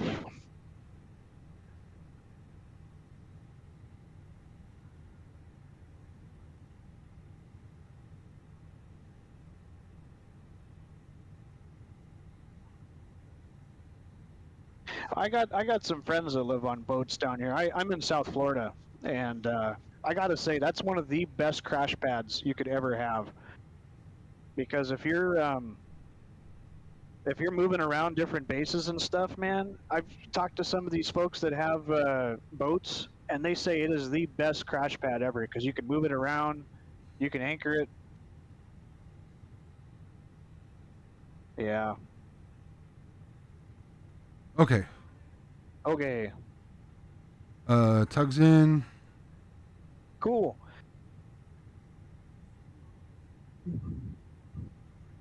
After the line? Yeah, let's do that. So before start, after the line, windows and doors, Closed and armed. close and armed, beacon.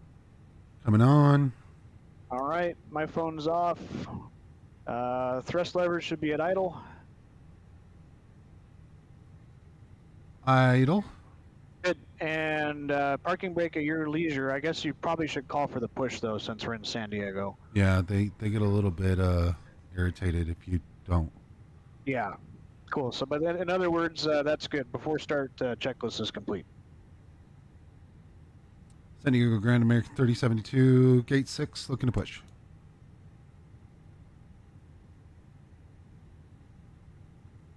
Push under Bravo approved, tell Weston, will advise ready to taxi. American 3072.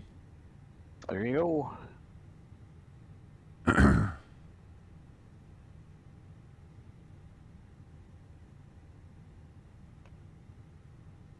Boy, that guy doesn't waste any time. You. Don't you wish they were So- always that nice? Yeah. I have found oh, he disconnected? So the scenery is not matching where the actual tug is because of Oh. a collision point. Okay, I So was the- going to say, well, oh no, don't leave me. No. No.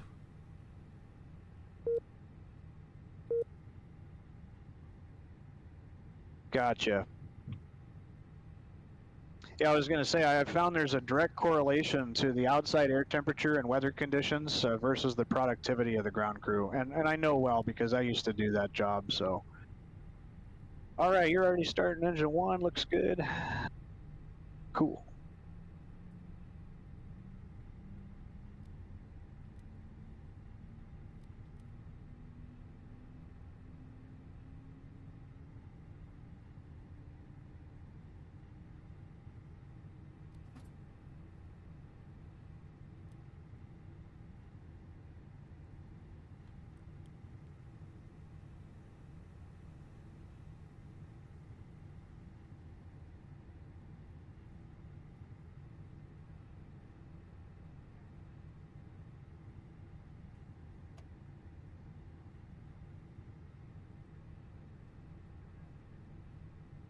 All right, guy, bye. Even though you left us at this ramp. Yeah. Oh, hey, he caught up. Oh, there he is. Magic. And I will never be able to push back that close to the line ever again. Hey, that was pretty nice. That's one in a row right there.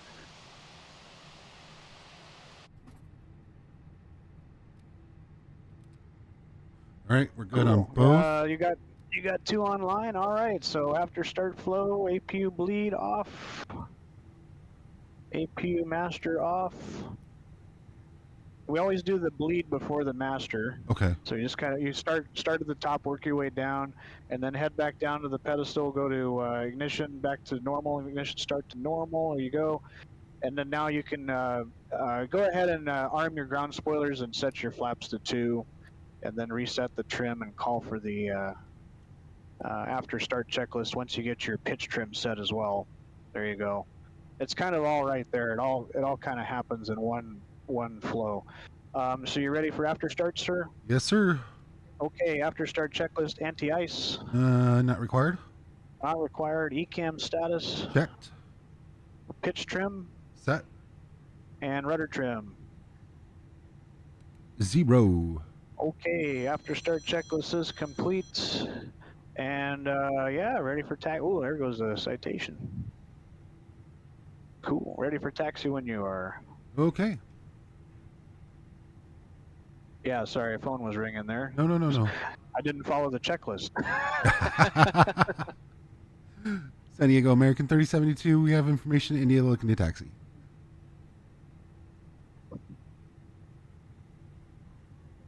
(3016) and taxi to 27 via Bravo, American 3072.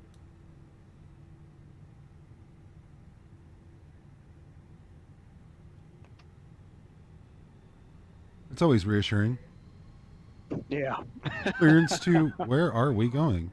I hate to be that guy, but yeah.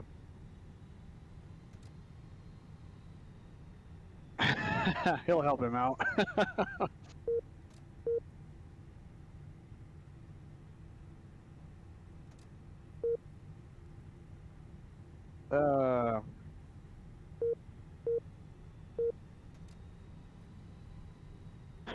All right, so at this point, we'd be doing a quick takeoff briefing, just verifying those takeoff data settings, and then we do the flight control check. We always do that when we're underway on the Airbus.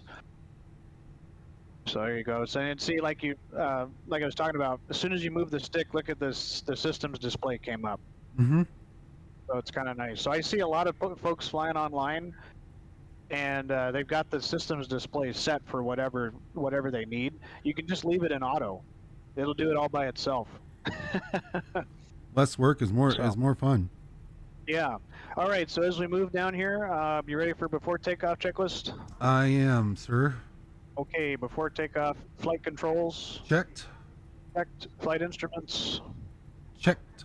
So one of the things I should stop here and mention, one of the things you're looking for on the flight instruments, and this is something I've taught to a few folks, is it's magenta over blue, 1 FD2. So look at both of your PFDs, and Magenta. you can see magenta over blue, so that means your speeds are managed. You're ready with your your V1 and your V2 speeds are in. And then 1 FD2 in the top right corner means that both flight directors are prepared for the departure phase. And then also you're seeing climb and nav. And by the way, if you were not doing an RNAV departure, you might just see the climb up there, and then you would have to pre-select the heading.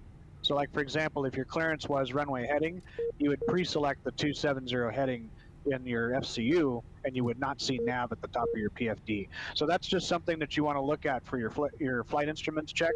Magenta over blue, 1 FD2. Just kind of a nice little mnemonic there for the Airbus. Okay, so continuing the before takeoff checklist briefing. Confirmed. That's good. Flap setting. 2. 2 is set. And FMA and takeoff data. Red. All right, checked. And transponder. Is set. ECAM memo. Takeoff no blue. Okay, good. So we see no blue to do items. That's good. And you can verify that by pushing the takeoff config if it wasn't already done. Nice. All right, and since we're so close, this is what I would do. I would talk to the flight attendants in the back and say, flight attendants, prepare for takeoff.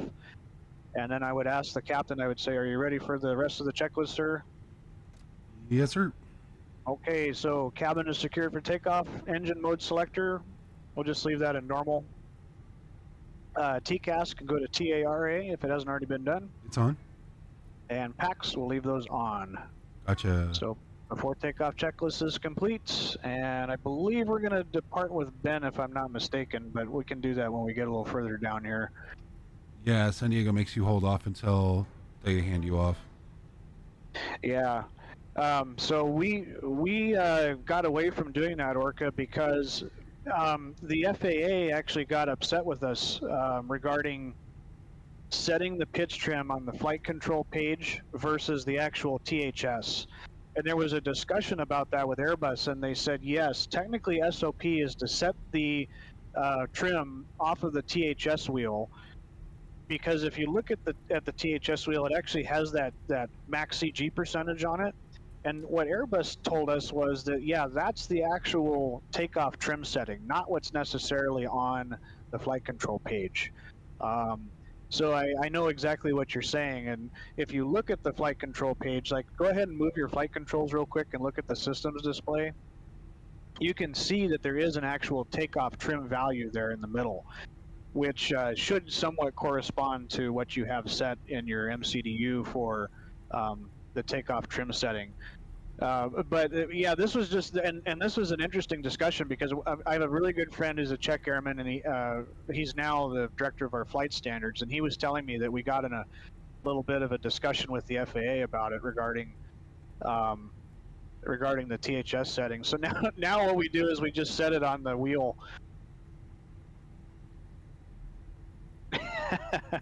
That's a great saying. I wonder where you learned that from, good sir. Thank you, Mr. Brooks, for your service. We're going to monitor center at 135.55. So long. Matt Kusick.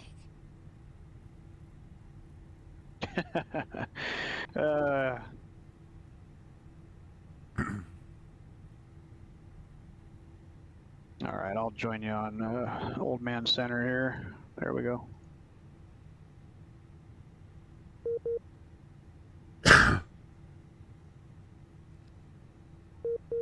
What's up, Ace?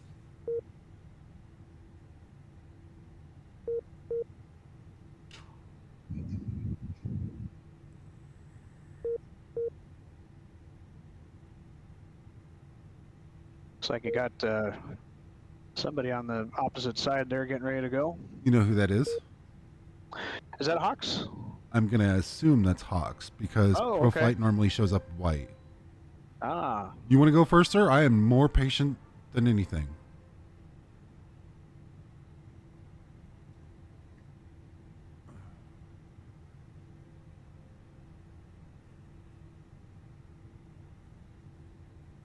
Keep in mind, if you go behind us, you're going to be learning. There's that. We have learning to do.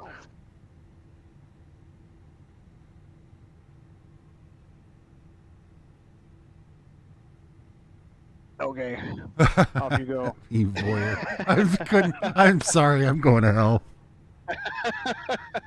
Please don't clip that. Don't clip that. No. Too soon, too soon.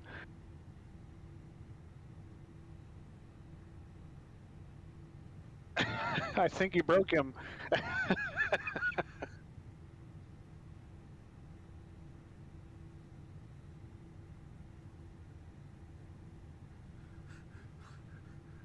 Why do I feel like my face is going to match my t-shirt before this is over? This will help cure your cold. Yeah, no shit, right? All this humor, yeah. I am so sorry, Hawks. That was... All right, I'll go first. Father Time American 3072, holding short 27 at San Diego.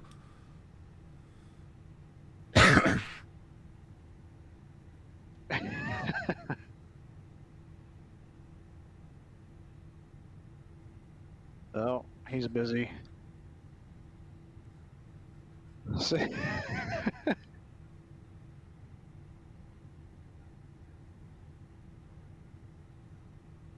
Line up and wait, American 3072. Good morning, sir.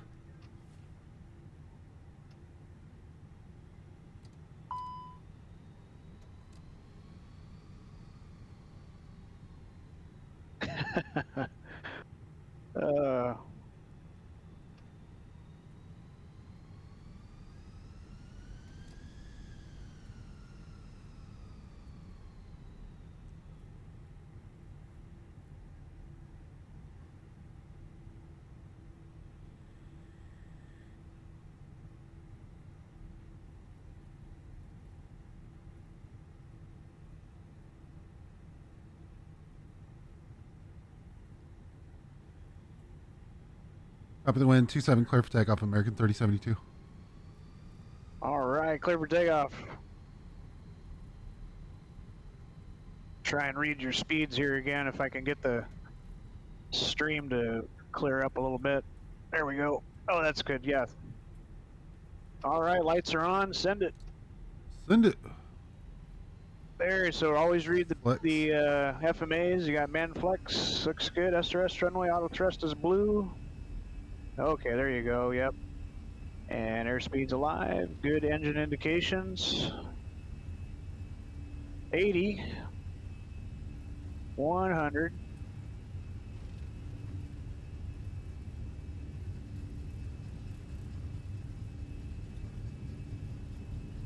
There it is, V once and rotate.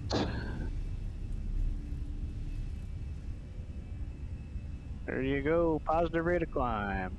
Here's coming. So remember, gear, and then right as you pull that gear up, just disarm the speed brakes. I have a keybind set to that, so I can just remember it. Nice. There's your turn.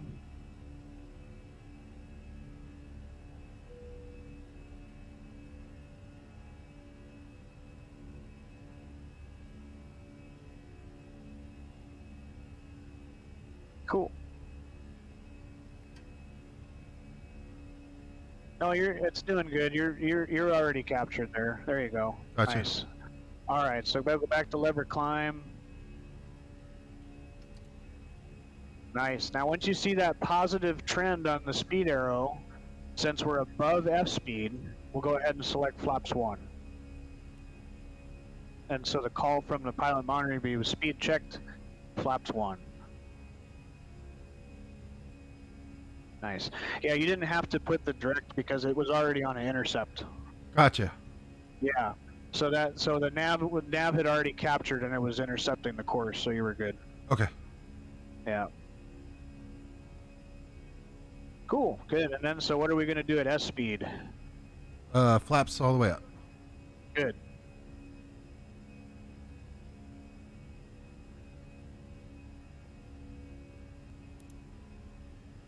American 3072, 4,200, climbing via the SID. Via the SID, American 3072. Okay, good. So you're already managed, so there's nothing really to do there. So, all right, S speed and accelerating. Flaps are up. Flaps 0, and then we can call for the after takeoff checklist. After takeoff checklist. All right, landing gear. Up. Flaps. Retracted. Packs. On. Very good. After takeoff checklist is complete.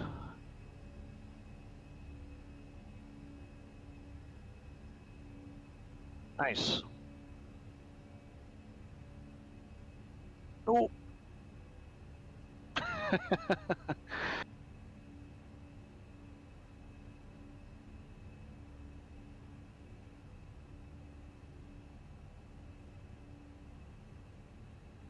Somebody's trying to visit Class Alpha VFR, huh? Uh-huh. Yeah.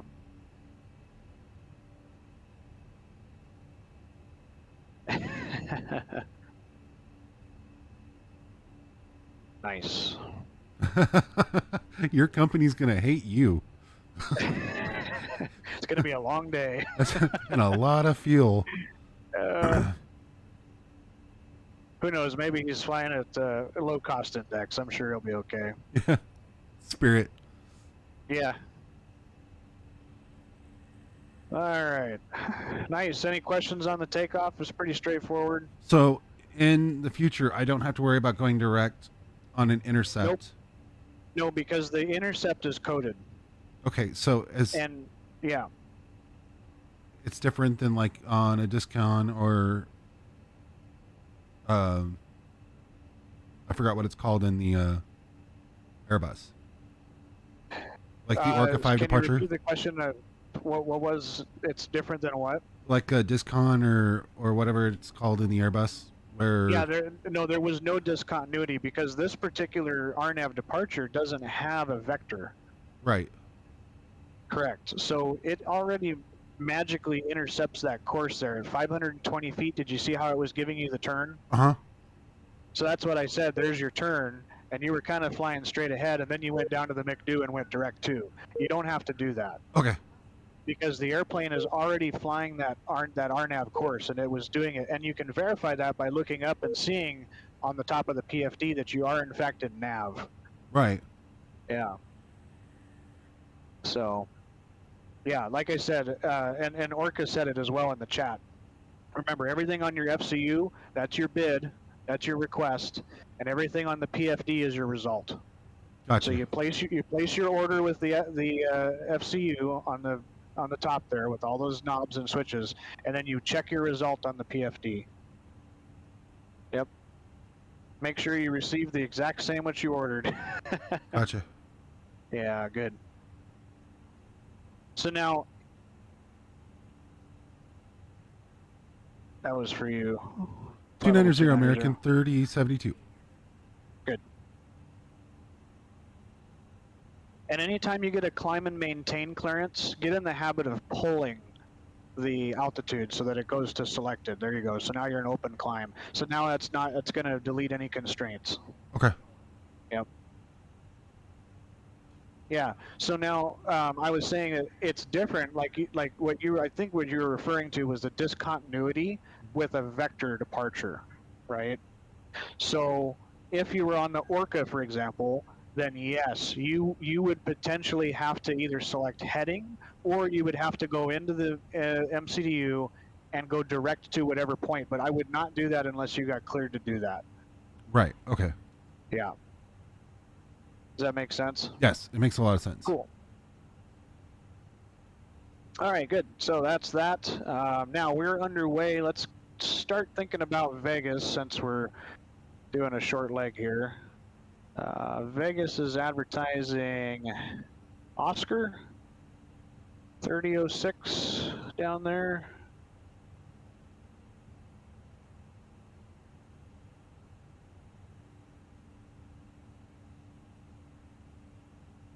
What's the D8 is saying for Vegas? Real World is saying Oscar as well. Yeah, 3006.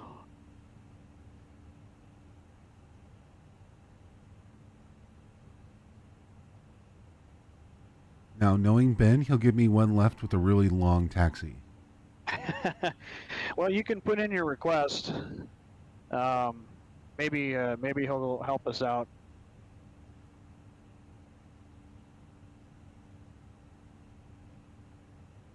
Because yeah, it'd be fun to fly the RNP, and the Fenix does it really well. Well, I hope. I mean, I'll put in the request for the RMP into 26 left. Okay. It's RNAV Right, out 26 of left chart. 18, 9s and 2s, lights to lose, or as we say in the Airbus world, pull your knob for an STD. There you go. Pull it out to take control, push it in to give her control. See, you figured that's it. That's all there is to it. Cool. What's the alternate? Ontario. Ontario is always the alternate for Vegas. Yep. Because there is nothing closer that's relatively good for an alternate other than Phoenix. Yeah, I've had Phoenix as an alternate before. I've had Salt Lake as an alternate for Vegas one time. Well, that used to be a standard on VATSIM, believe it or not. In the very, very early days, if you missed at LA, or I mean, if you missed at Vegas, they would send you to Salt Lake. But back then, Salt Lake Center used to be staffed quite a bit. Yeah. I've actually had guys that did like 777 flights between LA and Vegas, and had their alternate as Denver. Oh, wow. It's like you're tankering a whole bunch of fuel. There's a little bit of fuel for sure. And then it's funny because I've seen guys who try to take the 737 into Aspen, and you're just like, in the sim, it's legal. In the real world, that's not. Yeah, yeah.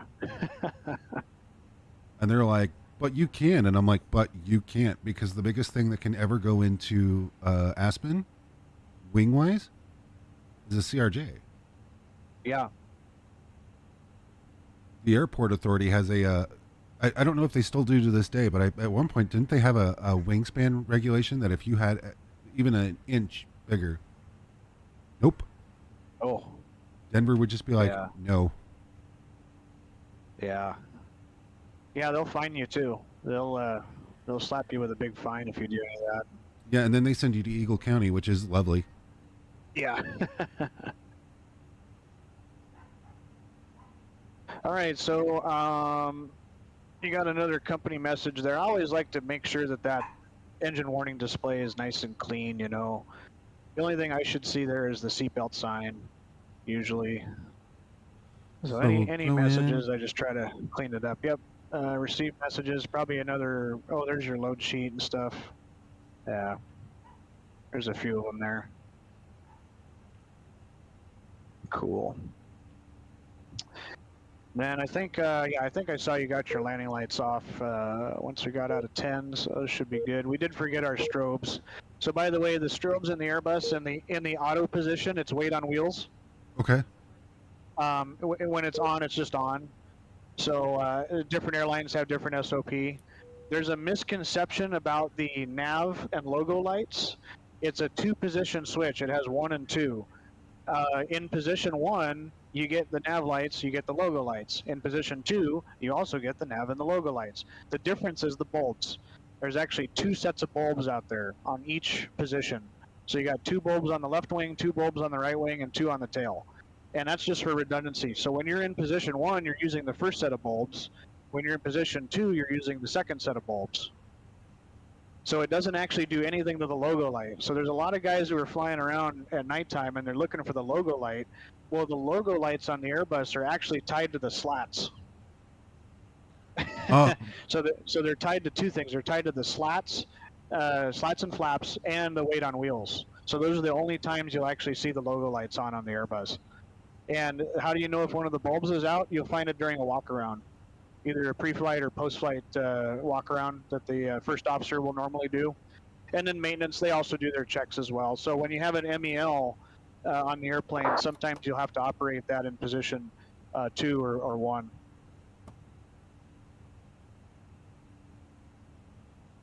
That's nifty. Yeah, you got your standby compass there, yep. I'm a kid in a candy store. I didn't realize that's what there was. Yeah. So is that a pitot tube?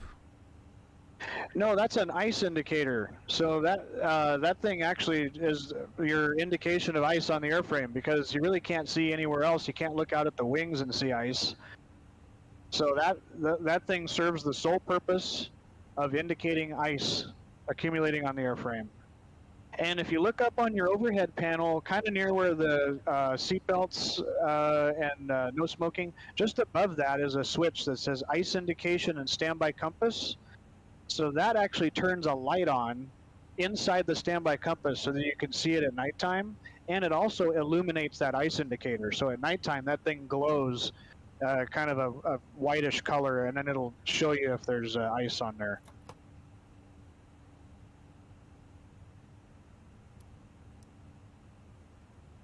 It's probably hard to see during the daytime, but yeah. You use that as a reminder to start the APU. Yeah, I could see that. All right, you're capturing Altstar. Looks good. Coming up to chicken here, and then there you go. We got a turn after that. Nice. And actually, that's what it looks like in the real world for once. Yeah. So now let's go ahead, since we're so close. Oh yeah, look at that snow. That's really cool. Since we're so close, let's go ahead and get ourselves set up. So let's get our ATIS, if you don't have it available. which I can read it to you as well. It's still, Ben is still advertising. Oh, I got to refresh here. Still advertising Oscar. So, and then let's go ahead and do that hat, just like we did before. Okay.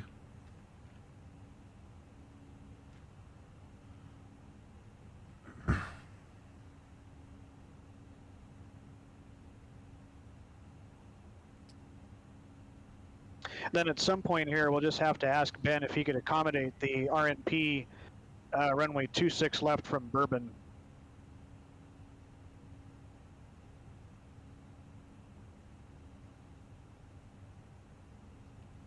So again, if we were out further away, we'd check all these waypoints, all the constraints, make sure that they're all good.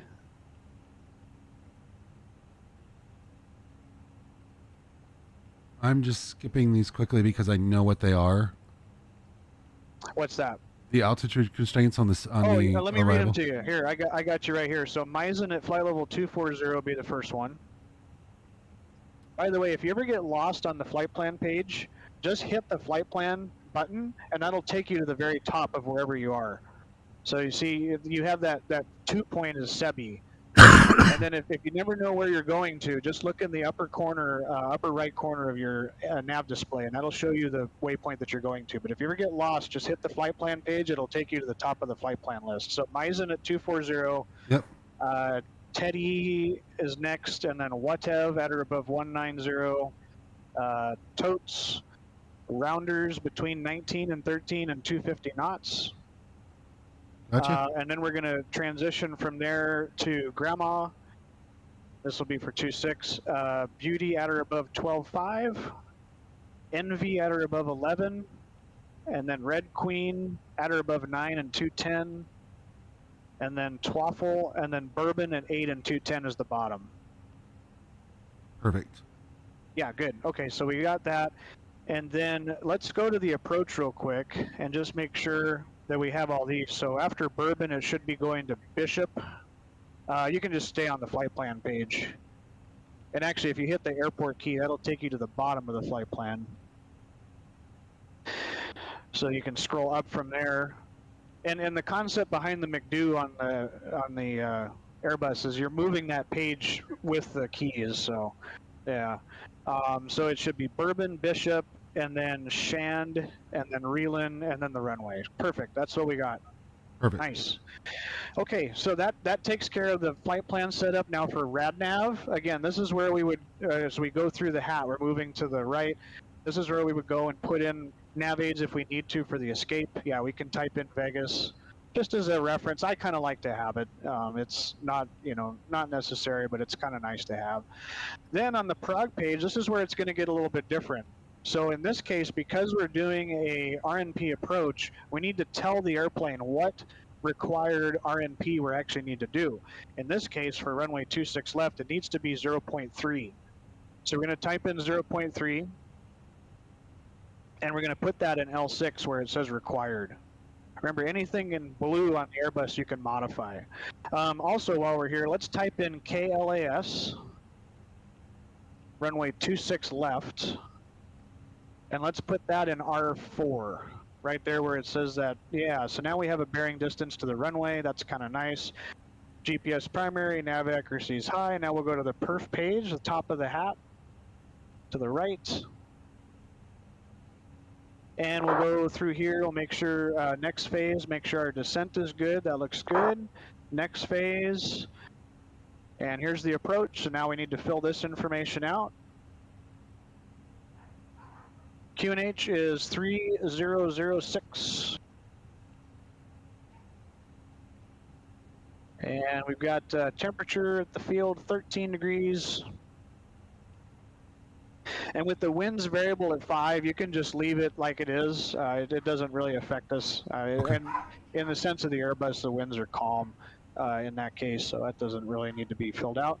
All right, and then the minimums for this approach, if we're looking at the 12-23 plate, I see straight-in landing minimums of, and these are based on missed approach climb out requirements. So in this case, the Airbus can definitely make this 255 per nautical mile to 3,200.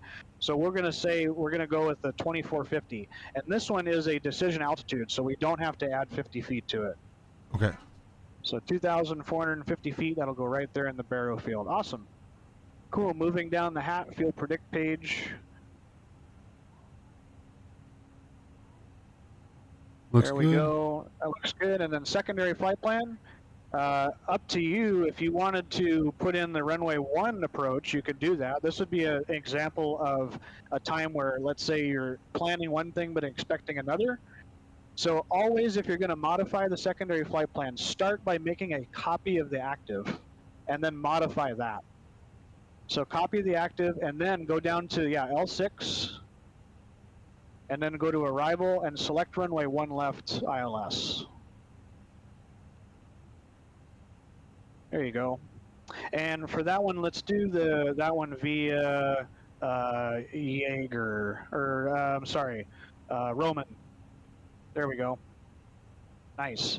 Okay, and so on the secondary flight plan also, notice how there's no insert key, and that's just because it's a secondary flight plan. So in their primary flight plan, the insert key serves to protect you, because you don't want to put anything in there that you're not cleared for. In the secondary flight plan, you can modify that all day long, and it's not going to hurt anything. So if he was to change and give us the 1 left, all I would have to do is to activate secondary. Correct. And that would get rid of this. Sorry, go ahead. No, go ahead. Yeah, no, that is correct. And on this airplane, in order to activate the secondary flight plan, this is an older software model, you have to pull the heading knob first. So you just pull heading straight ahead, talk to your second pilot, say confirm activate secondary, and then activate it, and then go ahead and remanage the nav. Okay. That's how you do it, yep. And there was a question about the VAP. Yeah, that's correct. So the wind input on the approach page is a function for what's known as ground speed mini. So if there is a significant headwind on the runway, we'll just say, for example, San Diego at 10 knots down runway 27, putting that wind in there gives the FMGCs a prediction for the ground speed mini function, which keeps a constant ground speed over the segment of the approach. Ground speed mini is an Airbus thing, and basically all it does is it automatically adds a little bit of speed to the indicated speed so that it maintains a constant ground speed over the ground. And that's really helpful when you have really strong winds. So that's the reason for the wind input on the approach page.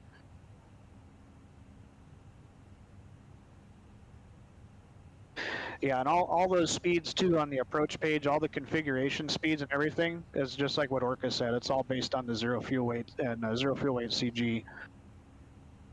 All right, cool. So let's talk about this approach real quick. If we get a descend via clearance on the Rounders 2, what altitude should we set? On the Rounders 2, we should set it for 8,000. I agree. So the bottom is 8,210. We're going to plan to transition onto the RNP 26 left, page 1223. We do have this turn, and by the way, notice how it says authorization required. Because you're flying with me today, you have authorization. But what we've done is we've essentially set this up so that from Bourbon, it's going to fly this radius fixed leg all the way around, and it's going to do it really nicely. How you're going to fly this is you're going to push 2 buttons. Remember, every approach clearance has 2 buttons. Approach? And, yeah, what would you push? Do you remember what they are? So he cleared me the RNAV? approach, and he beat the approach button and the button between the altitude and the vertical speed. Nope. So in this case, so we did that one for a localizer, but in this case, because it's an RNAV approach, we're going to hit approach mode, and we're just going to hit the altitude select. We're going to manage the altitude select. And the reason that we do that is to make sure that we actually force the airplane into descent mode. Okay. And so what we're going to do is we're going to do that by setting the lowest altitude on the approach, which in this case is our final approach point of Reelin. So he says cleared at Bourbon, cleared for the RNAV RNP 26 left. You're going to hit approach, and then you're going to select 3,800 in the altitude window, and then manage the descent. And that way we're going to force the airplane to go into what's known as final approach mode. And that way it just takes care of it. And it's kind of like a turning ILS. It's really cool. So those are the 2 you're going to push. So go push ahead. and approach, 3,500 on the altitude. 38. Yep. 38. Oh, sorry, 38. Mhm. And then push it up. Correct, and then push that knob in. Exactly. Okay. Yep. So I'll go over them again. So for an ILS, it's approach mode and second autopilot, so you have the redundancy. For Right. a localizer approach, it's loc, and then what's known as track FPA. That's the button right above the two autopilots. American and then for an 3072, go ahead. Oh. There you go. Rounders One, 2 okay, arrival, yeah. 1 left transition. Can we make an approach request? We have Papa on board, sir. Can we get the RMP for runway 26 left from Bourbon?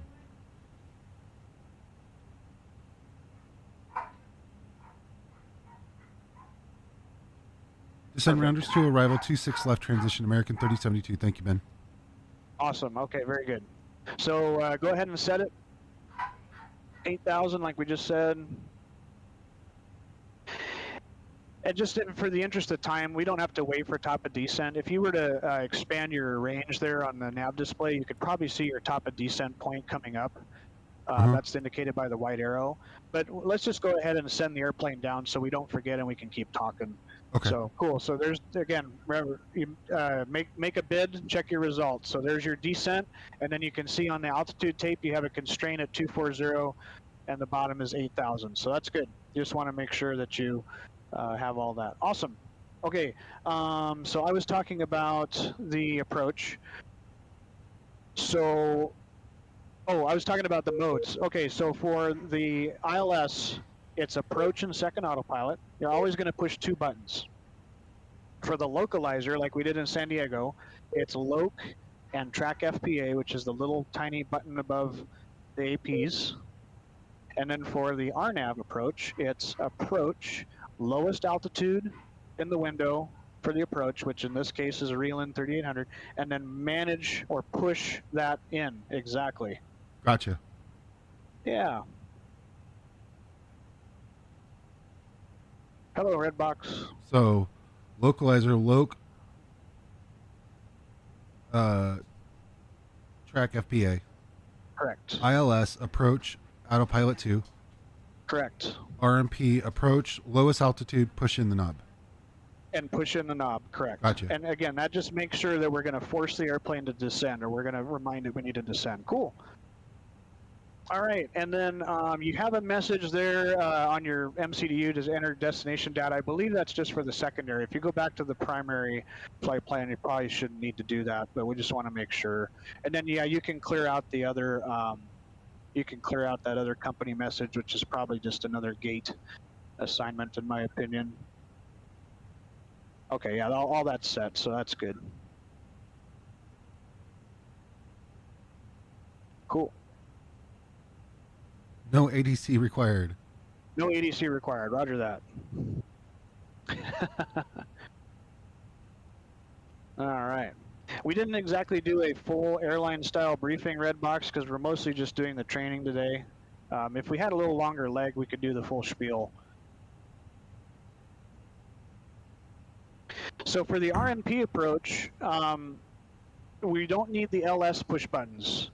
So the LS push buttons simply display data for the ILS or the localizer. And all that does, that push button below where you would set the baro reference, all it does is bring up that information onto the PFDs. So it shows the localizer deviation bar across the bottom and then the glide slope bar across the side. But for this, we're going to leave that off. And because we put that 0.3 in the prog page, we're actually forcing the airplane to go into 0.3 spacing. And if we have any kind of a deviation from that, we're going to get a message in two places. We're going to get it on our nav display, and we're going to get it on our MCDU. So the contingency plan for this, especially since we're in a terrain-sensitive environment, and by the way, you can push your terrain button anytime. Because we're in a terrain-sensitive environment, the contingency plan for this is just to simply come up with some kind of an approach plan. Like if, for example, the airplane starts to wander away from the course, we need to turn towards the airport, or we need to turn away from terrain.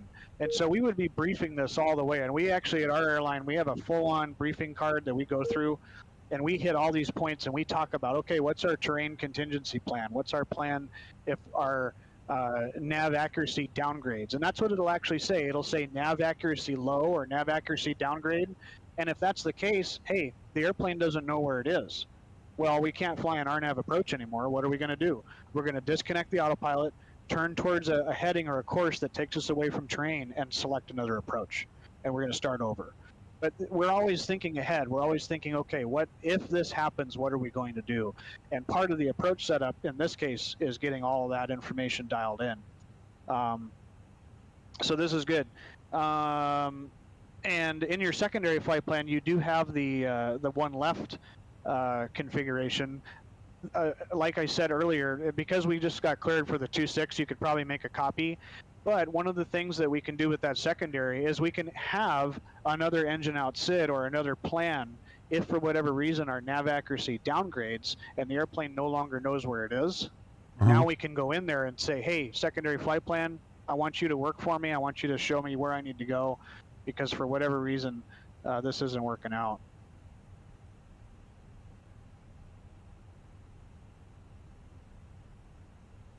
Are they, did they just go east in Vegas? No, they didn't go east. They're still going west. 2.6 left. So this will be fun. This will be cool to watch it go. And the autopilot's going to fly most of it. And you're just going to disconnect and do a nice landing on 2.6 left as you normally would. Let's go ahead and select auto brakes low this time before we forget about that. Or medium, that's fine. Either one you want to do. They got auto brakes on low. Cool, and then that should be that. So do you have any questions on how that's going to work or what that's going to look like? No. Should be pretty straightforward. Cool. Yeah. So we're coming down the pike here. One of the things that we could do if you want to be super pro is on your radar. We have on the TCAS, we can look above and below. So it's always good to have it on above for climb and on below for descent. And that looks out the traffic below you there. So that's all. So you have all, which looks at a range of, I think, about 3,000 plus or minus. So that's what we put it on in cruise. The threat mode is what, if it has a TCAS threat, then you can go to that threat mode and it'll clear out the other traffic and it'll just identify the threat that's nearby. And then above and below looks out in those two directions up to, I believe, 8,000 or 9,000 feet. Okay. Yep. Cool. And then for the arrival and the approach, you can probably just leave the prog page up on one of the MCDUs so you can monitor that. You can see the vertical deviation. And kind of keep an eye on that one. And then for the other one, we can leave the flight plan page. And that's how that's going to go. And let's see, we do we do have a new ATIS of Papa. The altimeter has changed there, by the way. It's now 3003. So why don't we go and make sure we have that in our perf page just to make sure we actually have that covered. What did you say it was? 3003 now. Yes, there you go. Go to approach phase. And temperature's warmed up a degree to 14. Winds are still variable at 3. Awesome. Cool. Yeah, good stuff. We'll do a config full landing.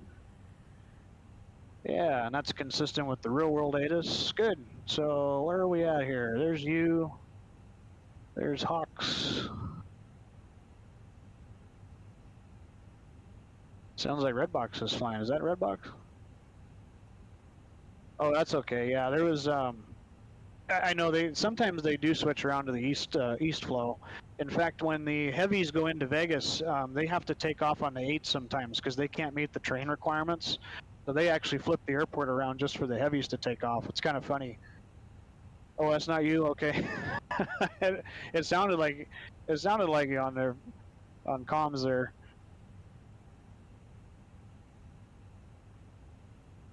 Who's that for? Oh. I don't think it was for us. I did know about the heavies though, but yeah, they have to go out on the 8s because they can't take out on the. Yeah. And they changed the entire runway configuration like that for them. Yeah, it's That's pretty why they have a wild, block window when they can come out at Vegas. And the other I reason they don't know if changed it they is have density a. altitude. Oh, sorry. Go ahead. They used to. I don't know if it is now, but this is like 20 years ago.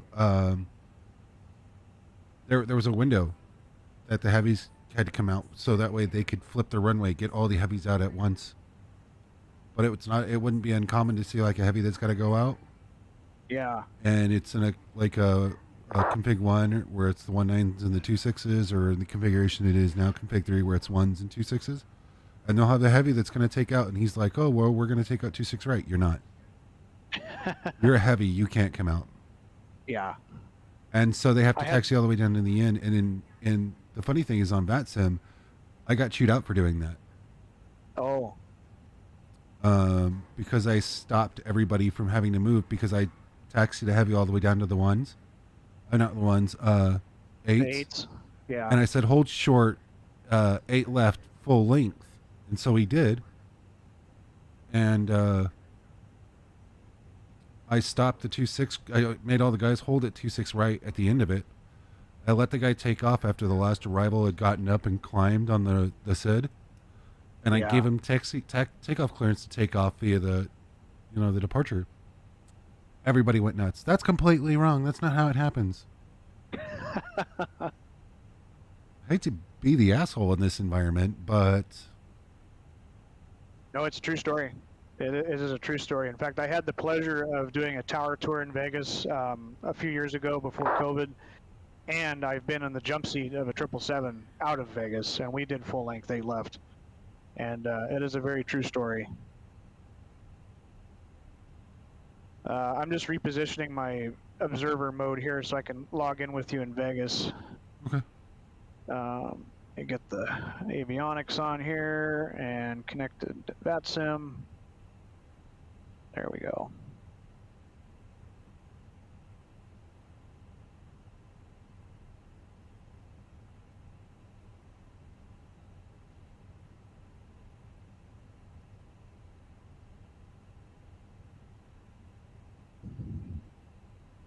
Yeah, that was honestly the best view of the strip I've ever had.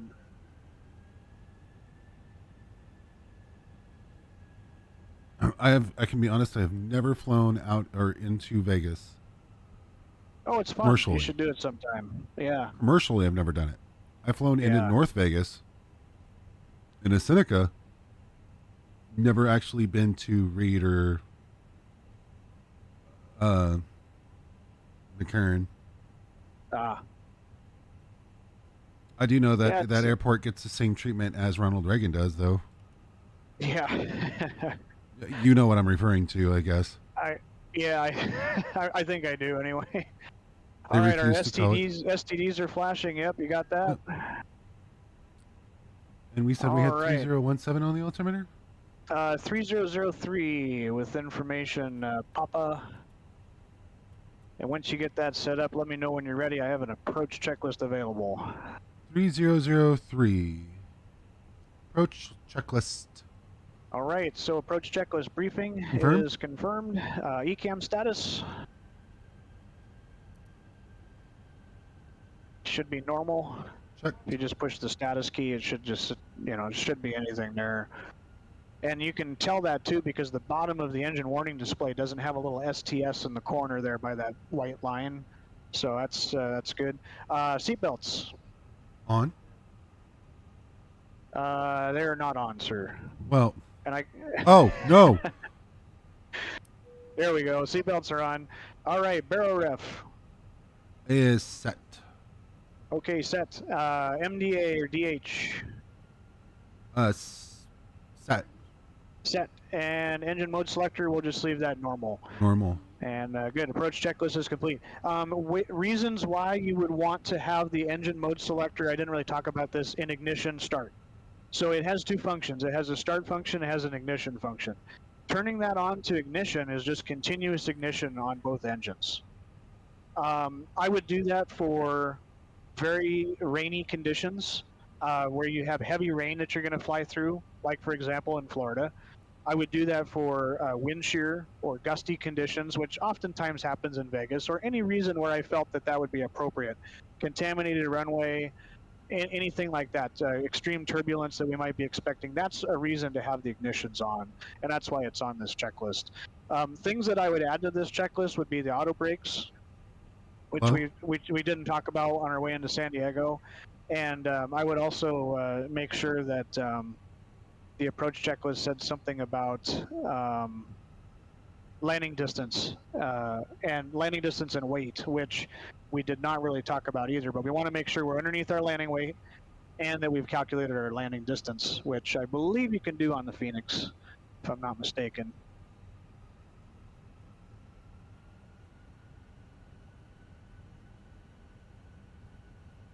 So yeah, it's kind of cool to have that, and that's, by the way, modeled very closely to what we have in the real world now with the Airbus FlySmart software. It's really cool how you can just plug all those numbers in there, and it'll give you a landing distance and Arnav Zulu 26 left approach at Bourbon, American 3072. Oh, sorry, I cut him off there. Okay, clear for the approach. So, in the ear, out the finger. You said that was 36? So it'll be reeling 3,800. You always want to set the lowest altitude that you have on the approach available. Yep. And approach. Good. And then it says 35, so set 38. There you go. And then so it'll be approach and then manage that. Exactly. Good. All right, so now let's look at our FMAs. So what we have is alt final in blue, and we have app nav engaged. And so what we're going to see at some point during this procedure is we're going to see the entire thing go all the way across the top. It's going to say final app. Okay. And that's what we want to see. And then when we see final app, we can set our missed approach altitude, which is 7,000. But we can't set that yet. We want to leave that 3,800 in there until we see that final approach mode engaged. Okay. But the airplane's doing a nice job. It's maintaining our descent profile pretty well. You can see that by that green dot there. You can also look down at the prog page and see that the vertical deviation, or VDEV, is in fact indicating 0 or somewhere close to it. Cool. And then once we get on the downwind here, when the airplane starts to decelerate, that's when we're going to start configuring. So right now it's doing just fine.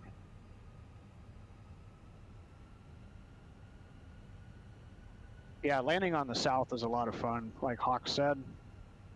Did you ever fly into here when the visual was still published? Yeah, the stratosphere. Oh, that was so cool.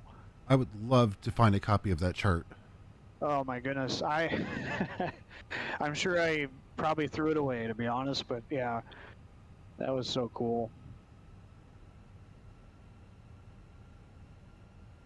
I'm going to refresh your stream on my end here so I have the most updated. There we go.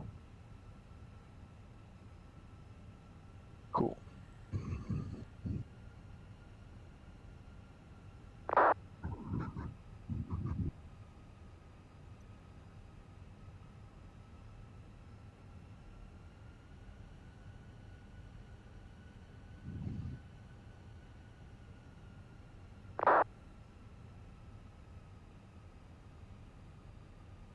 So at some point too during this procedure on the PFD, we will see a lateral deviation bar and a vertical deviation bar come up, and we should be able to see that once it hits that final approach mode, which will be good. 10,000 feet, we can turn some lights on, tell the flight attendants to prepare for landing.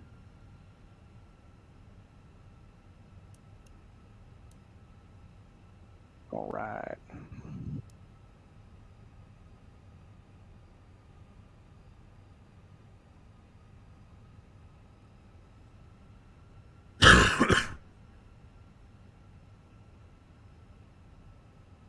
So we're getting close to the deceleration point. Almost there. That little. If you zoom into 10, you can see this approach a lot better. There you go. Yeah. So we have that deceleration point, and then we actually have a big D up in front of us there. That's the actual approach phase activation point. So that's where it's going to activate the approach phase automatically. There we go, thrust idle, so that's good. It's decelerating to green dot, and it's going to meet this first constraint here at 9,000. That's a red queen.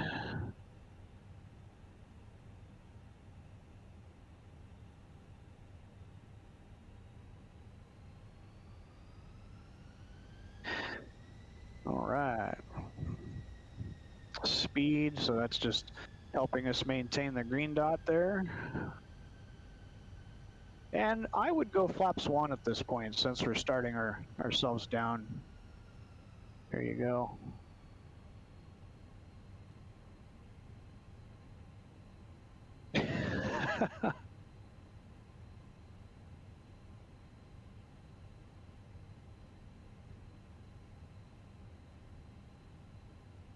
Now the real airplane, the software does a much better job of capturing final app well outside of the approach or this particular phase of flight.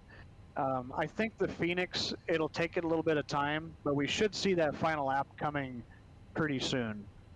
And once we get there, then that's when we're going to set the 7,000 in our altitude select window.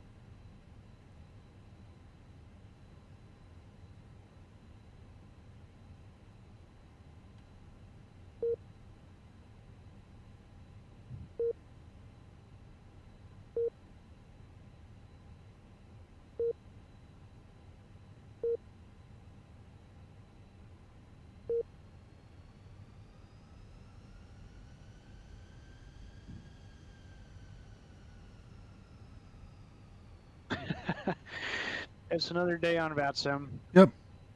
Yep.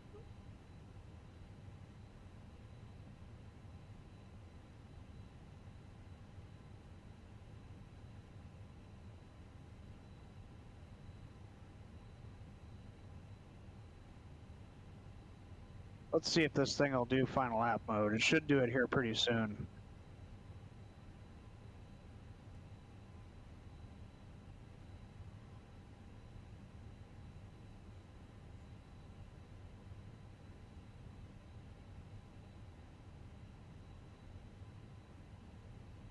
Oh, good. It's starting the starting that turn, which is nice. There's It's the interesting turn. it hasn't gone into final app yet. I'll tell you what, let's go into the McDo real quick. I go to the perf page, and let's activate approach phase. So L6, yeah, and insert. There you go. Okay, now we got final app. Yeah, so technically it should have done that already, but now can you see the PFD across the top? It says final app. Final app, and then I saw it draw the as soon as we hit Bourbon, it drew the missed approach. Oh yeah, it drew them. Yep, exactly. In blue there, exactly. Cool. So now check it out. We got final app. We got our missed approach altitude set. We've got a lateral deviation bar and a vertical deviation bar. And like I said, it's kind of like a turning ILS. So it's pretty cool how it all works. Usually when I'm on the base leg like this, I like to select speed 170 and go flaps 2. That just gets you set up for a nice stabilized approach.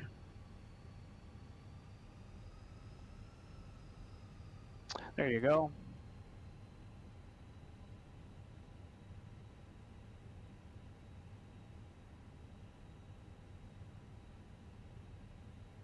Cool.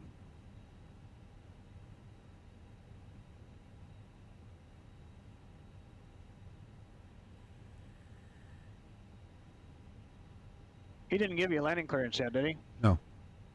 All right.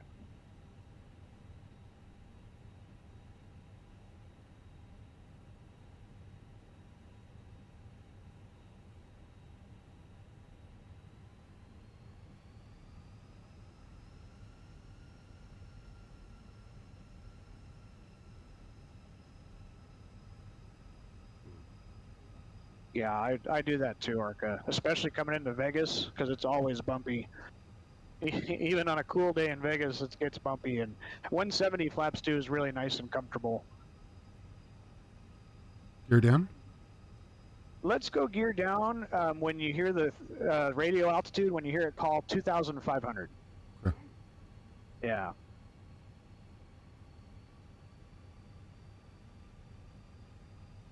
So when you hear it say 2,500, which will be pretty soon, you can go gear down, manage the speed, and then flaps 3. I love these RNPs because they're really gentle, and the airplane flies them really nice. They're comfortable for the passengers. There's a call. There you go. Yep, gear down. Manage the speed, push the speed in, and then flaps 3. And you might want to check with Ben just to make sure we are in fact clear to land.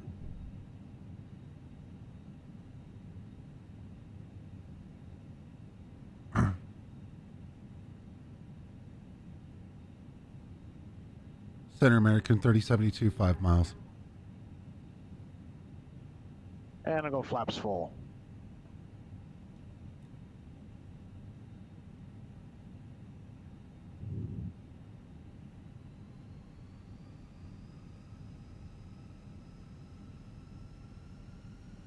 That's okay. We'll get it here in a second. Oh, there you go.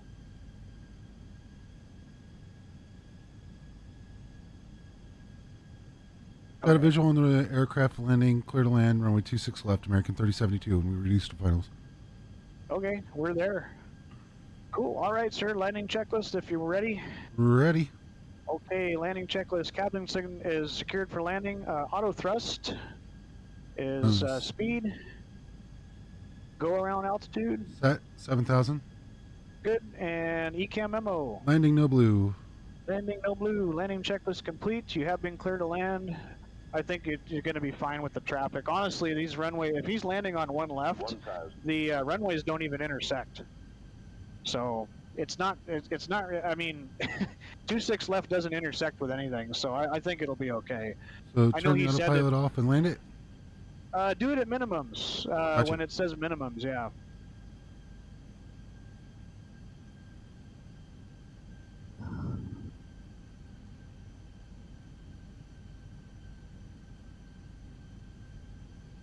There you go. 500. 100 above.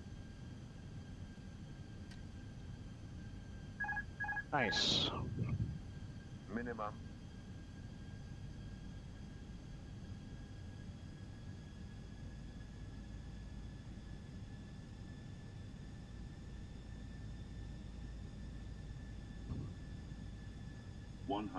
Good pitch attitude, good speed. 50, 40. Too low, terrain. 30, 20, retard. Just a little bit. Nice. And looks like the spoilers are up. You'll have reverse green here in just a second. There you go. And you're decelerating. That was good. All right, and I'll call out 70 knots. That means we can go reverse to idle.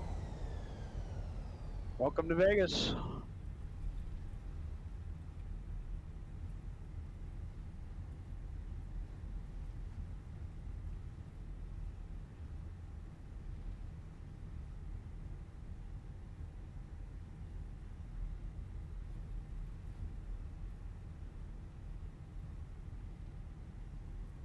Here comes the frame rate killer. Every time I make this turn off of here to look at the city, it always kills my frames.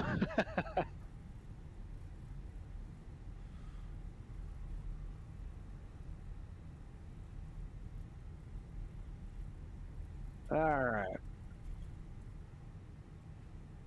Nice. After landing flow is disarm the ground spoilers, flaps up.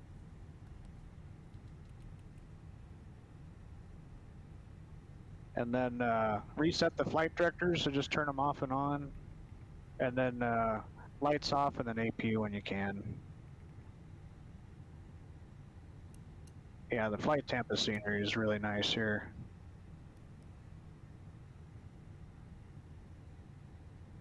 Cool, hopefully we'll get clearance to cross this runway here. And American 3072 cleared at Alpha 6, holding short 26 right.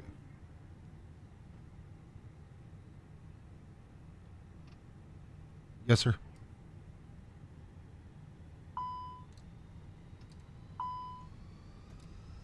Cross 26 right at Alpha 6, right on Bravo 2, parking American 3072. Thank you, Ben. All right, cleared across. Very nice. We'll join Clear. Bravo on the other side. Yep. Clear on the left, clear on the right. Nice. Can't tell that's a bad habit. Yeah. Yeah, anytime I come up to a runway, I treat it just like I did when I was in school. You know, when you're a little boy and they say, hey, always look both ways before you cross the street. Same concept.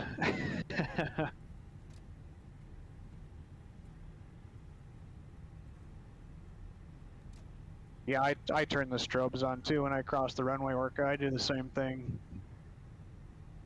You already had them, so you're good. I turn on, when I cross the runway, I turn on the strobes, and then at nighttime I actually turn on the wing lights because they shine out from the side. And if there's any airplanes that happen to be on final or sitting there, they'll be able to see those lights usually. So I do that as well, and that kind of helps to illuminate me as I cross the runway. And then once I'm clear, yeah, shut them off like you did. Yep, even if it's a closed runway. We're all human beings. We all make mistakes. So I absolutely look both ways anytime I cross a runway. Yeah, and I verify it too with the guy I'm working with, because I say, hey man, we're cleared to cross. You agree? Yep, cleared to cross. And then we both look, and we're cleared to cross that runway, because I definitely don't want to end up in the news.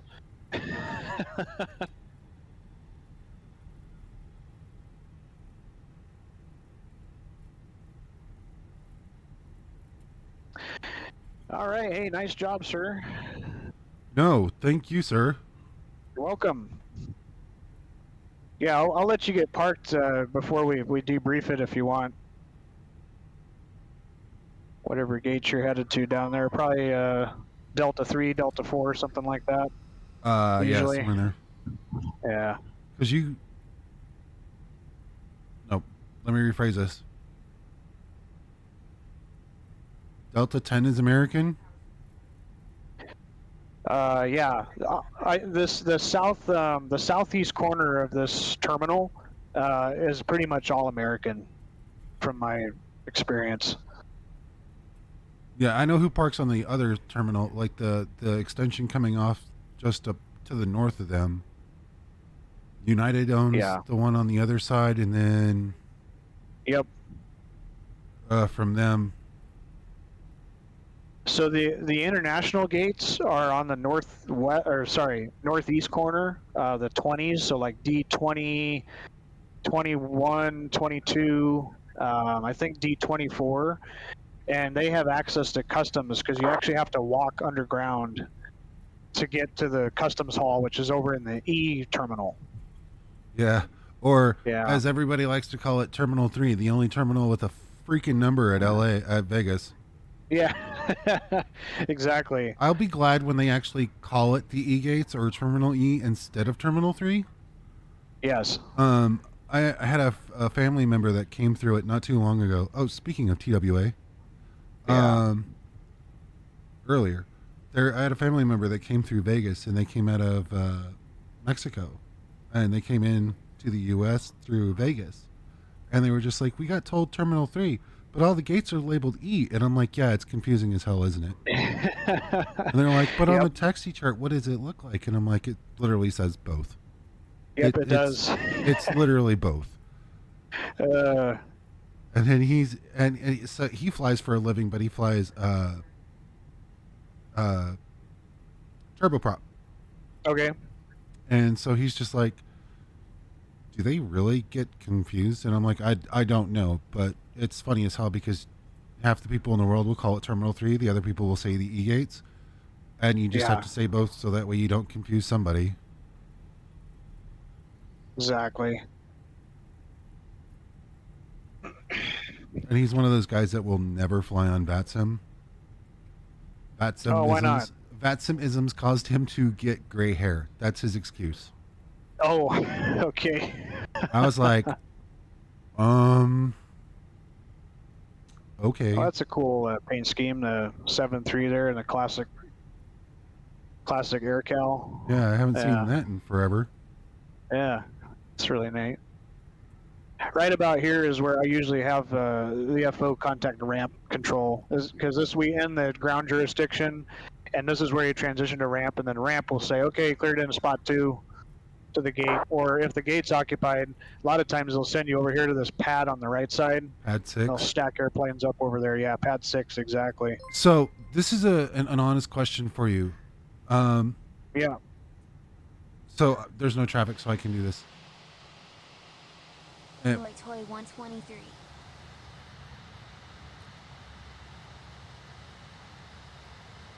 Thank you for the follow. So on the chart and on the scenery, you can see the non-movement line, right? Hang on, say that one more time. On the scenery and on the chart, you can see the non-movement line. It's right here, right? Yeah, uh-huh. Does that technically mean that taxiway Quebec, right here, is a non-movement ramp line? It is. It's owned by the ramp. Yep, because I've actually heard the ramp clear maintenance traffic under tow on that taxiway. Yeah, it's Quebec. Now, if I remember correctly, holding pad 6 is here.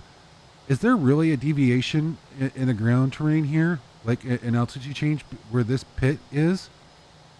Which is yeah. holding pad 7? Kind of slopes. It does. It kind of slopes down. So everything in Vegas slopes from west to east downhill. That's for drainage, isn't it? Yeah. Well, and it's also the valley is kind of shaped that way. But yeah.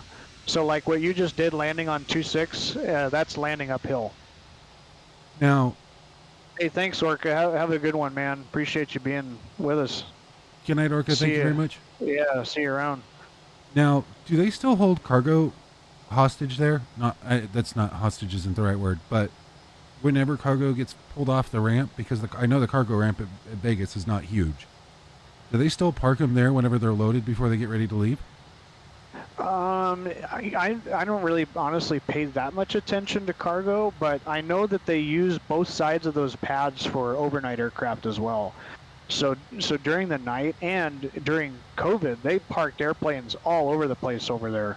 So that whole ramp was just filled with airplanes, tail to tail, cargo and airline.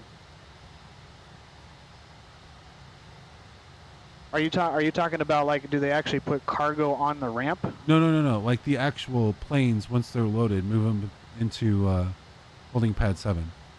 Oh, maybe. Honestly, I haven't paid that much attention. I have seen some cargo guys just sitting over there, but I don't know if that's what they're doing. Maybe they are. Yeah, like they're preloaded.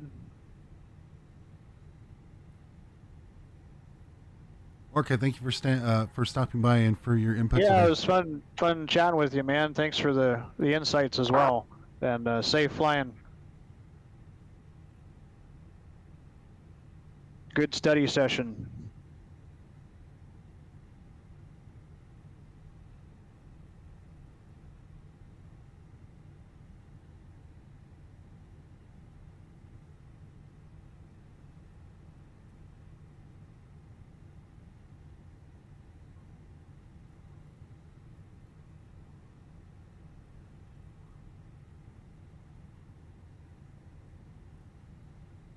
Nice.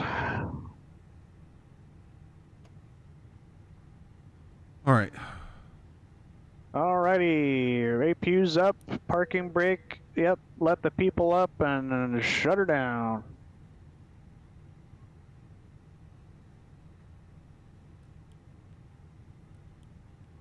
Yep, so engines, beacon, and fuel pumps. And checklist. Parking checklist. All right, parking checklist. APU bleed. You can go ahead and turn it on. That keeps the people happy, nice and cool. Good. Yellow electric pump. They are off. Engines. Off. Seatbelts. Off. Exterior lights. We'll turn them off. Yeah, you can either way. So usually sitting at the gate, they just usually leave the navs on. Anytime the airplane is powered, it's always a good idea to leave the navs on. That's kind of an SOP. Okay. So that just a reminder the airplane's powered. Cool. Fuel pumps Are off. parking brake and chocks. Parking brakes set, and we'll set the chocks. Yep.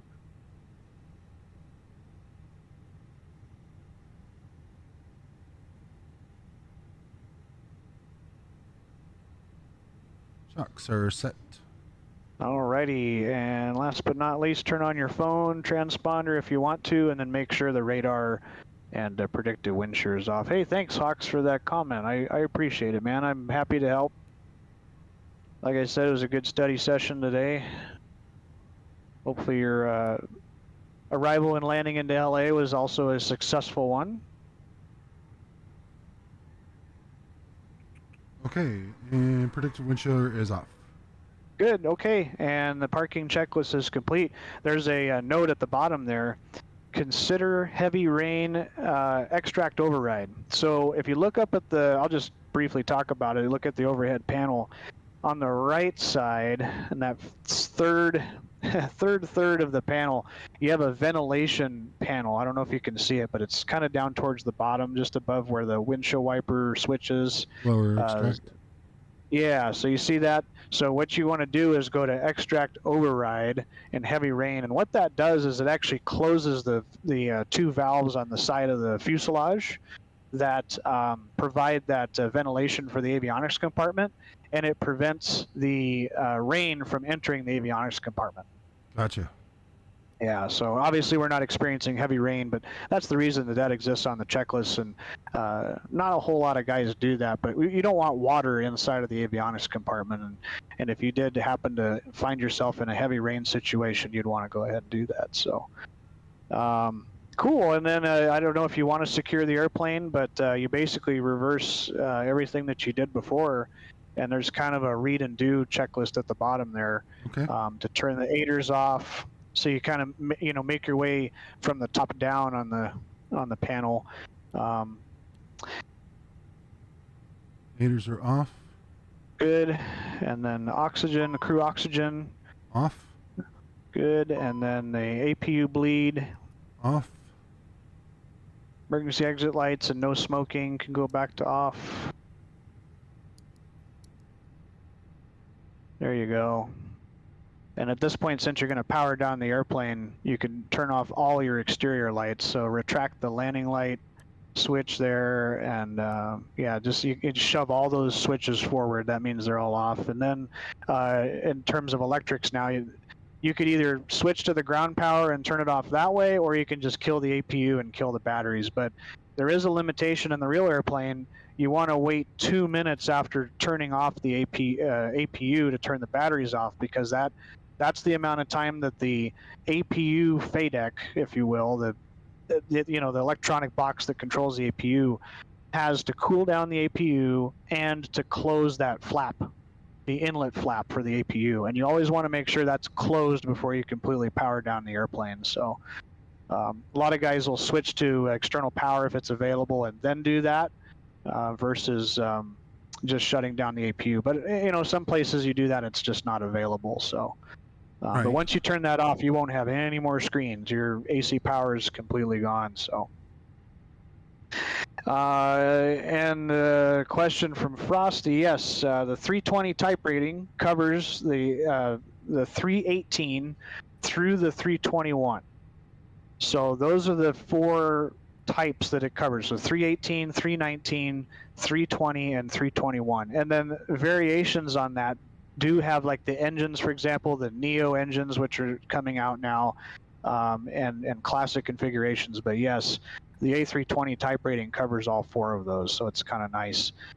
In order to do a upgrade or transition from the A320 to, for example, the 330 or even the 350, it's actually just a very simple differences course, and it can happen over the period of about a month if you're in a training for an airline. Once you have your 320 type rating. So Airbus has made it pretty simple because a lot of their systems are very similar, and the cockpit layouts are very similar as well. And we noticed that too, like from the 319 to the 320, and even the 321. There's just some very minor differences that you have to be aware of, but that's it, man. Quick debrief, nice landing, nice approach. We didn't exactly get the final app when I thought we were going to, but once we activated the approach phase, it seemed like the airplane took over, and that's exactly what we wanted to see. Right across the top of the PFD, it says final app, and we set the missed approach altitude. The airplane made a very nice, gentle turn. Your speed control was nice. Yeah, somewhere around 2,500 is a good mark for putting the gear down, flaps 3.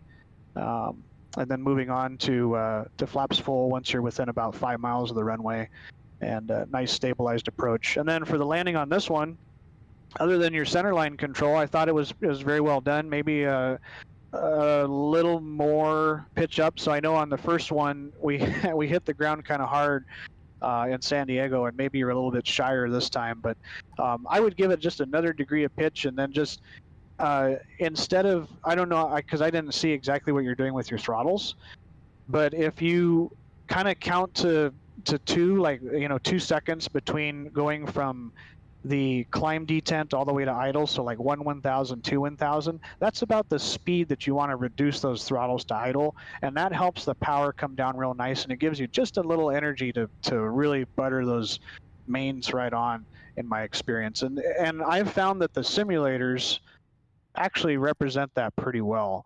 The Fenix does for sure.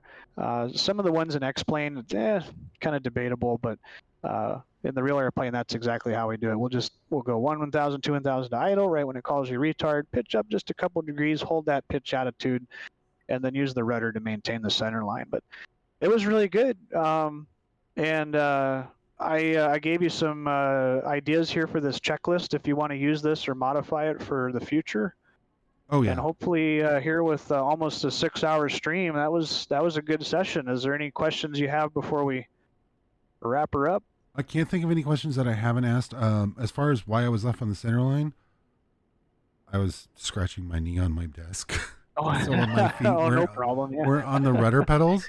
And so like I drifted and I noticed it. So you if you look, you can see the plane, like as I get on the ground as the rollout, I fishtailing a little bit. That was me actually getting my feet on the rudder pedals, where normally like I have them on as soon as I turn the autopilot off. Yeah. I was scratching my knee. Okay. Which sounds like a lame excuse, but when you're tall, you use the bottom of your desk for everything. And so I'm sitting here trying not to move the camera. And then you could see, like, the moment I put my feet on the rudder pedals, I swear, I will say that that is the smoothest takeoff on both, even in San Diego when I was a little squirrely. But that's obviously because we had like different winds in Vegas, in San Diego taking off than we did in Vegas when we left. Yeah. And that takeoff from Vegas this morning was probably the smoothest takeoff I've ever done in any plane I've flown. Good. In a very long time. Yeah. But it was a blast. I learned so much there. I'm going to actually take, if you're okay with it, I'm going to take this entire VOD. I'm going to pull it down. And then when I'm able to, which is actually tomorrow night, I'm going to upload this entire VOD to YouTube. Yeah.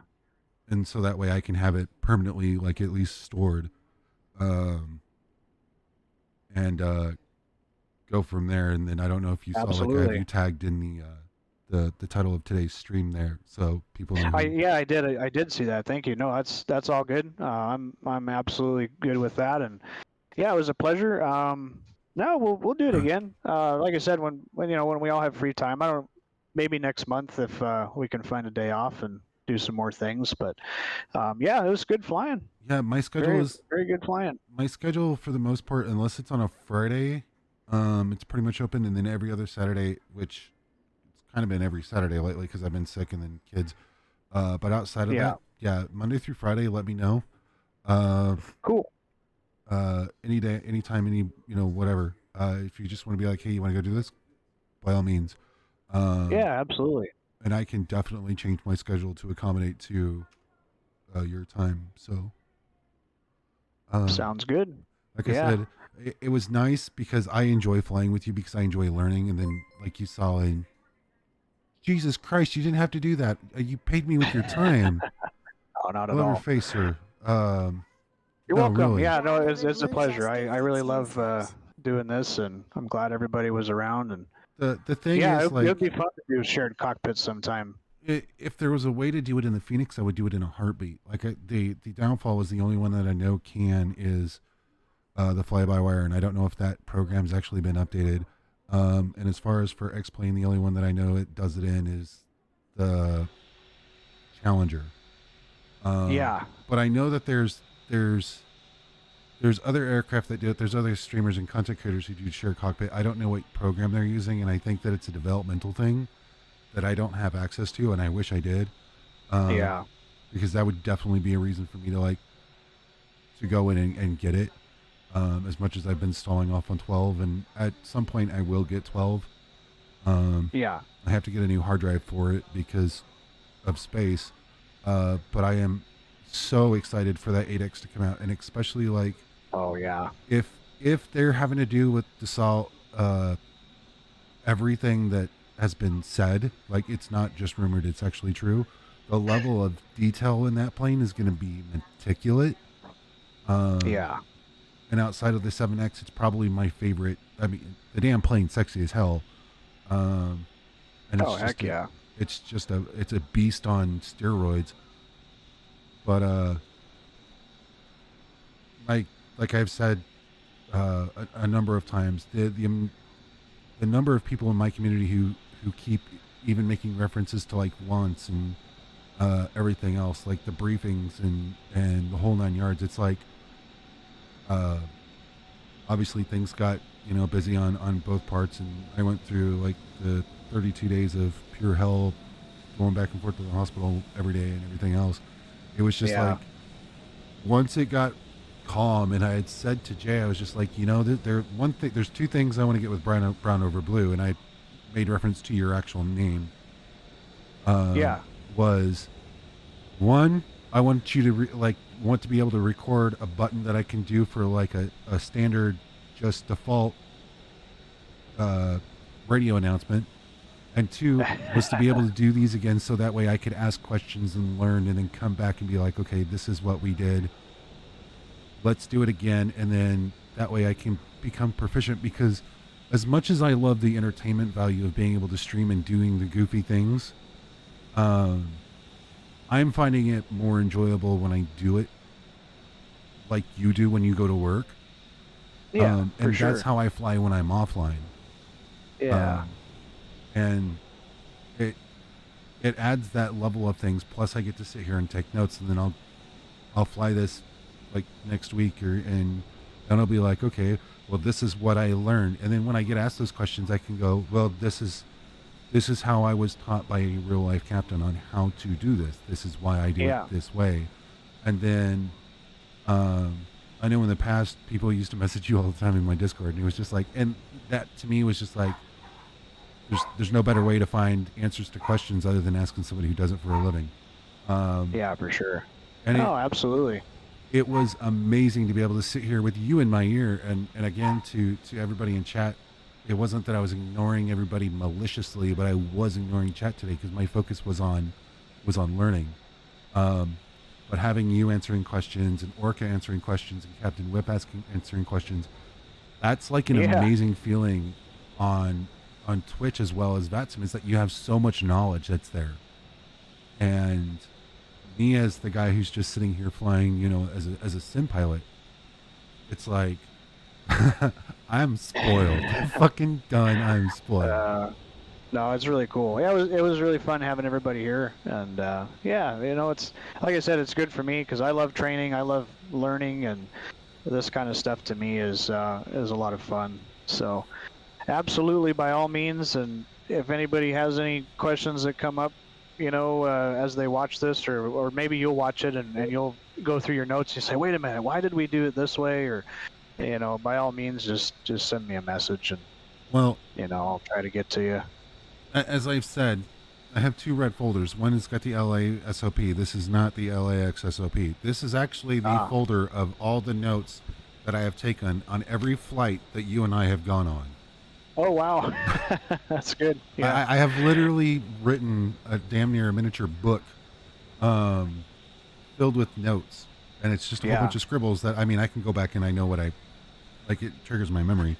And I'm like, oh, Yeah. so this is a note that I took on arrivals. And like I was saying, when we were going the fix info page and putting the fix in, finding the remember range that? reading Yeah. from flying the fly-by-wire was going into Exactly. Springfield and learning my top of descent.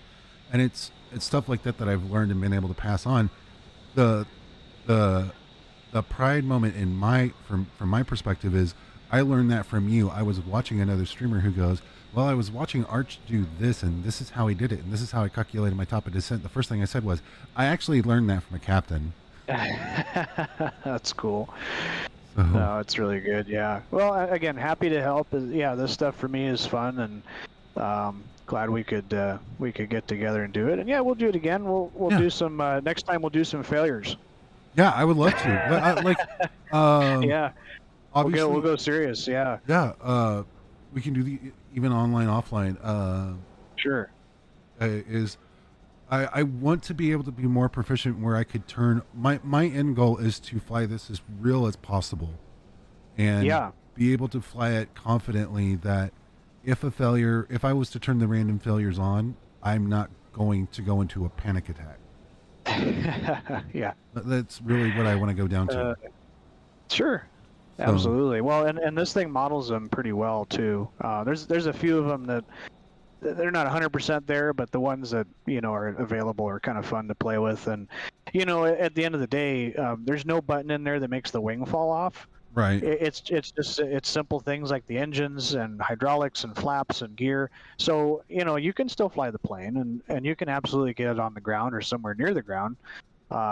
But yeah, being able to handle them in the confident professional manner that we do in the real world is always ideal. And yeah, we can kind of graduate to that. We got a lot of good basics. I mean, now I'm pretty sure, and today was a great example. You really went through almost all of the approach types, or at least I should say not today, but in the time that we've done this, because we've seen an ILS, we've seen an RNP, and we've seen a localizer.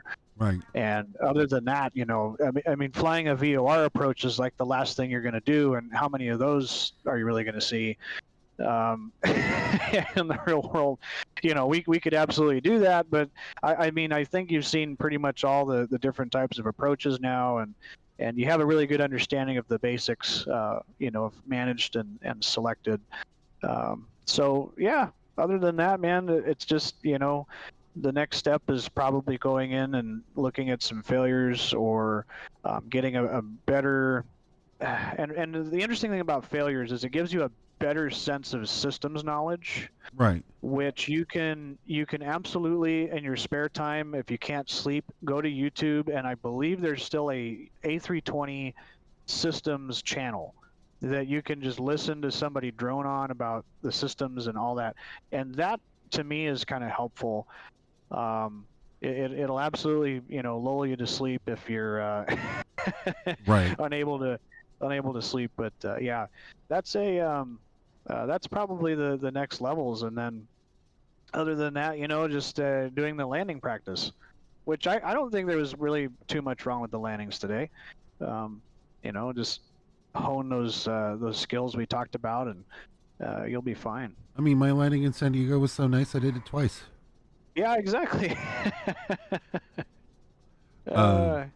Trust me, it was a lot cleaner than I've seen some other people do on Twitch. So, I mean, I have a history of San Diego is the bane of my existence in every flight sim, because you're so used to like wanting to look at the end of the runway. You're not used to looking at these massive displaced thresholds. Yeah. And so, like, your brain, it's conditioned that, oh, I want to get as close to the numbers and in the landing zone. And then at San Diego, it's like 1,000 feet of a displaced threshold because you don't have that much room to play with. Yeah, yeah. And then you're just like, Strangle oh, says, we're going did to you have put this. time to look in your links and pictures Discord channel today? There's all this going on, and then we're going to make it a Class B airport. Oh, I know. And you're just oh, I know. And throwing that localizer approach at you, I mean, we could have easily have done the RNP. that RNP, it probably flows just as nicely as what we just did in Vegas. Just kind of manage it, sit back and watch the airplane fly. But actually doing the flying on those localizers, that is work. I mean, it's work in the real world, and it's even more work in the sim. I was shocked at how well I landed in San Diego. It was pretty good. Because when you said, okay, autopilot come off, I turned the autopilot off. Yep. I hand flew the rest of that approach in. Yeah. I honestly was up at 6 o'clock this morning, got my coffee, sat here, went over that approach over and over and over. I flew that approach into San Diego 4 times before I even talked to you this morning. Oh, you did? I crashed every single one of those. Oh, wow. Okay, well, good. We didn't crash this time. My settings and my crash tolerances are turned on. Oh, okay. So it would reset the flight. I forgot to turn them off. So I didn't land that hard that it would break the airplane when we landed in San Diego. That I know for a fact. Good. Because I didn't realize it until you got up to go get to take a break when I was turning the plane around. Yeah. That I had left that setting on. And I was just like, okay. Shit. Well, at least there's a plus side. I didn't break the plane. Yeah, for sure. So. No, that's good. Yeah. But yeah. Do you have a landing rate monitor? Or I can't remember if there's one in this the iPad. Or... I don't think that there is one in the iPad. Yeah. I have one normally. Like I have LRM. That's up, and then I used to use Volanta, but it becomes such a system resource hog when I'm flying the Fenix. Because I have an older computer, it kills my frames, and so I started to not run it. But on the next time we fly, I'm definitely going to run one just so I can kind of see what we land at. Yeah, it's kind of a fun metric. I mean, nothing. We don't actually use that in the real world, right? Because we don't really pay attention to landing rates. Well, we just mostly pay attention to the G loads. The easiest or the softest landing I've ever done in an Airbus with the landing rate monitor running was just shy of 300. It was in the 290s, and it was just like, oh, that's hard. Yeah. You just we know it's hard in the real world when the airplane will actually print out, because there's a printer on that pedestal aft of like where the flaps handle is, so that airplane will automatically print things out of there, and it'll do what's known as a load 15 report, and if you get one of those, you had a hard landing and you have to write it up, but you can tell like it has to be pretty hard, and the G meter goes off, and it's definitely one of those things you have to pay attention to. But if you see that in the simulator, it was a hard one too. But honestly, you know what? For simulator purposes, anything between 200 and 300 feet a minute, even on a landing rate monitor or whatever you're using, is not a bad landing. The key is, were you facing the same way as the runway? Were you on the center line? Were you within the touchdown zone? And did you decelerate the airplane, to a nice slow exit? Those are the things that I'm looking for when I'm watching streamers land the Airbus. And I just joke because a lot of the guys that you and I talk to, they're all very professional. And just like yourself, they want to do it the right way. I'm talking about people that, come from other gaming platforms and are like, okay, guys, today we're going to do the fly-by-wire. It's the first time I'm ever flying an Airbus. Woo! And then they get on there, and I just watch them invert it at the end of the runway, and they're laughing. And I go, okay, well, that was entertaining, but not exactly educational. You should go watch yesterday's stream, and I don't remember at what point in time it was, but I was working LA Tower. Guy gets cleared to take off. And it's Delta Lima something. Okay. Kid gets cleared, take off, 26 right, RNAV Docker. Takes off, does the RNAV climb. Now, what most people at that fly out of LA don't understand is the reason we say that is because there's 2 RNAV altitude restrictions that you have to meet. Right. One is 650 feet before you hit the shoreline. So that way you don't, destroy traffic. One, because there's traffic on the coastal road, whatever it's called. Yep. And 2 is so that way you don't destroy the beach. And the third RNAV is that you have to be at or below 3,000 at Docker. Yeah. So when people call, as a controller, you kind of cringe because they're like, climb and maintain, climb via the SID, we'll go to 5,000 initial. No, you won't. You won't go to 5,000. You're going to go to Docker. You're going to RNAV to Docker and then go to 5,000. Yeah. And like you sit down and when you have time, you're like, this is because you don't want to hit the guys that are descending via the arrival. And 650 feet realistically, as much as it's for both the hump at the shoreline and the traffic, helicopter traffic goes at 50 feet along the coastal route.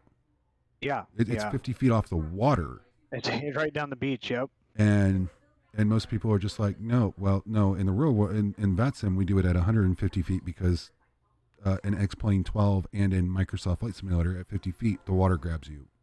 Yeah. And considers it a crash.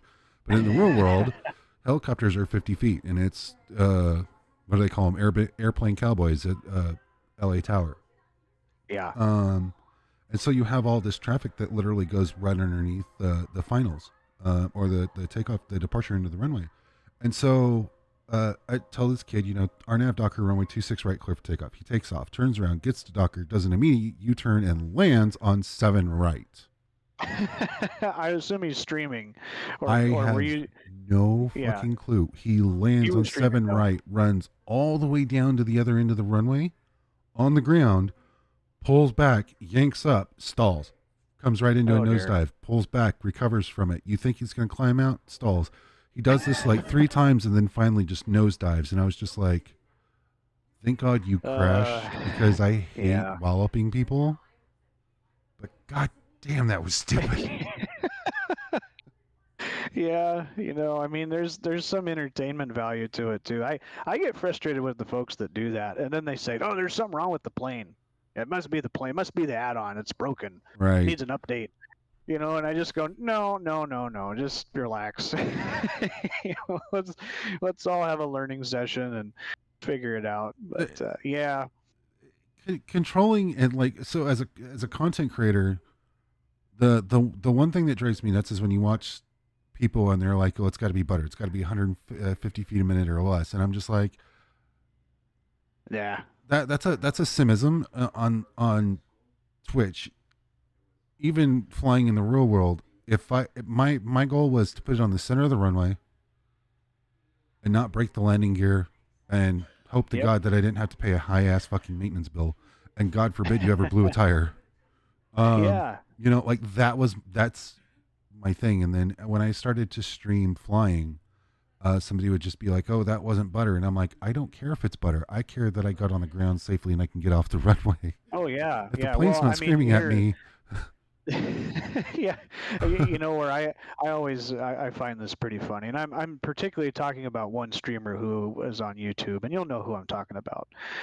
But he gets access to the Thrustmaster Boeing pack, and it's his very first flight in this thing. And he's gonna land in John Wayne, right? Hold on. Yeah. That's stupid. Exactly. So anyway, so I'm watching this thing, and I was in a Discord channel, and there was a few other guys around. One of them's another professional pilot, and we're going, all right, this isn't going to end well. So he's high and fast coming into Orange County, and he floats, and he floats, and he floats, and he absolutely just goes off the end of the runway. And he says, "Well, guys, I don't know. Maybe the throttle's not set right. Maybe all these excuses." Outside of maybe I should have flown a little bit better. So that pilot, who I'm going to... He remains nameless. Most people may in here know who he is. But I have a very, very, very, very high idea on who it is. Yes. I don't like him for a number of reasons. I made it very well clear why I don't. Attitude, above all. Yeah. But... it's definitely not you, Smiley. Hello, Miles. Definitely not you. Yeah. But he is the Voldemort of the flight sim community, and That's a good way to put it. Yeah. his comments alone, non-flight sim related, is the reason I will not ever support him. Yeah. And I have had the displeasure of having to control for him at LA twice. Okay. And the Yeah. very first time I did it, I gave him taxi clearance out. He was an American pilot. I didn't know he was streaming. I didn't know he was flying out. It was early in the morning. And this was me getting on like 10 o'clock, get the stream going. Me and Ben would control all day long. And actually, this is when Derek was in the airspace too. So me, Derek, and Ben would all control. We would like fully staff LA. Derek would run center, Ben would run approach in SoCal, and then I would run LA Tower. And all three of us being C1 rated or higher, and all three of us having, thousands of hours as controllers and experience and working different parts and everything else. And contrary to popular belief, I've worked radar before. My favorite spot is Denver approach. Yeah. Just because it was a place that I enjoyed. I don't enjoy center because I'm not insane enough. But one of the reasons Ben did a great job today, by the way. thank you very much to Ben. And thank you for accommodating us and for putting up with the missed calls. If you do hear this, and that was you'll really watch nice. this later, but he was very helpful, very well done. Yeah, I'm surprised he didn't jump in the channel because he has access to this channel. And say, hey, pay attention. But like I said, let's segue to something else real quick. First and foremost, thank you to you and to Ben for everything else. And to re-edify something that I'd said in San Diego, this was a closed environment. As much as we were on VATSIM, everything was already discussed with the center controller. That Ben knew everything that was going to go on. The only thing that changed was the actual arrival runway. We were going to originally plan for the RNAV into 19 right, but because the airport was landing in a north configuration on the ones, that's why it came up to 26 left. Everything in this environment was already controlled. The missed calls, Ben having to call my name out multiple times, that was already planned. Another thing is that I know Ben had the stream up in the background, so Ben was watching everything and listening and could hear what was going on. I don't suggest learning a plane at this rate. Oh, not on VATSIM, no while way. on the network. So again, controlled environment. Don't do what I do, but definitely learn how to fly it in the whole 9 yards. He's still online, Ben. He's crazy. He's still going. So back to the pilot who shall not be named. I logged in one morning and had stuff going, and I had messaged Ben and said, hey, there's a group flight, but it's all coming in now, and I have no idea what the hell's going on. And he goes, there's a fly out. Don't worry about it. It's fine. Pilot who shall not be named was flying out, and I gave him taxi instructions. Come out, Charlie 10, left on Bravo, hold short 25 right at Bravo 1. You're number 3 in line. His taxi out of the ramp. Wanted him on Bravo. I wanted him to stay number 3 in line. At Charlie 10, he turns left on Charlie. He literally says, we'll just follow this guy. No. And I literally was on stream, looked dead up at my camera and went, this motherfucker is going to stress me out. Because I had everything else I had already started to give clearances to guys on Charlie 10. Follow the American company traffic ahead of you. Charlie 10, Bravo, Bravo 1. You're number 4. Guy coming out at Charlie 9. You're going to follow the 2 company traffic that are going to come on Bravo. You'll be number 5. Follow the 737 behind the Airbus on Bravo, number 5. I'm starting to sequence everybody on the South Complex to come out in a Congo line. So that way, when the last guy at the United Gate that was flying with them showed up, my next one coming out at Charlie 10 would then start the sequence all over again, right? Yeah. So, hang on just a second. Sure.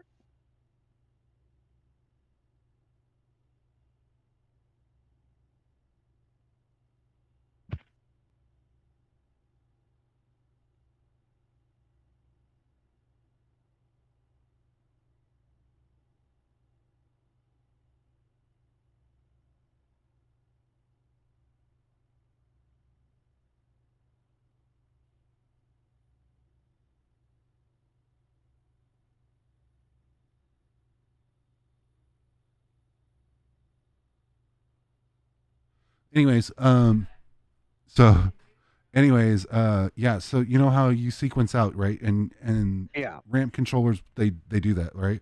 And so I wasn't Yeah. ramp control, I was just doing normal ground stuff. And I'd said, hey, you were instructed Charlie 10 Bravo. You're on Charlie going past Charlie 8. Do you want to follow instructions or should I get a supervisor? What was his response? Well, we are just following, and he literally, the moment he said we're just following, I just stopped. I stopped everybody. I literally said ground stop at LAX right now. Everybody, stop your movement on the field. And everybody, I got negative feedback for it, and I said, listen, if you guys aren't going to follow my instructions, I will log off now and I will stop wasting my time. However, there are people here who are going to follow the instructions, who want the instructions, who want the ATC service. We do not want to sit here and waste our time. You can either finally listen or you can log off, or I can get a supervisor who will help you out. You need to pay attention to ATC instructions. And then the second time he had instructions to go, he was a 777 that was being sequenced to the North Complex.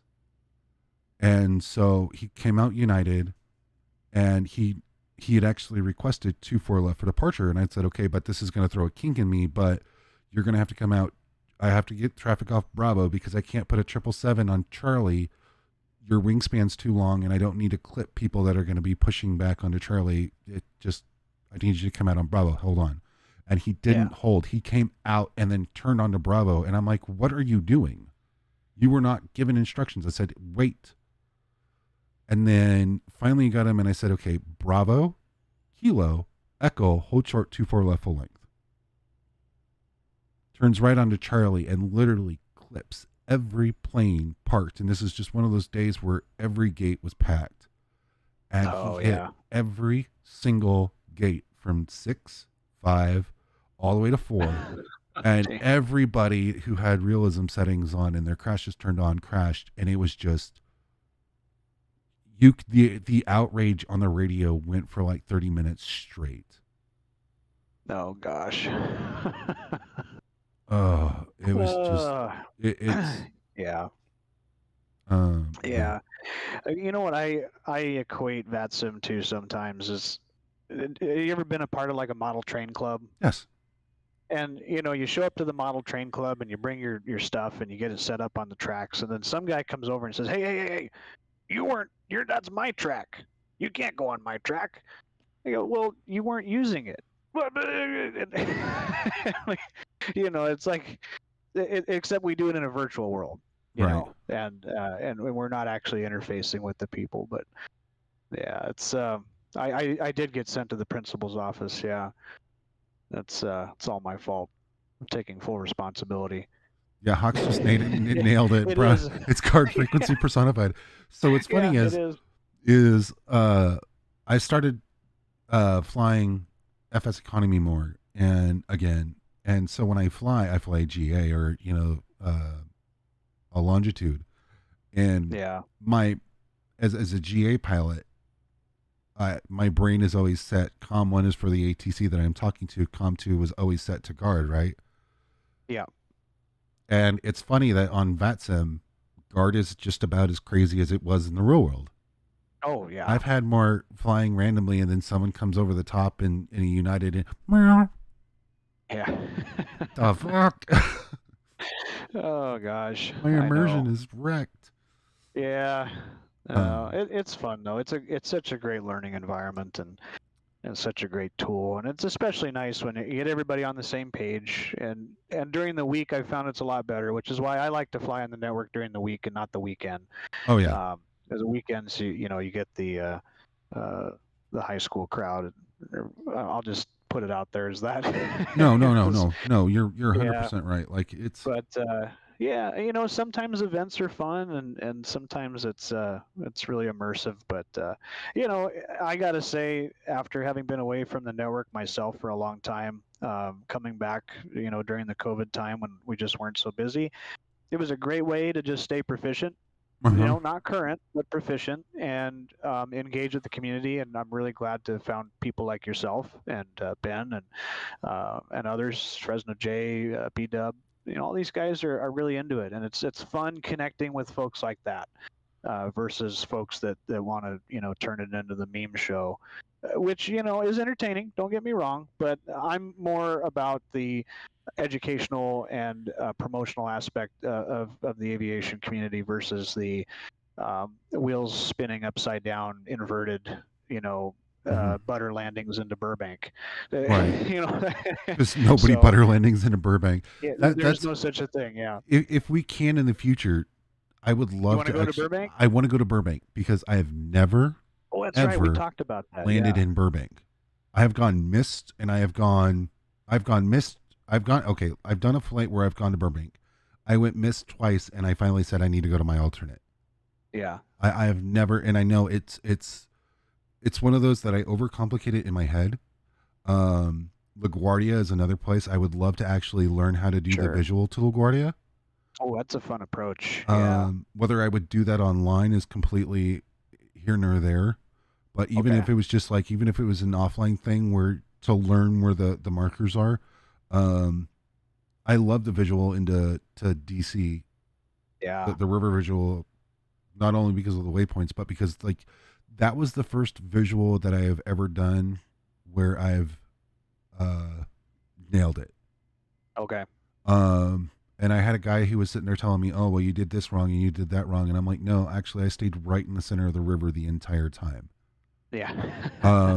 I know Yeah. as somebody who A has flown before and B has done a lot of research as to what controllers deal with, and common sense of what you don't do in the United States, that I flew that river visual perfectly.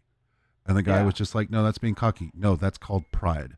I nailed that visual to where I know Nice. IRL, if I had done that, I would not have gotten a phone number to copy and the Secret Service at my door. Yeah. And so like there's stuff like that that I would love to learn in the future, and actually having the time to sit here and go through it and do it correctly, and so that way I feel more confident in the plane as well as my flying skills. So as much as this is informative and educational for everybody else, I still have my own selfish reasons of being able to, like I said, to fly this more confidently when you're not around, or when Yeah, I'm just sure. sitting here going on and going forward. Hopefully today was a step in that direction. Oh, Yeah, absolutely. 110%. Like Good. like I said, I 5 or 6, 4 or 5, 6 times this morning before we even spoke, I was trying to land at San Diego without crashing, and it took me like sitting here talking to you, even through the environment, look like I'm going crazy. And again, now that you're here, Ben, thank you very much again for everything. It was Yeah. awesome. Oh, Ben's here. Hello. Hello. And for like putting up with the late calls. I understand it's not typical environment, but thank you for helping make it a secure environment for me to be able to do this. I know you're busy. Yeah. I just want to make a quick interjection here because you guys were talking about the community that we all are a part of.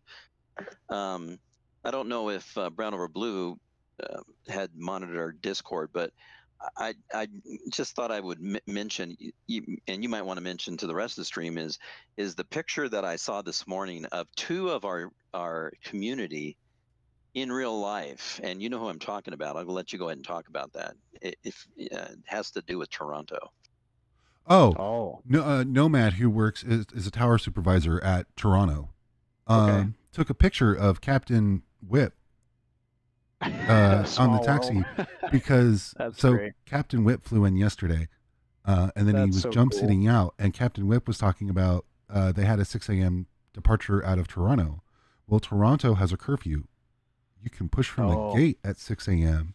You can taxi to the runway at 6 a.m. You don't get a takeoff clearance until 6:30. Yeah. So yeah, that was going on this morning, which was hilarious, and I was looking at all that. But yeah, I was trying to get confident in that landing, and when I'm one of those guys, when I'm performing underneath pressure, I somehow decide to go better. To Paro. Oh yeah. Yeah, got to do Paro. I'm okay with it. But Yeah. when I'm under pressure, like my brain doesn't get time to panic. And when you're talking me through things, if it seems like I'm not responding, I'm not ignoring you. I'm literally soaking in everything you're saying. Oh yeah, for sure. And so like Yeah. going through and looking at the plane, like you were saying something and I was doing it on that approach into San Diego. And it's just like I hate immersion. But that's the best way to put it. It's like you're immersed in what's going on and you're doing the call outs and you're telling me what I need to set and I'm setting it. And I didn't have time to sit there and panic and be like, white knuckle it. And then when I turned off the autopilot, it was just like,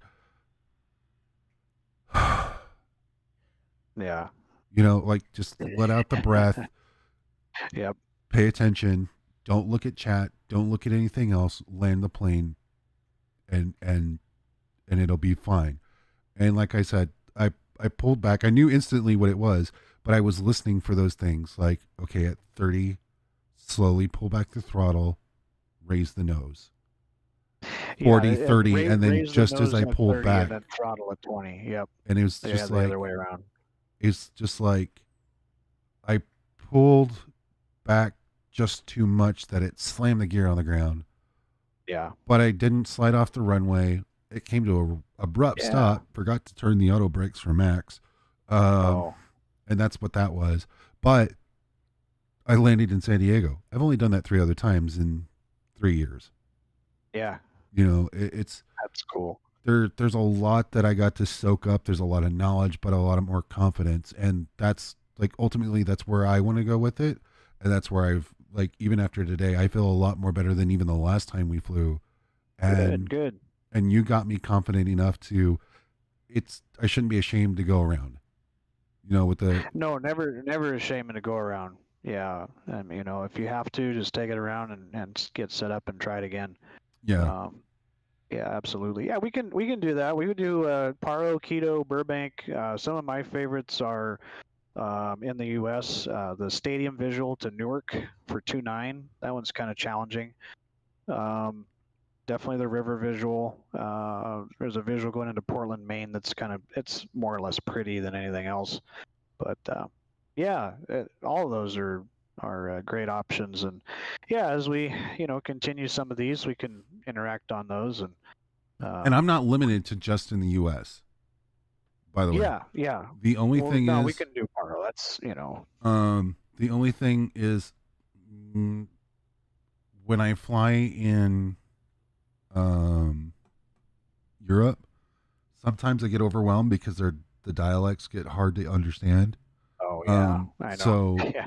It's one of those, if we fly into Europe, we'll have to do all the briefings before we get into the busy airspaces because I won't hear them over you. Sure. And that's not me being rude or anything else. Please don't take it that way. It's just one of those. No, I totally get it. Yeah. If I don't really pay attention to what they're saying, I will totally not hear it. And then I'll be like, can you say again? Yeah. And then they get all, inflated chest and egos get all out of the way. And yeah. But if you know, you know, and if you don't, well, you're lucky. Ever flown to Palm Springs? No, not in the simulator. I haven't. Well, not in the airline. Are you saying they're getting pissy? That's one way to put it. Ben just drops it out. just lays it out on the desk. Palm Springs has a really nice R&P approach as well. Palm Springs is really pretty.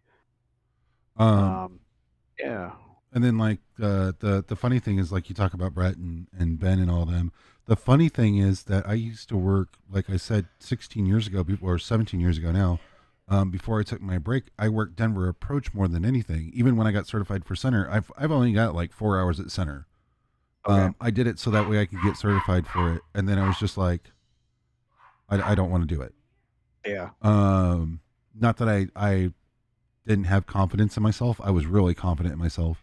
I was an egotistical 20-year-old. But a lot of people don't know how to fly into those airports. They don't know how to fly into Aspen. They don't know how to fly into Eagle. They don't look at like Cheyenne, Wyoming, for example, and how the terrain is different and how you have MVAs that are like 13,000 feet. Yeah. And so they get this, oh, well, at LA, I'm supposed to descend it down to 3,000 for final. Well, at 3,000, at LA, you don't have a, 25,000 foot mountain that sticks out of the ground. Yeah. Like terrains are completely different. Like there's MBAs and stuff that most people are just like, what's an MBA? Oh, I know.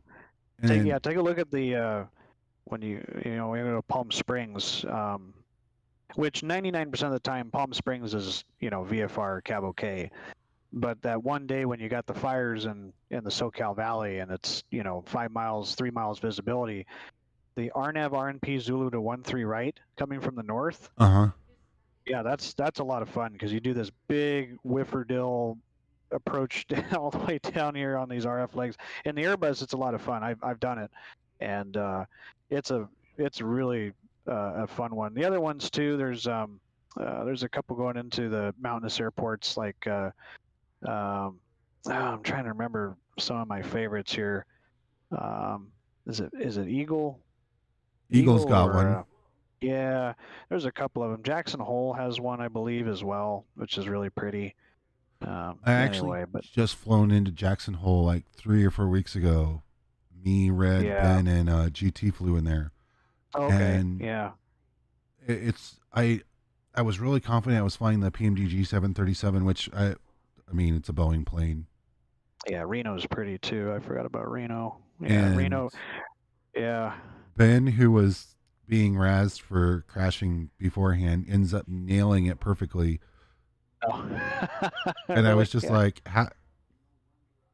you can tell when all of us are having fun, and then you can tell when we're all flying to kind of like really yeah, put it in there. But back to the Brett thing is, I have spoken to like recently. It's like 15 months. Ben and I have been at this close, more personal and friendly environment.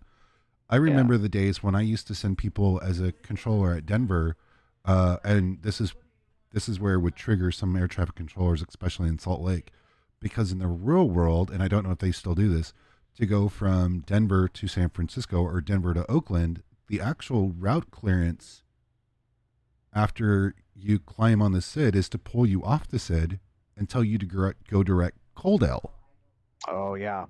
Most people don't know that Coldell skips an entire airspace Yep. because Coldell belongs to Oakland. Yeah.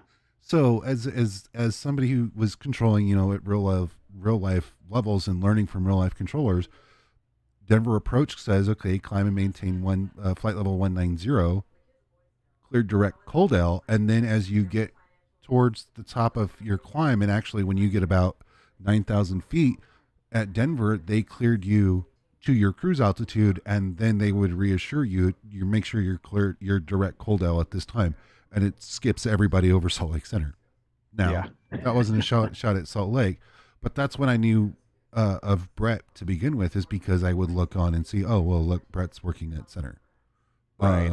Or, like knowing BA was the initials for Ben, who's working at LA. And as a guy who was working Denver, you knew that you had constraints to meet for not only the SOPs or the LOAs for traffic going from Denver to SoCal, but like you have to make sure you're on this arrival at this point. You need to make sure you're at this exact speed at this exact altitude, or you're not getting handed off.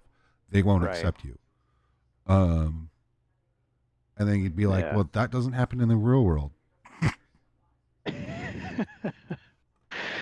Yeah, that's crazy. No, that's kind of how I got reintroduced to things, because during COVID, I made it my mission to, well, it's partially my brother's fault because he's a big gamer himself, but he built me this gaming rig, and I just wanted to turn on the flight simulator because I was sitting around, all the airplanes are parked, I want to fly. So I re-downloaded everything and just got back into it, reactivated my VATSIM account, and learned that there's some new software available and stuff. But I found a great sense of welcoming community over at B-Dubs and Fresno J and a few others, and it was pretty nice. So glad to have found you as well. And with that, I got to run because I've actually got dinner plans here with the girlfriend. But No, I don't want to take any more of your time.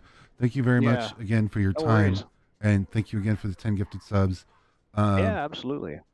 Whenever you feel like doing this again, you let me know, and I will make sure that my schedule is free. Okay, that sounds good, my friend. All right. Well, in that case, I'll have you going on the stream in the background, but good to see everyone, and yeah, thanks again for all your help as well, and see you around the old cord. We'll see you here, bud. Okay, Thank take care, you. all. Take care. See ya. With that being said, I'm going to call it a day myself. You guys can hear that snot rocket of mine is going crazy. I do want to, again, thank Brown Over Blue. One of the things I like doing most is banging whores. There's that. Is, again, thank you, Brown Over Blue, for all the knowledge and all the help. I've got notes, and I'm going to turn around and go in and edit all this. The entire VOD from today will be uploaded to YouTube tomorrow night. So it'll be up there. Thank you guys so much for everything. Thank you, Brown Over Blue, for the gifted subs. Lobo, thank you very much for the 200 bits. Frost, thank you for the 10 gifted subs if you're still around, sir. I know you were flying. Millhouse, thank you very much for the 7-month sub. Ground Point Niner, Derek, thank you very much for the 9-month resub. Most importantly, thank you guys for everything. Thank you guys for being out. I will definitely see that. How the fudge, Hawks, thank you very much for the 5 gifted subs. I love your face. Hawks 1326. So again, thank you guys all so much for the support. And above all, thank you again, Ben, as always, for accommodating everything, and being understanding that there was definitely some points where I missed the radio calls, but it was because I was learning so much. You did. You sounded a little stressed. Oh, it was pretty funny. Yeah, like the going into San Diego, I wasn't stressed, but I was so focused. Captain Whip, thank you very much for the 10 gifted subs. It was a lot of fun. There are points where it's just like I wasn't looking at chat. And next time I will definitely put like something in the bot so that way it kind of tells you guys what's going on. I know there were some people who were getting a little antsy, and they were just like, have you looked at this? Have you done this? And they're asking questions. Captain Whip, thank you for answering questions. Hawks, I know you've done it in the past. I didn't get a chance to see a lot today. Thank you guys for always answering questions that get asked. It makes me like a big sense of pride that I've built a community where things like this can happen. There was a lot of knowledge that was being shared, and it just like from a sim perspective, it's like everybody got to see what was going on. I am the spoiled child who literally was just like learning so much. And because I know how it was in the past and how today was, I looked so much. I look forward to so much more in the future. So thank you guys for all of the support. And again, I had a blast. Those of you guys here, like I keep seeing the comments, like I thoroughly enjoyed the stream. Stuff like this is, like I said, hopefully going to do more in the future. I can't wait to do it again. I feel a lot more confident in the Airbus today than I was when I started. And that's a plus. Like I said, from an entertainment value, there's things that I've done in the past where it was like you could tell it was an entertainment value thing.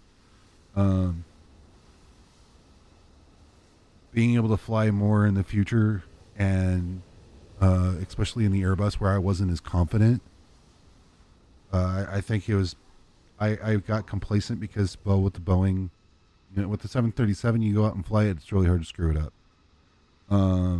The Airbus, I was intimidated because I didn't know the systems that well and how to do things properly. And so with all that, I'm being able to actually do it properly and go forward. If there's questions you guys want to see me ask, let me know, or ask them in the Discord. And like I had said before, Brown has always answered questions as soon as he can. Whip does the same thing. I don't know if Orchid's in my Discord, but ask questions. And I'll come up with a list of things. Brownoverblue talked about working on like failures and stuff. That's where I'm really going to start to learn a lot more of the things and how to do them properly and how you go about it and whatnot.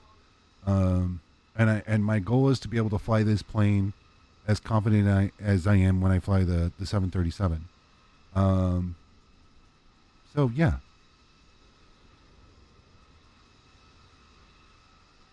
I think Spy is flying today. I wasn't sure where he was flying to. Actually, he was flying out of LA, and he was on his way to Las Vegas, and I left him in the air. So I'd asked Lena to do a shout out for him because he was streaming, but after 5 hours, my brain was just fried. Yeah, well, no, I think a lot of people saw that because, like, I got a message a little bit ago. You're going on 5 hours. Yeah, this is gonna be a long day. And that's a plus side to me, Hawks. A little practice, and you already have the community to provide you with the insight. Yeah, apparently I can't English today. My brain is like went into brain fart mode. My longest stream yet? Close. My longest stream was the stream right before things went in a total opposite direction and my streams got cut. That was 14 hours and I was almost to Turkey on a flight that was taking me from Chicago to Abu Dhabi. Yeah. Thank you guys so much for the hype train. Thank you guys for all the bits, all the subs, all the donos. Most importantly, thank you guys for your guys' time. I hope you have a wonderful night. Again, I'm going to take this entire stream and upload it to my YouTube tomorrow. I'll let you guys know once that's done. And then, yeah. Tomorrow, I believe I'm controlling. Tomorrow's Wednesday, right? Yeah.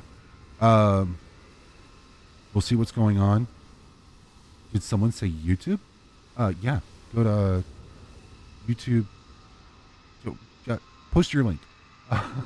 My bot's off today because of the brownoverblue video. But yeah, I'll post this up on YouTube. I'll post it in Discord and let everybody know that it's there. Ask your questions.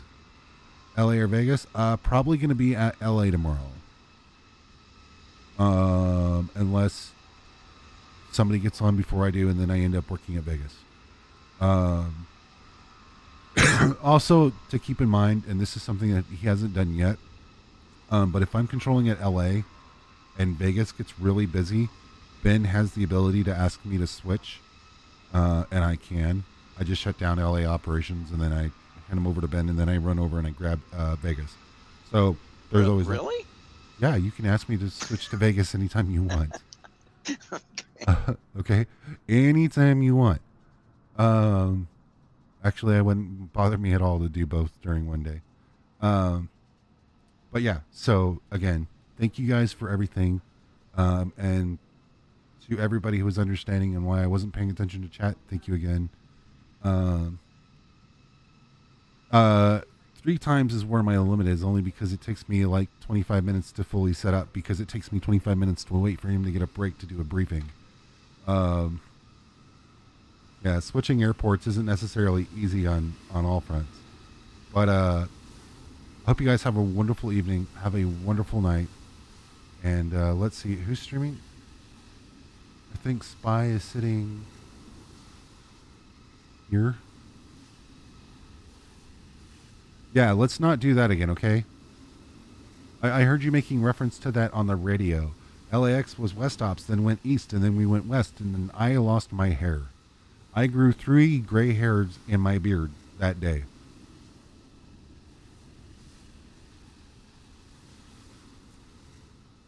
crazy. You were there IRL. Yeah, we were here in the sim. Twitch and flight simulators online. So, you know, Well, that's right. GT was watching the airplanes get switched around. One of the second people that I saw after Cat Strader.